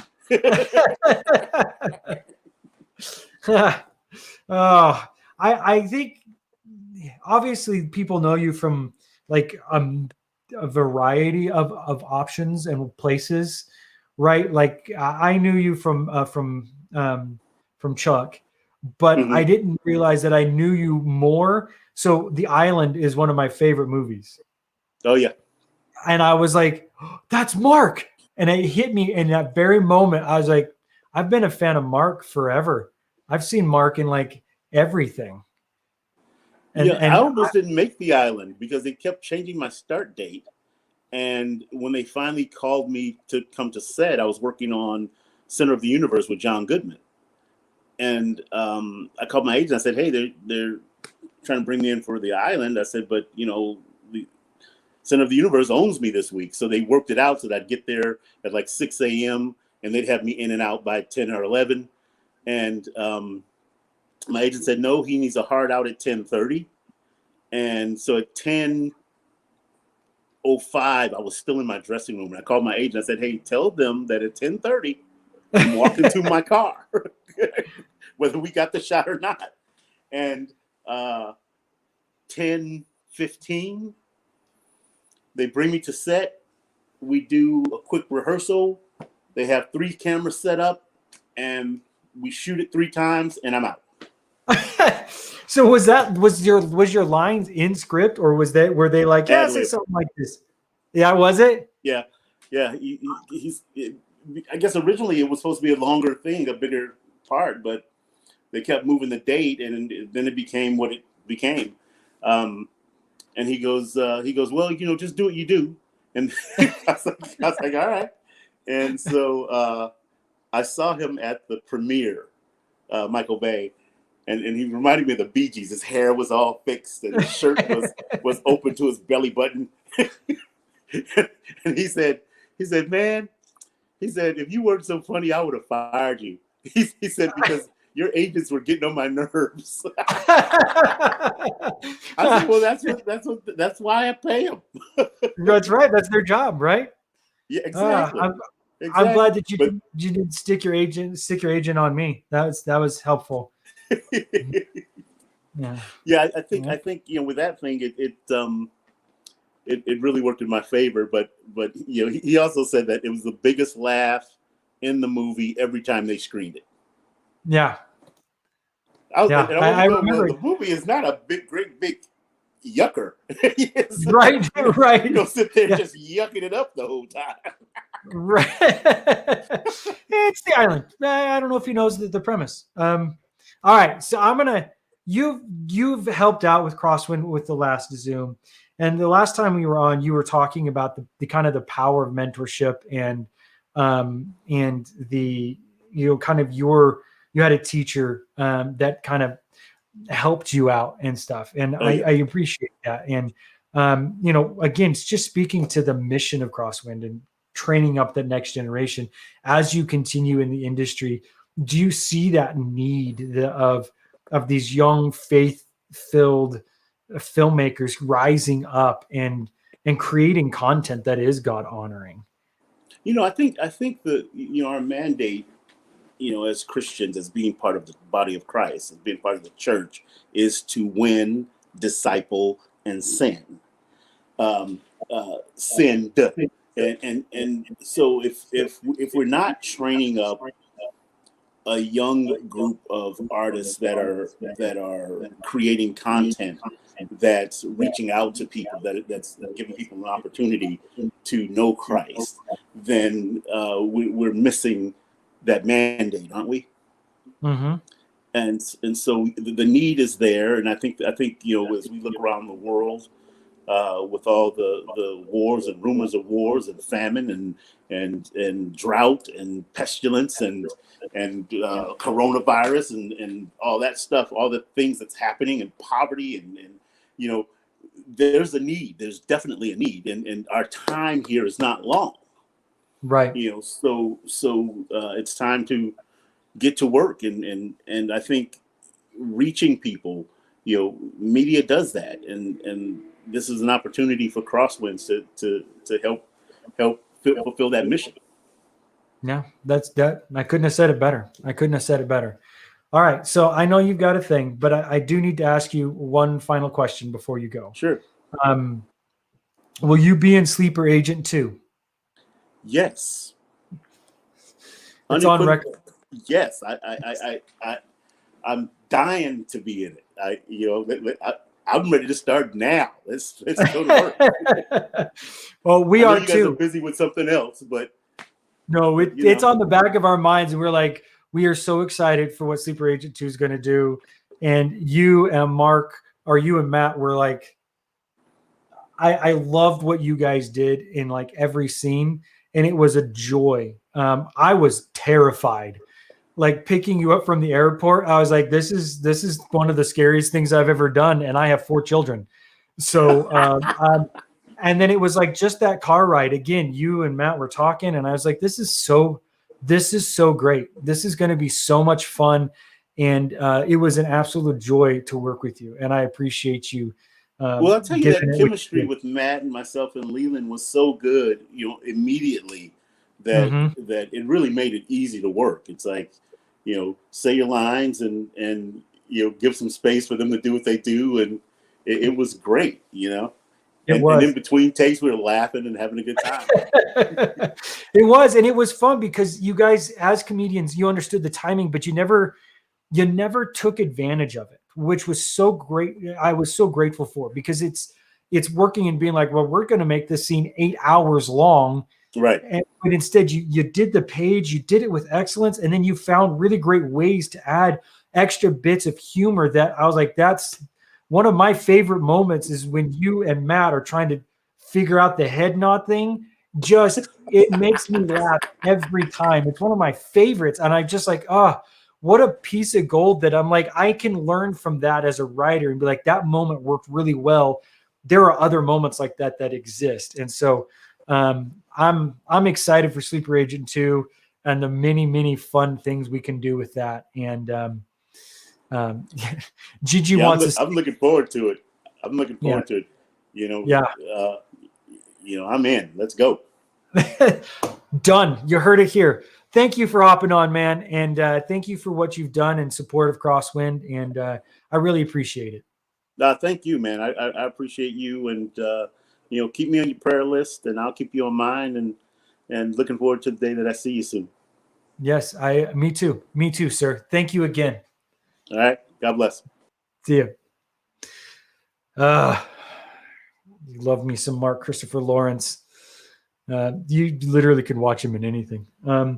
If you're a director or a casting agent in any form and you want somebody that's awesome, he is definitely one of those awesome people. So I'm going to try and catch up a little bit.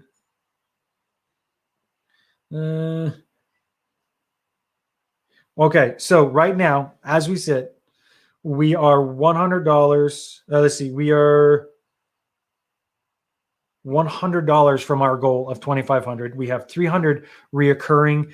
I would love if that $100 could be reoccurring. That would be amazing. All right, so let's bring it to the home stretch. As we finish up with our last interview here, I want you guys just continue to be thinking of stuff. If you have some questions and hop on, I will be happy to address them. We are so close to this, and we've had such a fun night, and I want to end it strong. And so I'm hoping that our technical difficulties have been figured out. And if they have been figured out, then Gene should rejoin us any moment. And Gene? No, I can't hear you. You can't? Okay. Can you hear me now? There it is. Oh, yes. I'm just throwing this away. We're going old school. I was like, no, not again. Okay. So you can hear me okay? I'm like yelling into my laptop. No, we can tell. You can. It's good. The sound is fantastic. Wonderful. It's crisp and clear. Gene, thank you for staying. Well, it's not. It's like 7:30 where you are. Yeah, it's still early here. Yeah, I could go another hour. It looks very dark. It's just I'm sitting in front of my fireplace that's apparently looking much darker than it really is. You look, I'll be real honest, you look very Blockbuster. You got the teal and orange going on. Like your Blockbuster lighting, it's fantastic. You should keep it. You should keep that lighting. Thank you. I'll just have to walk around with my little light set everywhere I go now. That's right. Like, can we turn the lights out? I'm about to come in. Thank you. And just walk in. Hi, I'm Gene. Gene, I love talking with you about Crosswind because so much as we started talking, we first started really talking around Sleeper Agent, right? Because we were casting that, and I was bugging some of your actors, and you were like, I should probably talk to this crazy. And we ended up having a really great conversation, had a lot of similar views on our faith, about the industry, about how God can use media. And then I took over this crazy thing, Crosswind, and you were one of the biggest champions of it right away. You've come on and you've offered like the audition prep that you and Maggie and Jewel did is still one of our top. Fun. And we could have talked for 10, 15 hours on that stuff. And it was just so cool to see your passion and what you do to give back. And I found your bio interesting because it has, this is the bio that I have, right? Is a former elementary school teacher, didn't know that, a children's ministry director, and a mom of four, helped prepare her for the responsibility of managing others and multitasking. I didn't see that sentence going the way it was. See, I saw the mom of four prepare her for taking care of a bunch of children who are also adults. Like, that's what I feel like we can be sometimes, where we're like, give me this, I need this. Actors are just so dramatic, One of my favorite parts of my job is just getting the craziest requests from actors and people being like, really, you need that? Okay, but you fight for them. It's fun to ride the roller coaster ride with you guys. It is not an easy job that you guys do. And it is a privilege to ride that ride with the actors on our roster, and never a dull moment, that's for sure. No. And then you add people to your roster that you probably regret. And you're like, why did I bring them on? And then they're like, hey, I have this crazy idea. Now they look at my dogs. Yes, I was hoping they'd show up. I love the dogs. Why are we muting the dogs? The dogs are a part of it. We've had children. We've had everything.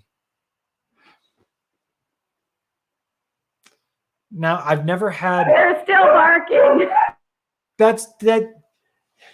I've never had dog difficulty. Like, what's the technical difficulty with dogs? What's the term for that? Anybody in the comments? Come on, give me a good one. We've got canine difficulties. They're still barking. Just saying. They're excited, Jean. They're excited for what's happening. They're saying we would donate. That's what they're saying. No? Disturbance. A disturbance is a good one. Who let the... Okay, I think I can talk. My husband walked in the door now, so the dogs, I think, are calmed down. They heard him pull in the driveway. They were very excited. But yes, they're also saying, give Crosswind Productions and put things over the top with the recurring monthly donations. That's what they were saying. I like your dogs. I think dogs are awesome. Your dogs are the best. That's what I'm saying. We've had several conversations where your dogs have made appearances. And it's fine. They love when their mama works from home because they think they're my assistants, even though they don't help much. Well, that's like children, right? Like my daughter will sometimes tell me she's 4, but she tells me exactly what I need to do, and I'm grateful for her help. It's hard when she's right. Dog disturbance. Yep, that's about it. That's it. That's the win. We've got a dog disturbance. Don Long with the winning term. We now have a dog disturbance. A TCTer. So I'm kind of curious. You see sides of this industry that I think the lay person has this massive misconception as to what you do. Have you ever seen those like images where there's like somebody's like, I'm a real estate agent. This is what people think I do. This is what clients think I do. This is, you know what I mean? I feel like an agent, a talent agent should have one, and it would be extremely diverse. Like what people think you do is like very different from what your clients think you do, which is very different from what you actually do, which probably looks a lot like a bunch of paperwork and phone calls and meetings and stuff. But with all of that, seeing this industry and being, the kind of premier agent in the faith-based space, when you look at something like Crosswind, when you think about raising up that next generation, you get to see the productions coming. You get to see the talent. Where does Crosswind in your mind, as it fits in its mission of bringing that up, how do you see that from your perspective? I'm so excited because I love that there's so many hungry young people out there wanting to understand the industry, but yet you're giving them a safe framework to learn about the industry in.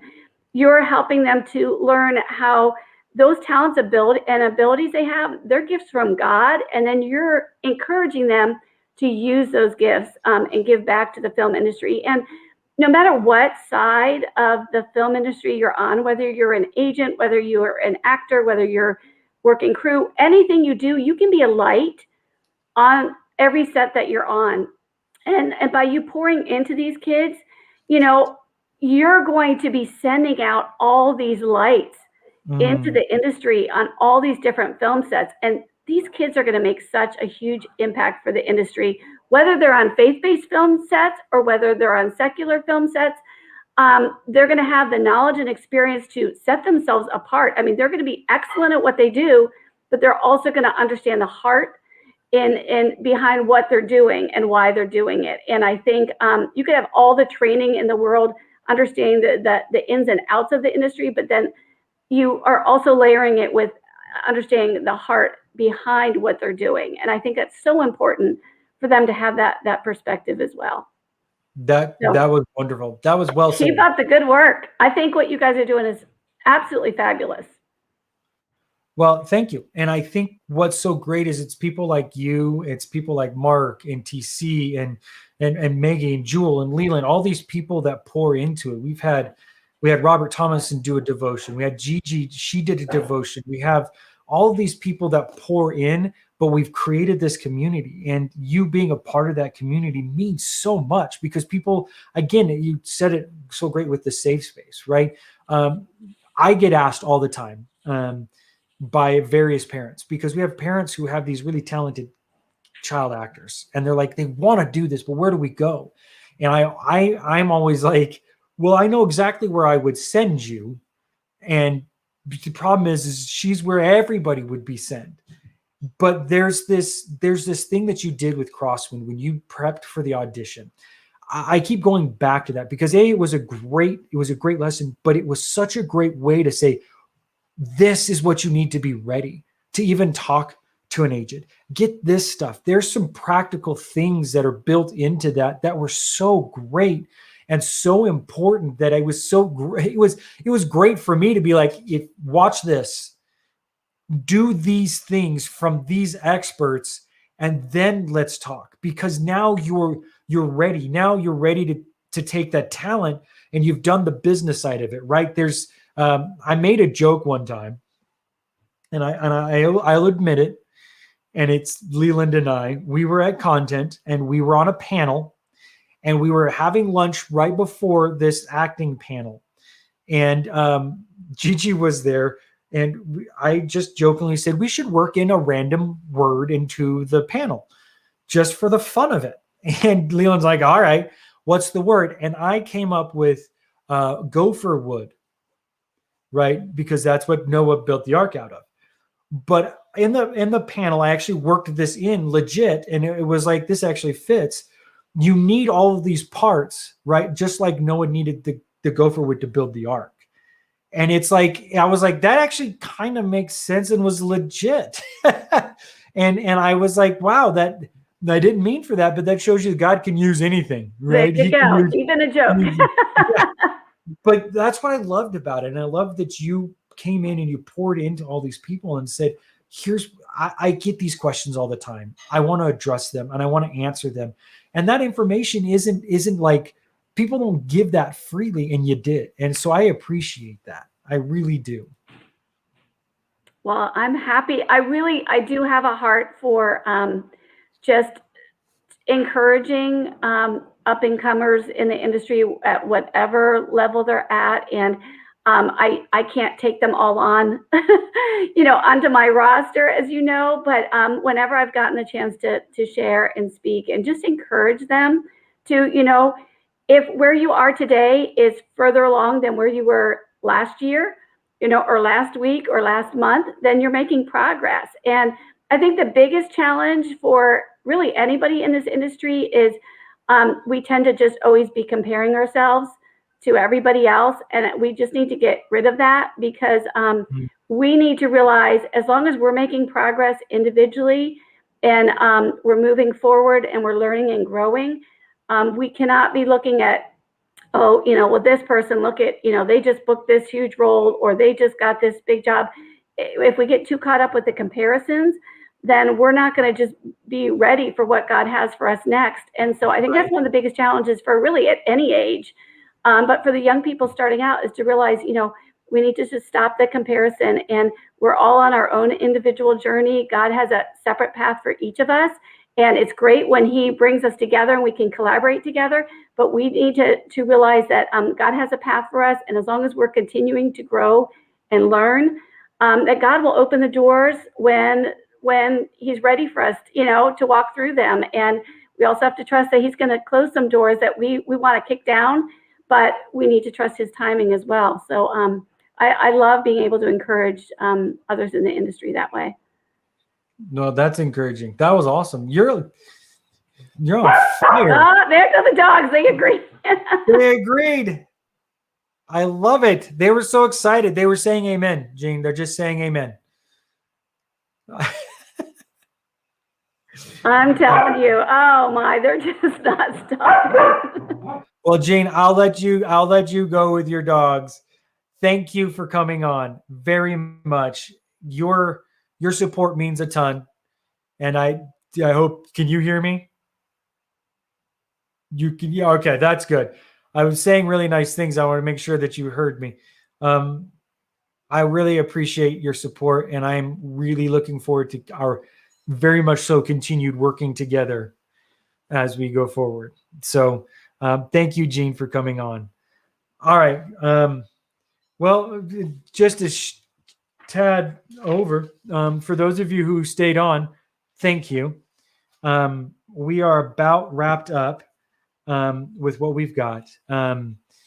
We are, I think, $50 short of our goal. And we got a $50 reoccurring, which is amazing. And so I'm hoping we can, as I'm trying to put a bow on this, we might be able to get that last $50. Just so everybody knows, I hate talking money. I just don't like it at all. Anybody, Gene will know this too. Anybody I've talked to, I'm like, but I appreciate, and I truly thank you all for the support that you've given by attending. I thank you the support for praying for Crosswind, for donating financially, for being a part. And I am so grateful for it. And I can't tell you what Crosswind means. I've been kind of an open set person. My very first film, A Perfect Chord, was just, we weren't sure what we were doing, but it was with young people. My second film was Second Greatest. I wanted to include young people. It was on a high school story that I realized how important and what a role they had in my heart and what God was doing with that in me. And I'm grateful for Crosswind because it gives me an avenue to continue the education and to pour in. I want to pour into people the way that I would want to be poured into. And Crosswind represents that place and that space for this. I appreciate's not a big enough word. I think I'm just so tired. I don't know what the biggest word is. I covet your prayers. I thank you for your support from the bottom of my heart. And I am so excited for what Crosswind is going to become. My goal is that Crosswind becomes so big that it outgrows me in a heartbeat. We right now have plans for the film festival. We have plans for a summer camp, more feature films, doing short films. We have plans to have area meetings. So taking our collective and taking that collective and putting it into actual meetings where people can get together physically and talk and encourage and create bigger groups and more meetings. And that's the heart of this. And I am grateful for what you guys have done. You guys make Crosswind exist. I am simply here to tell some jokes and try and get some stuff started. But it's what our students are doing. It's what the Crosswind community is becoming that is just fantastic. So thank you for that. I want to thank those who were behind the scenes. I just got the update. We hit our goal, guys.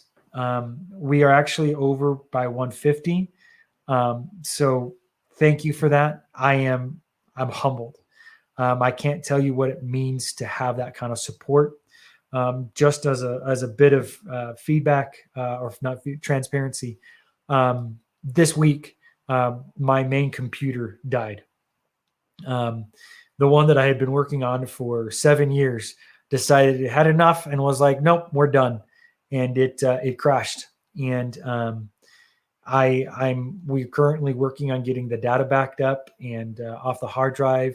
And so I'm working off of a laptop and it's awesome, but not a desktop. And so I'm grateful that we have the support coming from Crosswind. This has been a major blessing and a really wonderful. And thank you for making it awesome. And I want to make sure I thank producer James for all that he did on the back end, filling in the gaps and solving problems and fixing issues and prepping stuff. And thank you, Kathy, for running the donation stuff and being on top of that. And I want to thank Christine for her support and being the VP. She's the director of communications. She does so much.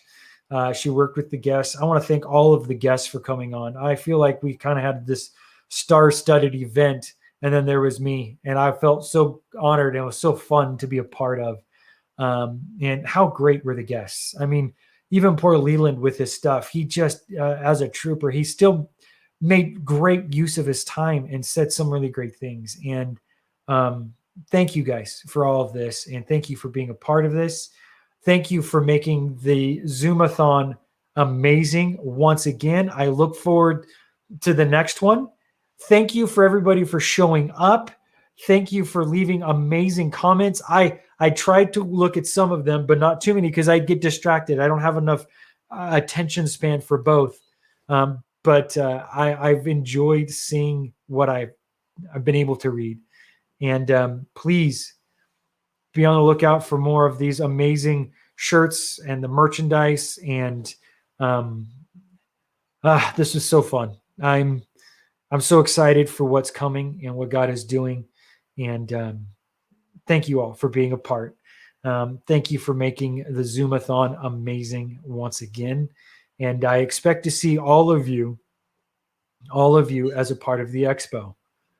And don't be surprised when I call and ask you to do stuff because, that's what I do. And the donations, we will take donations and honor the perks donations until midnight Pacific time. So continue to donate, continue to share and encourage, and get your merch through perks, and be ready.